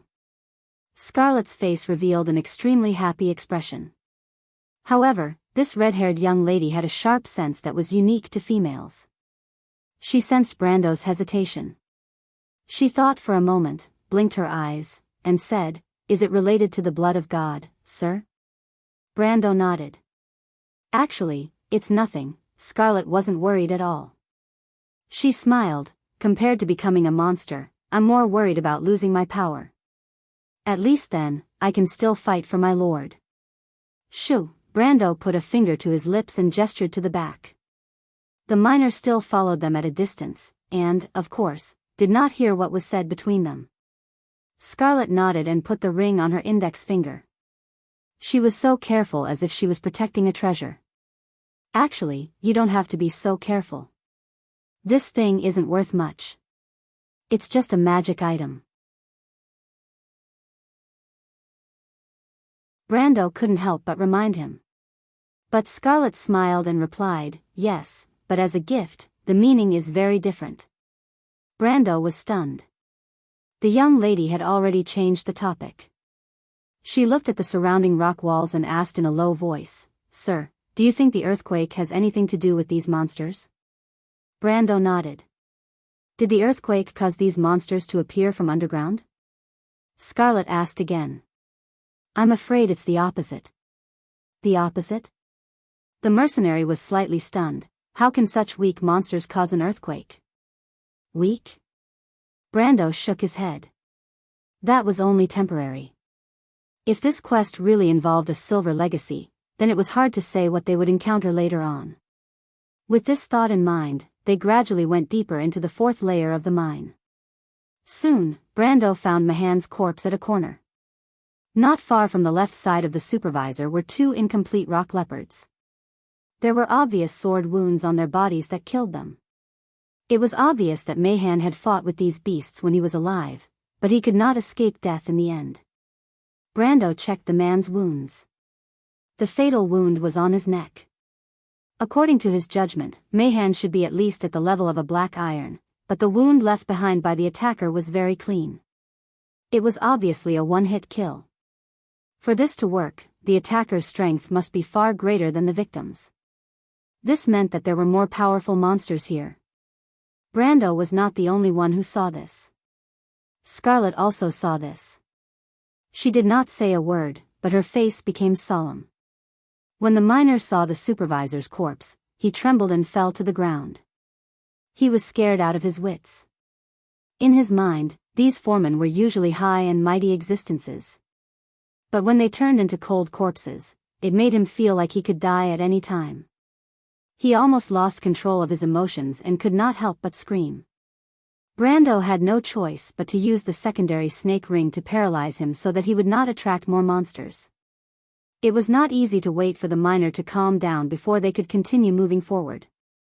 Brando observed the surroundings and decisively chose a tunnel to the north. If he remembered correctly, this should be the place where he separated from Cohen and the others. But this time, the 3 of them did not move for long before 2 groups of rock leopards surrounded them from all directions. These rock beasts quietly came from the shadows, and there seemed to be more and more of them. Brando used 2 of his swords, but he gradually began to realize that these rock leopards seemed to be endless. Scarlet seemed to have noticed this at the same time. She whispered from behind, "My lord, we have to find a way to leave this place." Brando nodded, but his plan was slightly different from the mercenary girls. He knew that if it was a normal person here, they could only sit and wait for death. And if it was a mercenary with some ability, they would probably make the same choice as Scarlet. But he was different. He was a player. Continuously killing monsters like this was an extremely abnormal phenomenon in the game. He immediately calmed down and based on his experience, he looked for the leader hidden among the low-level monsters. Sure enough, he soon saw a cat with a smooth surface like black jade flash through the darkness. Although it was only a glimpse, Brando could already tell that it was at least a mid-level iron rank. It was not black jade, but obsidian. This was the guy he was looking for. The young man immediately slashed the small fries blocking the way and took the lead to chase after it. But what surprised Brando was that when he showed hostility, the thing's reaction was shockingly fast. Before he could swing his sword, the black leopard had already turned around and disappeared into the darkness. The obsidian rock leopard's speed was extremely fast, even far exceeding its strength. Brando's charge skill had not even begun to charge, but the creature had already disappeared without a trace after turning a corner. It was not just the beast. Brando immediately noticed that the low-level rock leopards around him retreated like the tide. He stopped in shock, but the monsters around him suddenly disappeared without a trace. What's going on? Brando did not think that it was because of his overbearing aura that scared the monsters away. Elemental creatures did not have emotions at all. They only had the basic ability to make logical judgments. The mine tunnel became empty. What was that? Scarlet and the miners saw the monster that disappeared in a flash. When Brando stopped, they immediately chased after him and asked, "Leader?" Brando replied, "Leader refers to the leader of a group of monsters, but here it is the summoner's eyes." The same goes for elven messengers, beast summoners, and even necromancers. No matter how powerful a spellcaster is, they can't control an entire army by themselves. They need lower-level spies to control those summoned creatures that only have the lowest intelligence. For example, low-level necromancers and skeletons. It's the same here. He pointed to the depths of the mine tunnel and said, "But I don't know how big this summoning network is. If the black jade-like leopard is the highest level of this network, then it's easy to deal with. What if it's not? Then it's troublesome," Brando said as he walked deeper into the tunnel. But Scarlet seemed to be a little worried. She felt that everything underground was strange. Although this lord seemed to know what was going on, she did not like the feeling of being shrouded in the unknown. She thought for a moment and could not help but say, "My lord, let's go back to the 3rd level first. Isn't our goal to find the guard captain and take control of the silver mine? Why do we have to make things difficult for these monsters here?" Brando shook his head. "It was like that at first, but Scarlet, it's different now." "Different again?" Scarlet was stunned.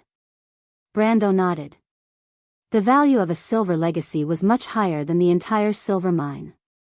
It was like using a gold mine to exchange with Brando's golden apple. Brando would never do such a stupid thing. But he did not explain much and walked deeper into the tunnel. But before he took 2 steps, he made a soft sound of surprise. "What's wrong?" Scarlet asked from behind. "Come and take a look at this," Brendel said as he turned the corner. The red-haired girl limped forward with the help of the lightning spear, but as soon as she turned the corner, she was stunned. Behind the corner was a vast space, but at this moment, it was as if a terrible storm had happened here. To be more precise, under the dim light of the illuminating crystal, there were pieces of the rock leopard in the mine. There were even some black jade-like pieces scattered among the gray rocks. Needless to say, these were the remains of another kind of monster. Brando raised his head and looked into the depths of the cave. "It seems that someone got here before us. A powerful guy," he said. Translator, Endless Fantasy Translation Editor, Endless Fantasy Translation to be continued. If you want to know the future, please go to www.chidian.com.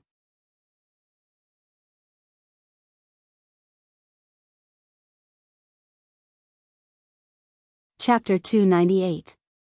The underground world was shrouded in boundless darkness, and the long tunnel was silent. The only sound that could be heard was the sound of the underground water seeping into the rock layer above and dripping to the ground. This kind of voice only rang out once in a long time in the depths of the abyss where one couldn't even see one's own fingers. Medisha had to stop and rest after driving away a large number of uninvited guests from the underground. Even though she was a ghost, it did not mean that she did not know fatigue. The activity of the soul fire restricted the movement of undead creatures to a certain extent. However, she didn't need any light. In the darkness, a faint fluorescent light was hidden in her pupils, allowing her to see very far in the dark. The silver fairy princess did not sit down, but leaned against the wall to rest with her spear in one hand. Her body was surrounded by the fragments of the rock leopard, and these incomplete corpses were scattered far away. Unlike Brando, she was attacked almost as soon as she entered this level. She had killed a bloody path to reach this place. After a moment of silence, the silver fairy princess asked the other side of the darkness, "Is there an elevator here?" Medisha was not alone in the darkness. The only sound came from the other side of the tunnel. "Yes." That voice replied. But Medisha was not at ease. Just as she finished speaking, she put her hand on her spear and looked in the direction she came from. But just as she turned her head, her face lit up with joy and she shouted, "My lord!" It was Brando and Scarlet who came.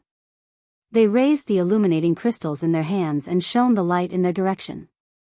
When they saw Medisha, they were not too surprised. They had followed the traces left by the silver elf princess all the way here. Brando was not too surprised when he discovered that the so-called powerful person might be Medisha. There were only a few of them in the underground, and if it was not the silver elf princess, Coden, and even Yuta did not have the strength to do so. But when they saw the other person in the illuminated area, they were stunned. "Medisha?" Brando asked, "This is?" He looked at Coden, who was sitting on the ground without saying a word. He was a little confused. The previously majestic old man was now in a sorry state. His forehead, face, and blue-gray uniform were covered in blood, and his gray hair was a mess. "Mr. Coden is injured," Medisa replied.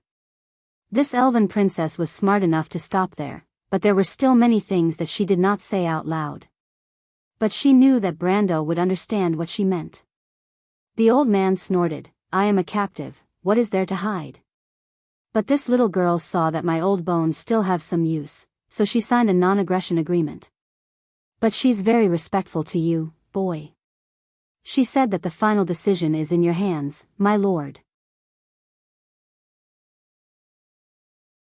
"Tell me, do you want me to kill you or cut you up?"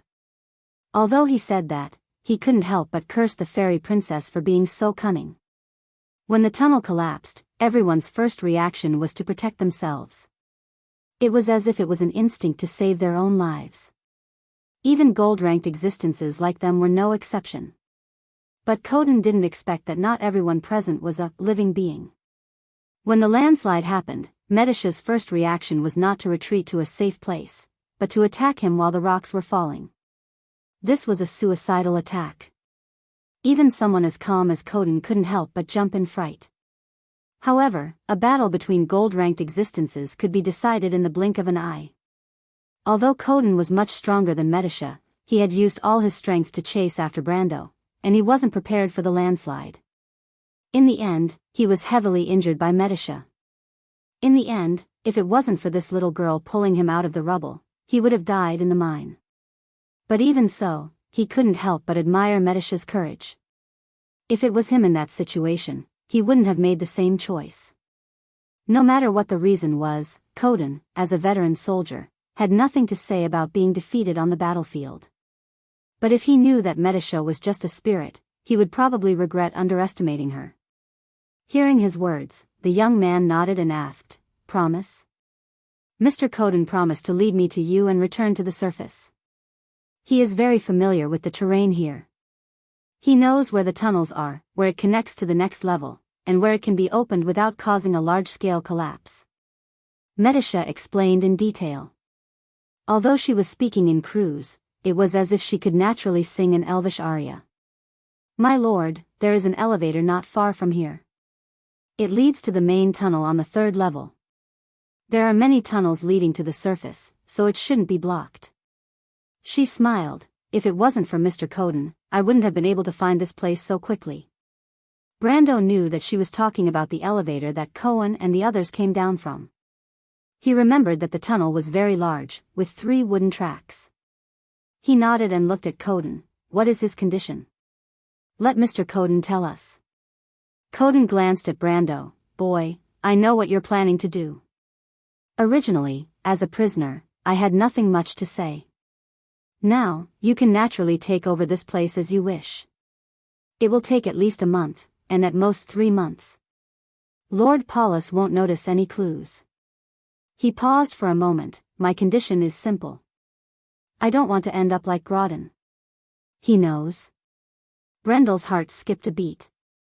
The riot in Abes could not be kept a secret, but not everyone knew about Grodin's death. It was common knowledge that a riot in Erewhon's territory was not a big deal, but other than a few unlucky ones, no one had ever heard of a lord with real power being killed in a riot. Therefore, after the riot in Abes, most people guessed that Grodin had escaped through a secret tunnel.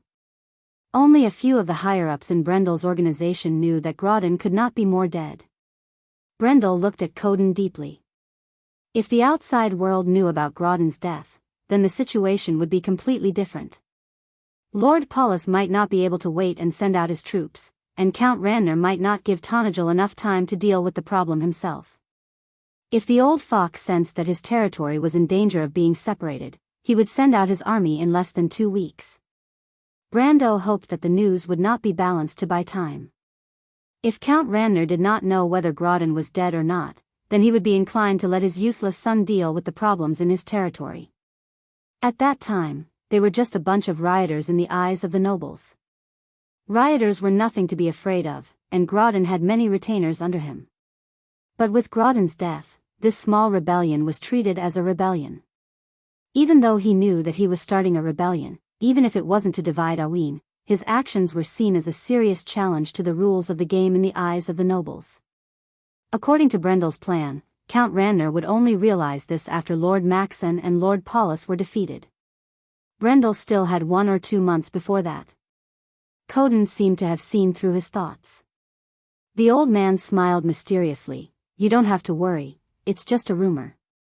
But when I see you all here, I'm 80% sure that the people in Ferber aren't rioters. Coden shook his head, but I don't know if it's you or me who's crazy. Ever since the year of the Zither, Erewhon hasn't had a rebellion for almost 100 years. Brando nodded.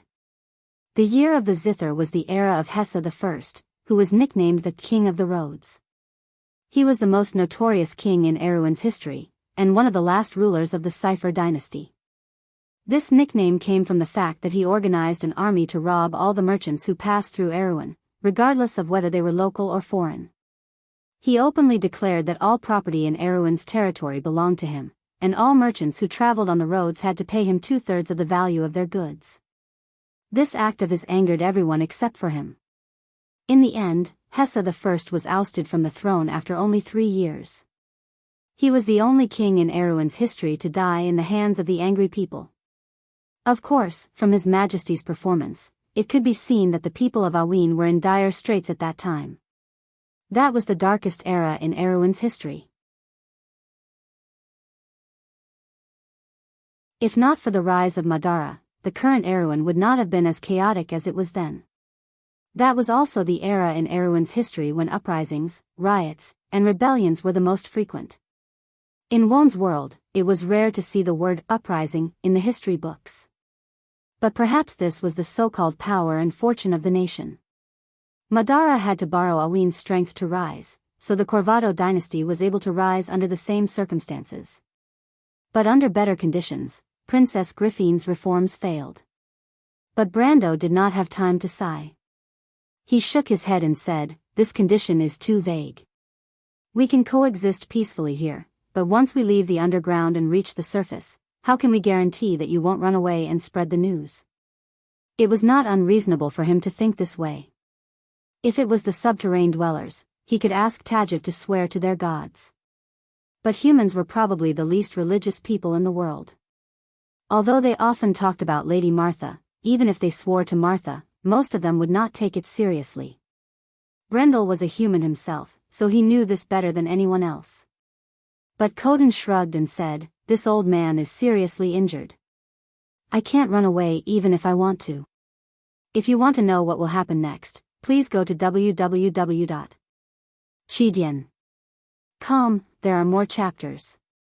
Support the author and support the original reading.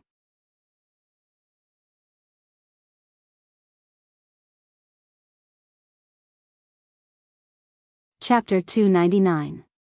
Brando smiled. "You might not be able to escape now, but that might not be the case in the future. Once you recover your strength, no one will be able to stop you." There were some things that he did not say. Brando could not possibly leave 2 gold-ranked warriors in the mines just to watch over one person. Coden placed a hand on his sword, but he quickly let go. The old man could sense that the young man was interested in his suggestion, or else he would not have said so much to him. "If that's the case, what do you think we should do?" Brando pondered for a moment and asked, "What's the name of the clerk in the mines?" Coden was stunned. He could not keep up with Brendel's thoughts. He didn't understand why the topic was brought up to the noble clerk, but he still replied, "Perkins." "Perkins from the Sykerville family? You know him?" Coden narrowed his eyes. He instinctively sniffed out Brendel's identity. It was likely that he was a young noble. After all, a normal person would not have such a clear understanding of the nobles. It was just like how a well-informed person in the capital might know the names of the nobles above him, but outside of Corvado, he might not know the nobles in the other provinces. However, Perkins was the nephew of Count Ranner's wife, and belonged to the same class as Grodin in the Ranner province. It was impossible for Brando not to have heard of him. Even though Perkins was not famous in this era, the players would have to deal with the young nobles as the old nobles gradually aged and passed away. Brando remembered that Perkins was the lord of the Silman region, but he did not expect him to be the clerk of the Schaflund mines. He immediately realized that the silver mines were Count Ranner's confidant, and it was possible that Perkins had gained the Count's trust from there. He cursed in his heart. "This kid's bright future is going to be ruined because of my actions." But, in the spirit of not letting his friends die, he had no choice but to say, "Sorry," in his heart. "I heard that he's a decent guy?" Brendel asked in a roundabout manner. "That's a nice comment." Coden raised his eyebrows. "It would be better to say that he's as timid as a mouse and mediocre." He didn't hold back at all as he mocked. Perkins had destroyed a squad of his subordinates, and this old man was still brooding over it. "You nobles just love to say nice things." After saying that, he looked at Brando provocatively. Brando didn't care about Coden's probing. He was just pondering in his heart. According to Coden's evaluation of Perkins and his understanding of Perkins, that young clerk would do everything he could to suppress the chaos in the mines for the sake of his own future.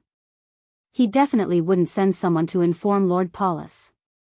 This way, they would have plenty of time to search for the path to the surface. Whether or not the elderly swordmaster would lead the way wouldn't affect his plan at all.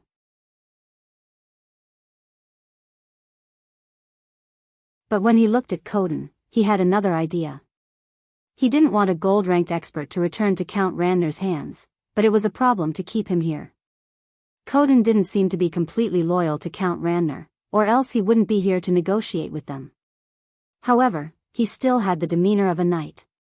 It wouldn't be easy for him to surrender, especially when he didn't have the strength to do so. Brando thought for a moment and had a plan in mind. "Then I'll have to trouble you to come back to Abes with us for the time being. After this period of time, I will naturally let you go. It will take at least a month and at most half a year." He didn't mind sending 1 or 2 gold-ranked experts to watch over the swordmaster in Abes. "Half a year?" Coden narrowed his eyes. If I don't appear in the mines for a long time, it will arouse suspicion. Aren't you worried that the news will be leaked? Brando thought that this old man was really cunning, but he had already considered this point. It's fine. Didn't you suffer heavy injuries in the earthquake? You'll need some time to recuperate, and I think Hawkins will understand. He purposely emphasized the words Hawkins will understand. Coden snorted in disdain. He knew why the clerk would understand. If he didn't, the young man would use his sword to make him understand. The clerk wasn't a tough nut to crack. He could imagine that if Brando threatened him, the clerk would cry and become their mouthpiece. The old man fell silent. It seems like you've made up your mind. But how can I guarantee that I can leave after a month or half a year? He asked again. Why should I guarantee that? Brando retorted. Coden was stunned. He raised his silver-gray eyebrows and glared at Brendel. But since I asked you to go to AB's, as long as you don't act rashly, I won't do anything unnecessary. Brando replied.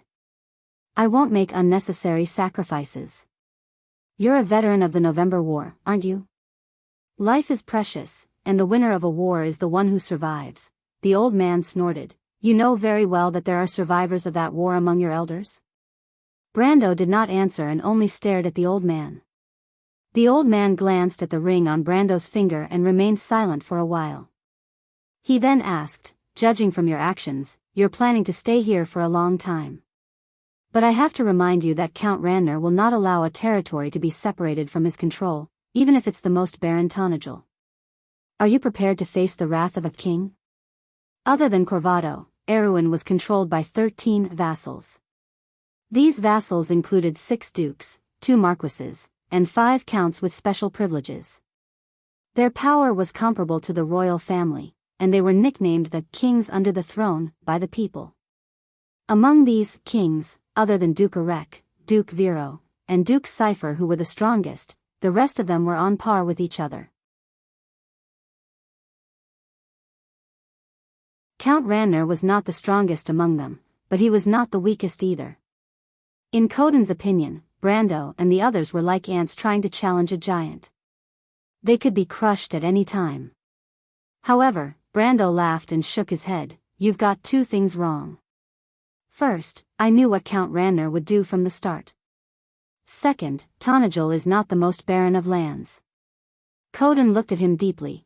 Confidence is a good thing, but arrogance is not necessarily the same, young man. I agree. Brando replied.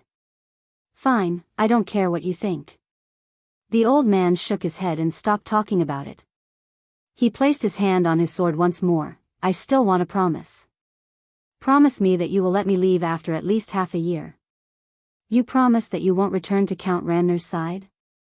I'm sorry, but I can't promise that. Coden replied firmly. Brando looked at him with admiration, but he did not refuse this time. He smiled. Fine, I promise. I don't need half a year, just 3 months. The old man was slightly taken aback. He raised his head and looked at Brendel in surprise. Brando smiled and did not explain. After reaching an agreement, Medisha was also done resting. She felt the soul fire in her body becoming active again, and they continued on their journey. At this time, Brando glanced at the miner behind them. In fact, when he found out that Brando and Scarlet were not part of the mine's garrison, but were traitors who wanted to go against Count Ranner, the poor man was terrified and almost wanted to run away. But he quickly calmed down. Compared to thinking about the future, the monsters that were lurking in the mines would immediately take his life. In the end, the man still followed them. But he met Scarlet, and after the red-haired girl threatened him fiercely, the miner had no choice but to bring his family to AB's with him. During the conversation, Brando found out that the man had also learned some skills as a silversmith, so he decided to give him a job as an apprentice blacksmith. In comparison, this job was much safer than being a miner, and the benefits were much greater. In the end, the man still felt uneasy, but he could not help but look forward to it. With these thoughts in mind, he felt the people in front of him stop again. But this time, they did not encounter any monsters or people. Instead, there was no way out. To be exact, everyone saw a dark door not far from them in the mine tunnel. The door was tightly shut and sealed off the entire tunnel. Medisha and Scarlet could not help but stop and look at Coden. He said that this path could lead to the elevator. But when they saw the old swordsman's face, they could not believe what they saw. This is... Coden was slightly taken aback. Shouldn't I be asking you that? Scarlet frowned. Her voice was weak, but it was filled with suspicion. No, what's going on? Coden frowned and said to Medisha, Miss, can you help me over there to take a look? Medisha looked at Brando with a questioning gaze, and the young man nodded. He had been here before and knew that the old man was not lying. There should not be such a door in this place. He had a suspicion, but he still needed to confirm it. The Silver Elf Princess did as she was told, supporting the elderly Master Swordsman as they walked over. The Master Swordsman used his hand to feel the cold, heavy giant door as he muttered to himself, How is this possible? How is this possible?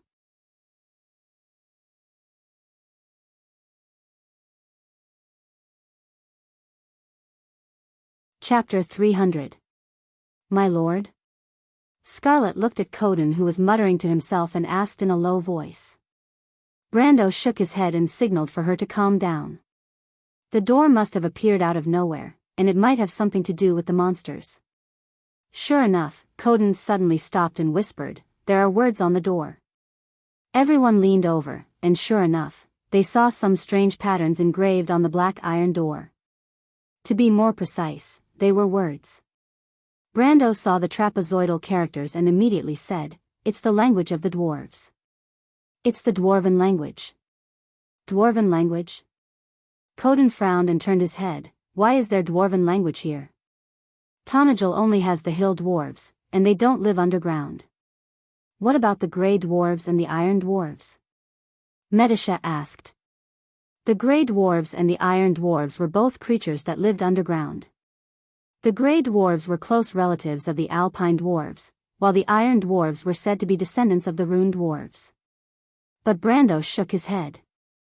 The grey dwarves and the iron dwarves both used the cuneiform script of Jorgendy Ridge, and not the trapezoidal script of the dwarven language.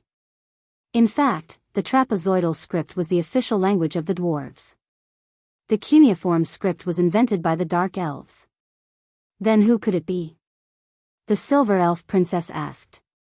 Brando thought about the silver inheritance and suspected that it might be a branch of the silver dwarves that had disappeared. There were 3 silver dwarves, the storm dwarves, the rune dwarves, and the fire dwarves. Apart from the fire dwarves, who lived in the fire elemental world, this inheritance could be one of the first 2. But before he could speak, Scarlet pointed her lightning spear at the door, and a soft ding sounded from the darkness. The girl looked at the door and saw that it was as smooth as a mirror.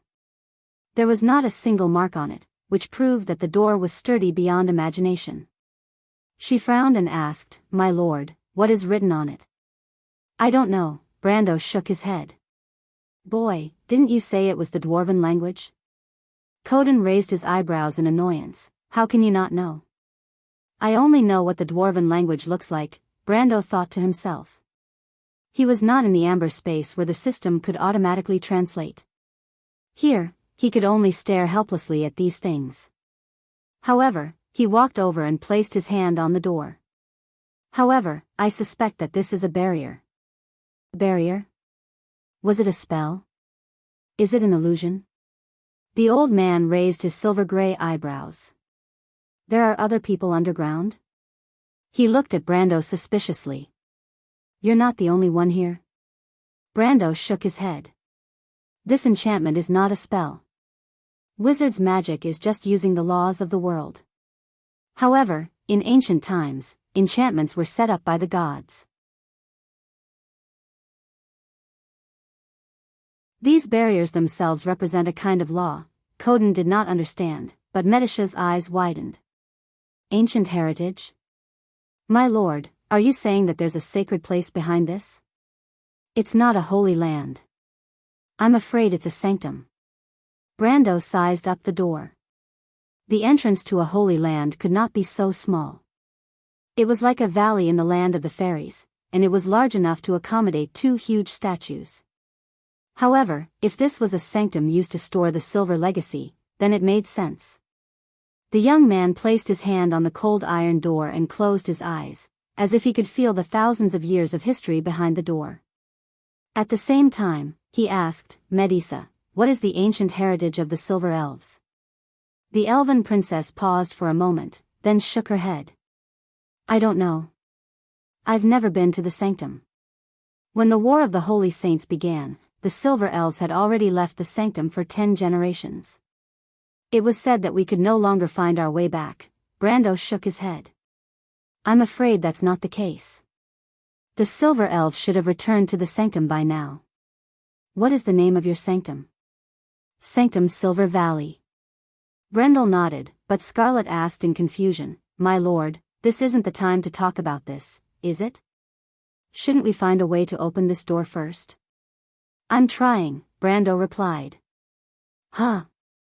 For an ancient barrier, the door is a symbol of an entrance, Brando replied. The meaning of an entrance is to enter. If you just want to go to the other side of the tunnel, you won't be able to open this door no matter what. Enter? Enter where? The red-haired girl was puzzled. You'll know soon enough. Brando closed his eyes and thought enter in his heart. Then suddenly, everyone felt their vision go dark. But before the sound of panic could be heard, the light became bright again. To be exact, it became brighter. It was as if they had suddenly returned to the surface. Bright and dazzling light shone from the outside. Every pair of eyes that had adapted to the darkness could not help but squint slightly. The surroundings were snowy white, and their eyes hurt slightly. Scarlet and the miner subconsciously turned their heads. Only the stronger Coden and Metisha could stare at their surroundings. But the 2 of them immediately let out a low cry. The voices around them suddenly became louder. It was a tsunami of cheers that poured into everyone's ears like a tidal wave. And as everyone gradually adapted to the dazzling light and the deafening cheers around them, they looked up and finally saw everything around them. They remembered that they were still in the dark underground tunnel just a moment ago, blocked by a thick iron door. But now, they found themselves in a brightly lit square. Or worse. After looking a little further, everyone found that it was not a square at all, but a gladiator arena. They stood in the middle of the empty space, but there were towering walls and spectator seats in all directions. The spectator seats were full. Brando could not see the faces of the spectators against the bright light, but he knew that it was just a projection of a spell. A gap space. That was the content of this barrier. In terms of complexity, this dimension was far less mysterious than Fairyland, which existed in the crevice between space and time. It was merely a demiplane connected to the world of Vaughn's main material plane, a small subspace. But in terms of the sound and light effects, it was enough to make people dizzy. He could not help but think that it was that guy who designed all of this. What is this place, my lord? Scarlet finally calmed herself down, and could not help but ask in a trembling voice. She was still all right, but the miner was already paralyzed with fear.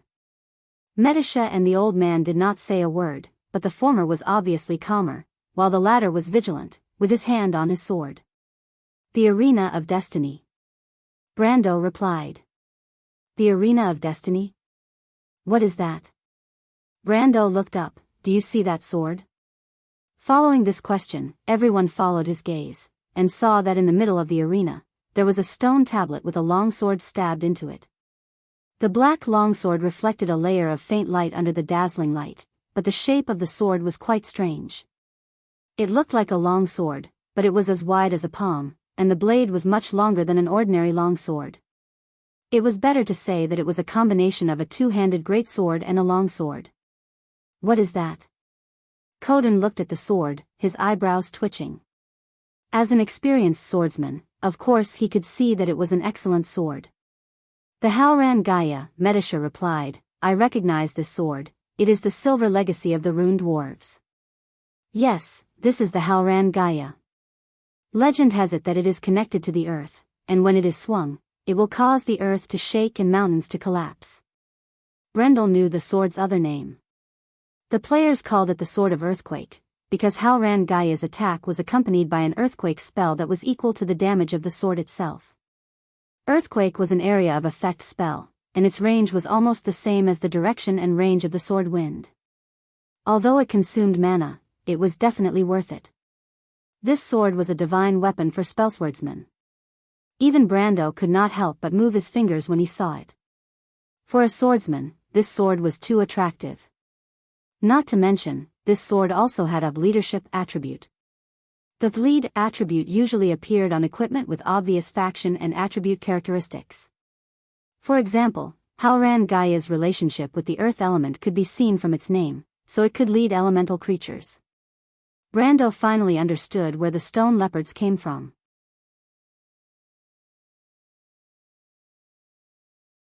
Halran Gaia, the old man muttered to himself, could this be the weapon of the giant Miguel?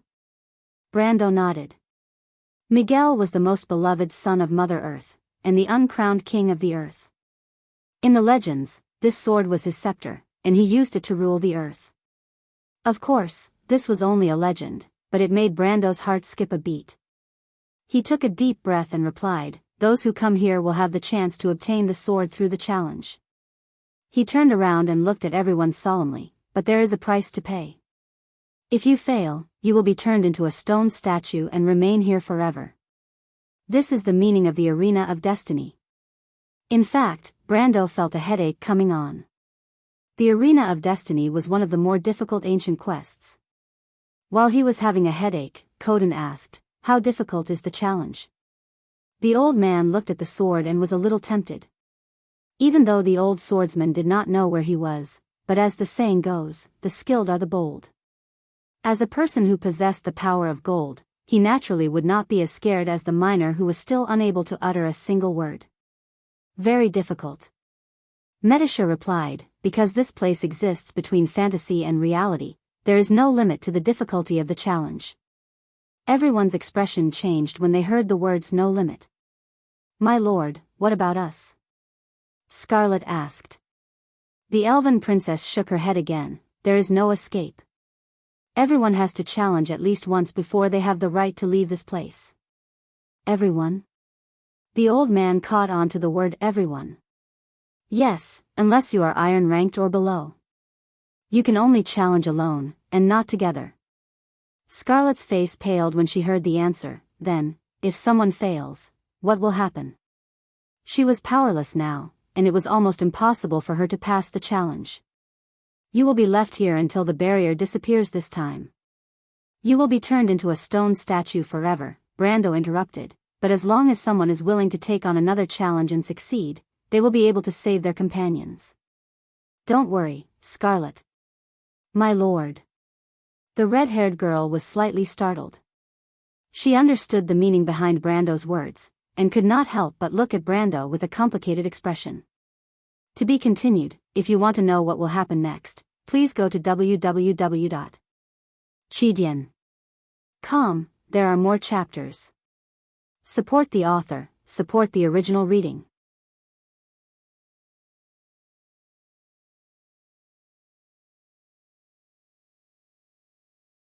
Chapter 301. But just as everyone was whispering to each other, a loud voice boomed from the arena, interrupting Scarlet's words. "Mortals, welcome to the Hall of Heroes." The voice was cold and dignified, as if it was filled with an unstoppable power. "You will challenge your own destiny here. Whether it is for survival, or to become the ruler of the land, then, lowly challengers, step forth. Let us witness the birth of destiny." His voice reverberated in the arena like rolling thunder, causing everyone's faces to turn pale. Scarlet and Medisha turned to look at Brando, but Brando was observing the arena. He was trying to figure out what kind of challenges he might encounter. Destiny's arena had all sorts of monsters, but most of them were related to the environment of the arena. For example, in an ordinary arena like this, it was most likely that he would encounter powerful monsters on land or in the air. He sighed in relief. Thankfully, it wasn't the arena of the gods. The Arena of Destiny was one of the scariest arenas in the Arena of Destiny. Although the challengers weren't real gods, the creatures from myths and legends were enough to make one's scalp tingle. One by one, don't rush. I'll arrange the order. Brando looked at Scarlet. Scarlet, you and the miner will go together.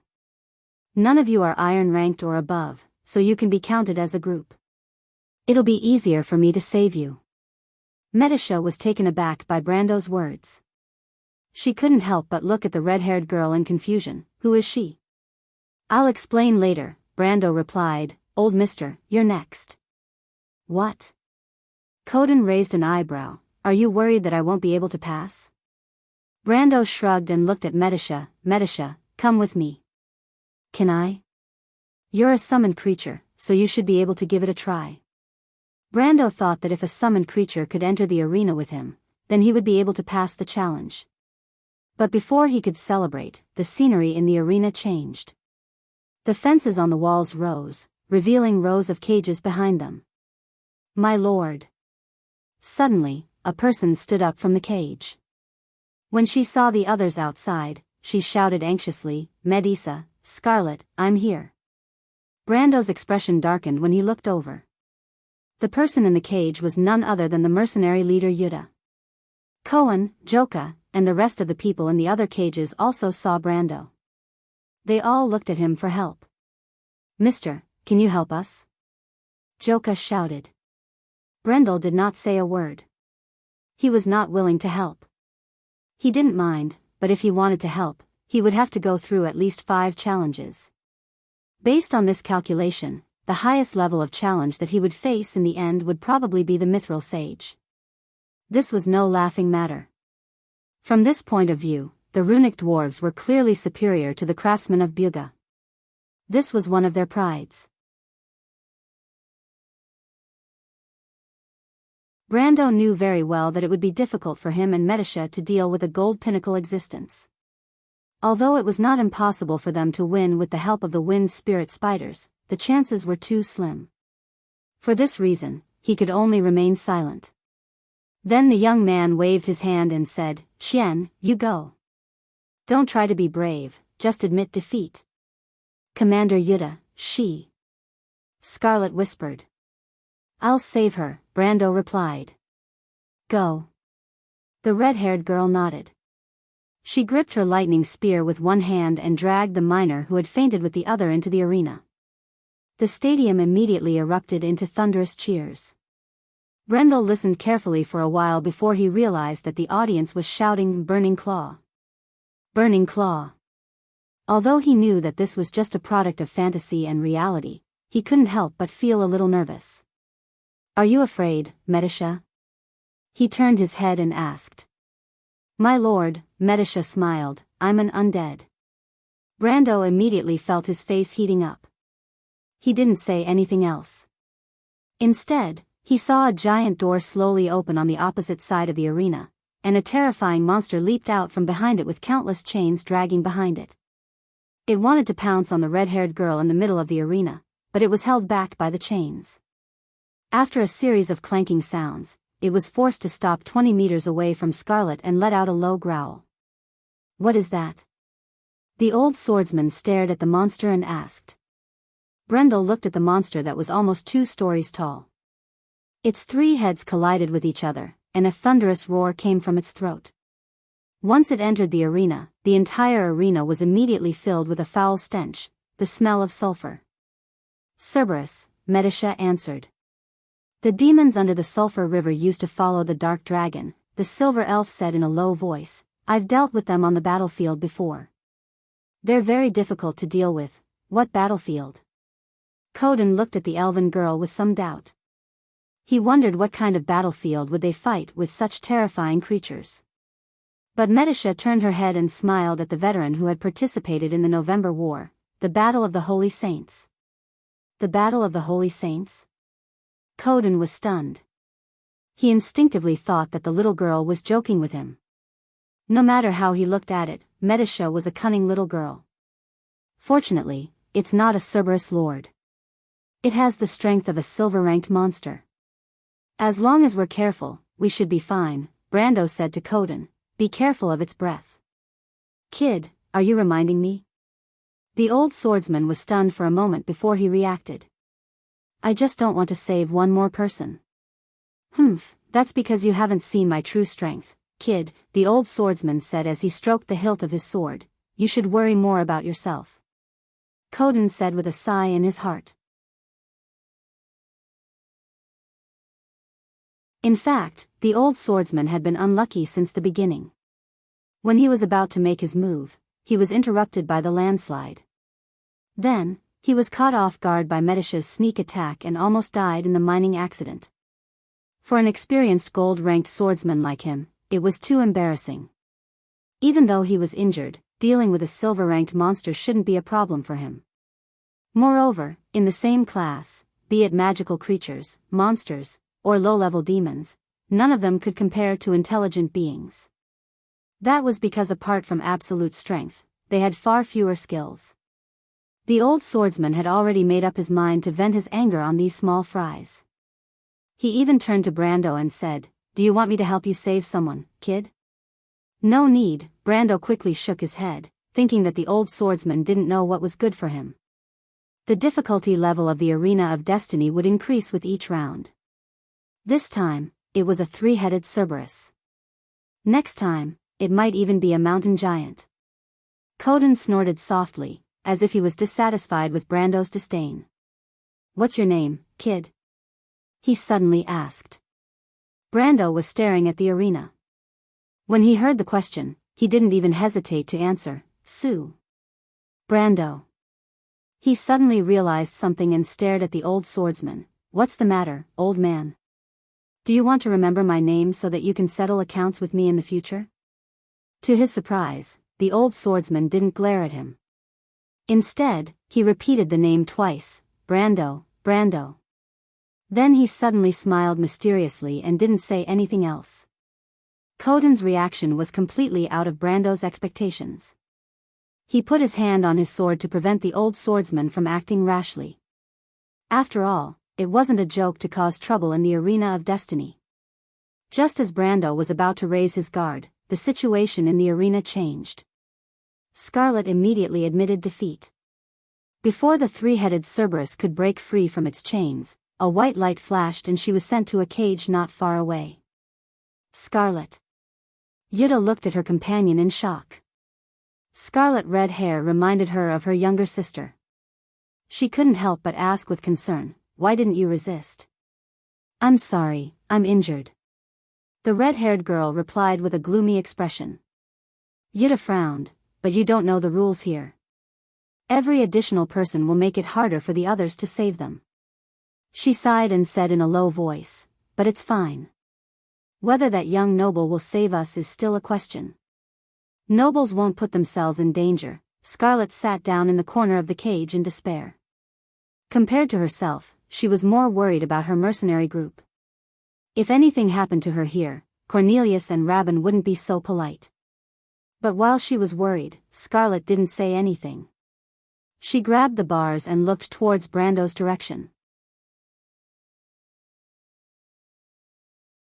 She didn't know why, but she knew that Brando would save them. Not only her, but Yuta as well. At this time, Brando was looking at the old swordsman walking towards the arena with a solemn expression. Coden held his sword in one hand and stared at the three-headed Cerberus without fear. But when he was about to leave, he suddenly turned around and said to Brando, "Humph, arrogant Tobu's brat. I'll show you what true swordsmanship looks like. I'll show you how arrogant you are." When Brendel heard this, he was stunned for a moment. Tobuz was his grandfather's name. To be continued. If you want to know what will happen next, please go to www.chidian.com. There are more chapters. Support the author, support the original reading. You're tuning into the Dreamy Love Stories YouTube channel. Don't forget to subscribe and join us on this journey to catch the most captivating stories.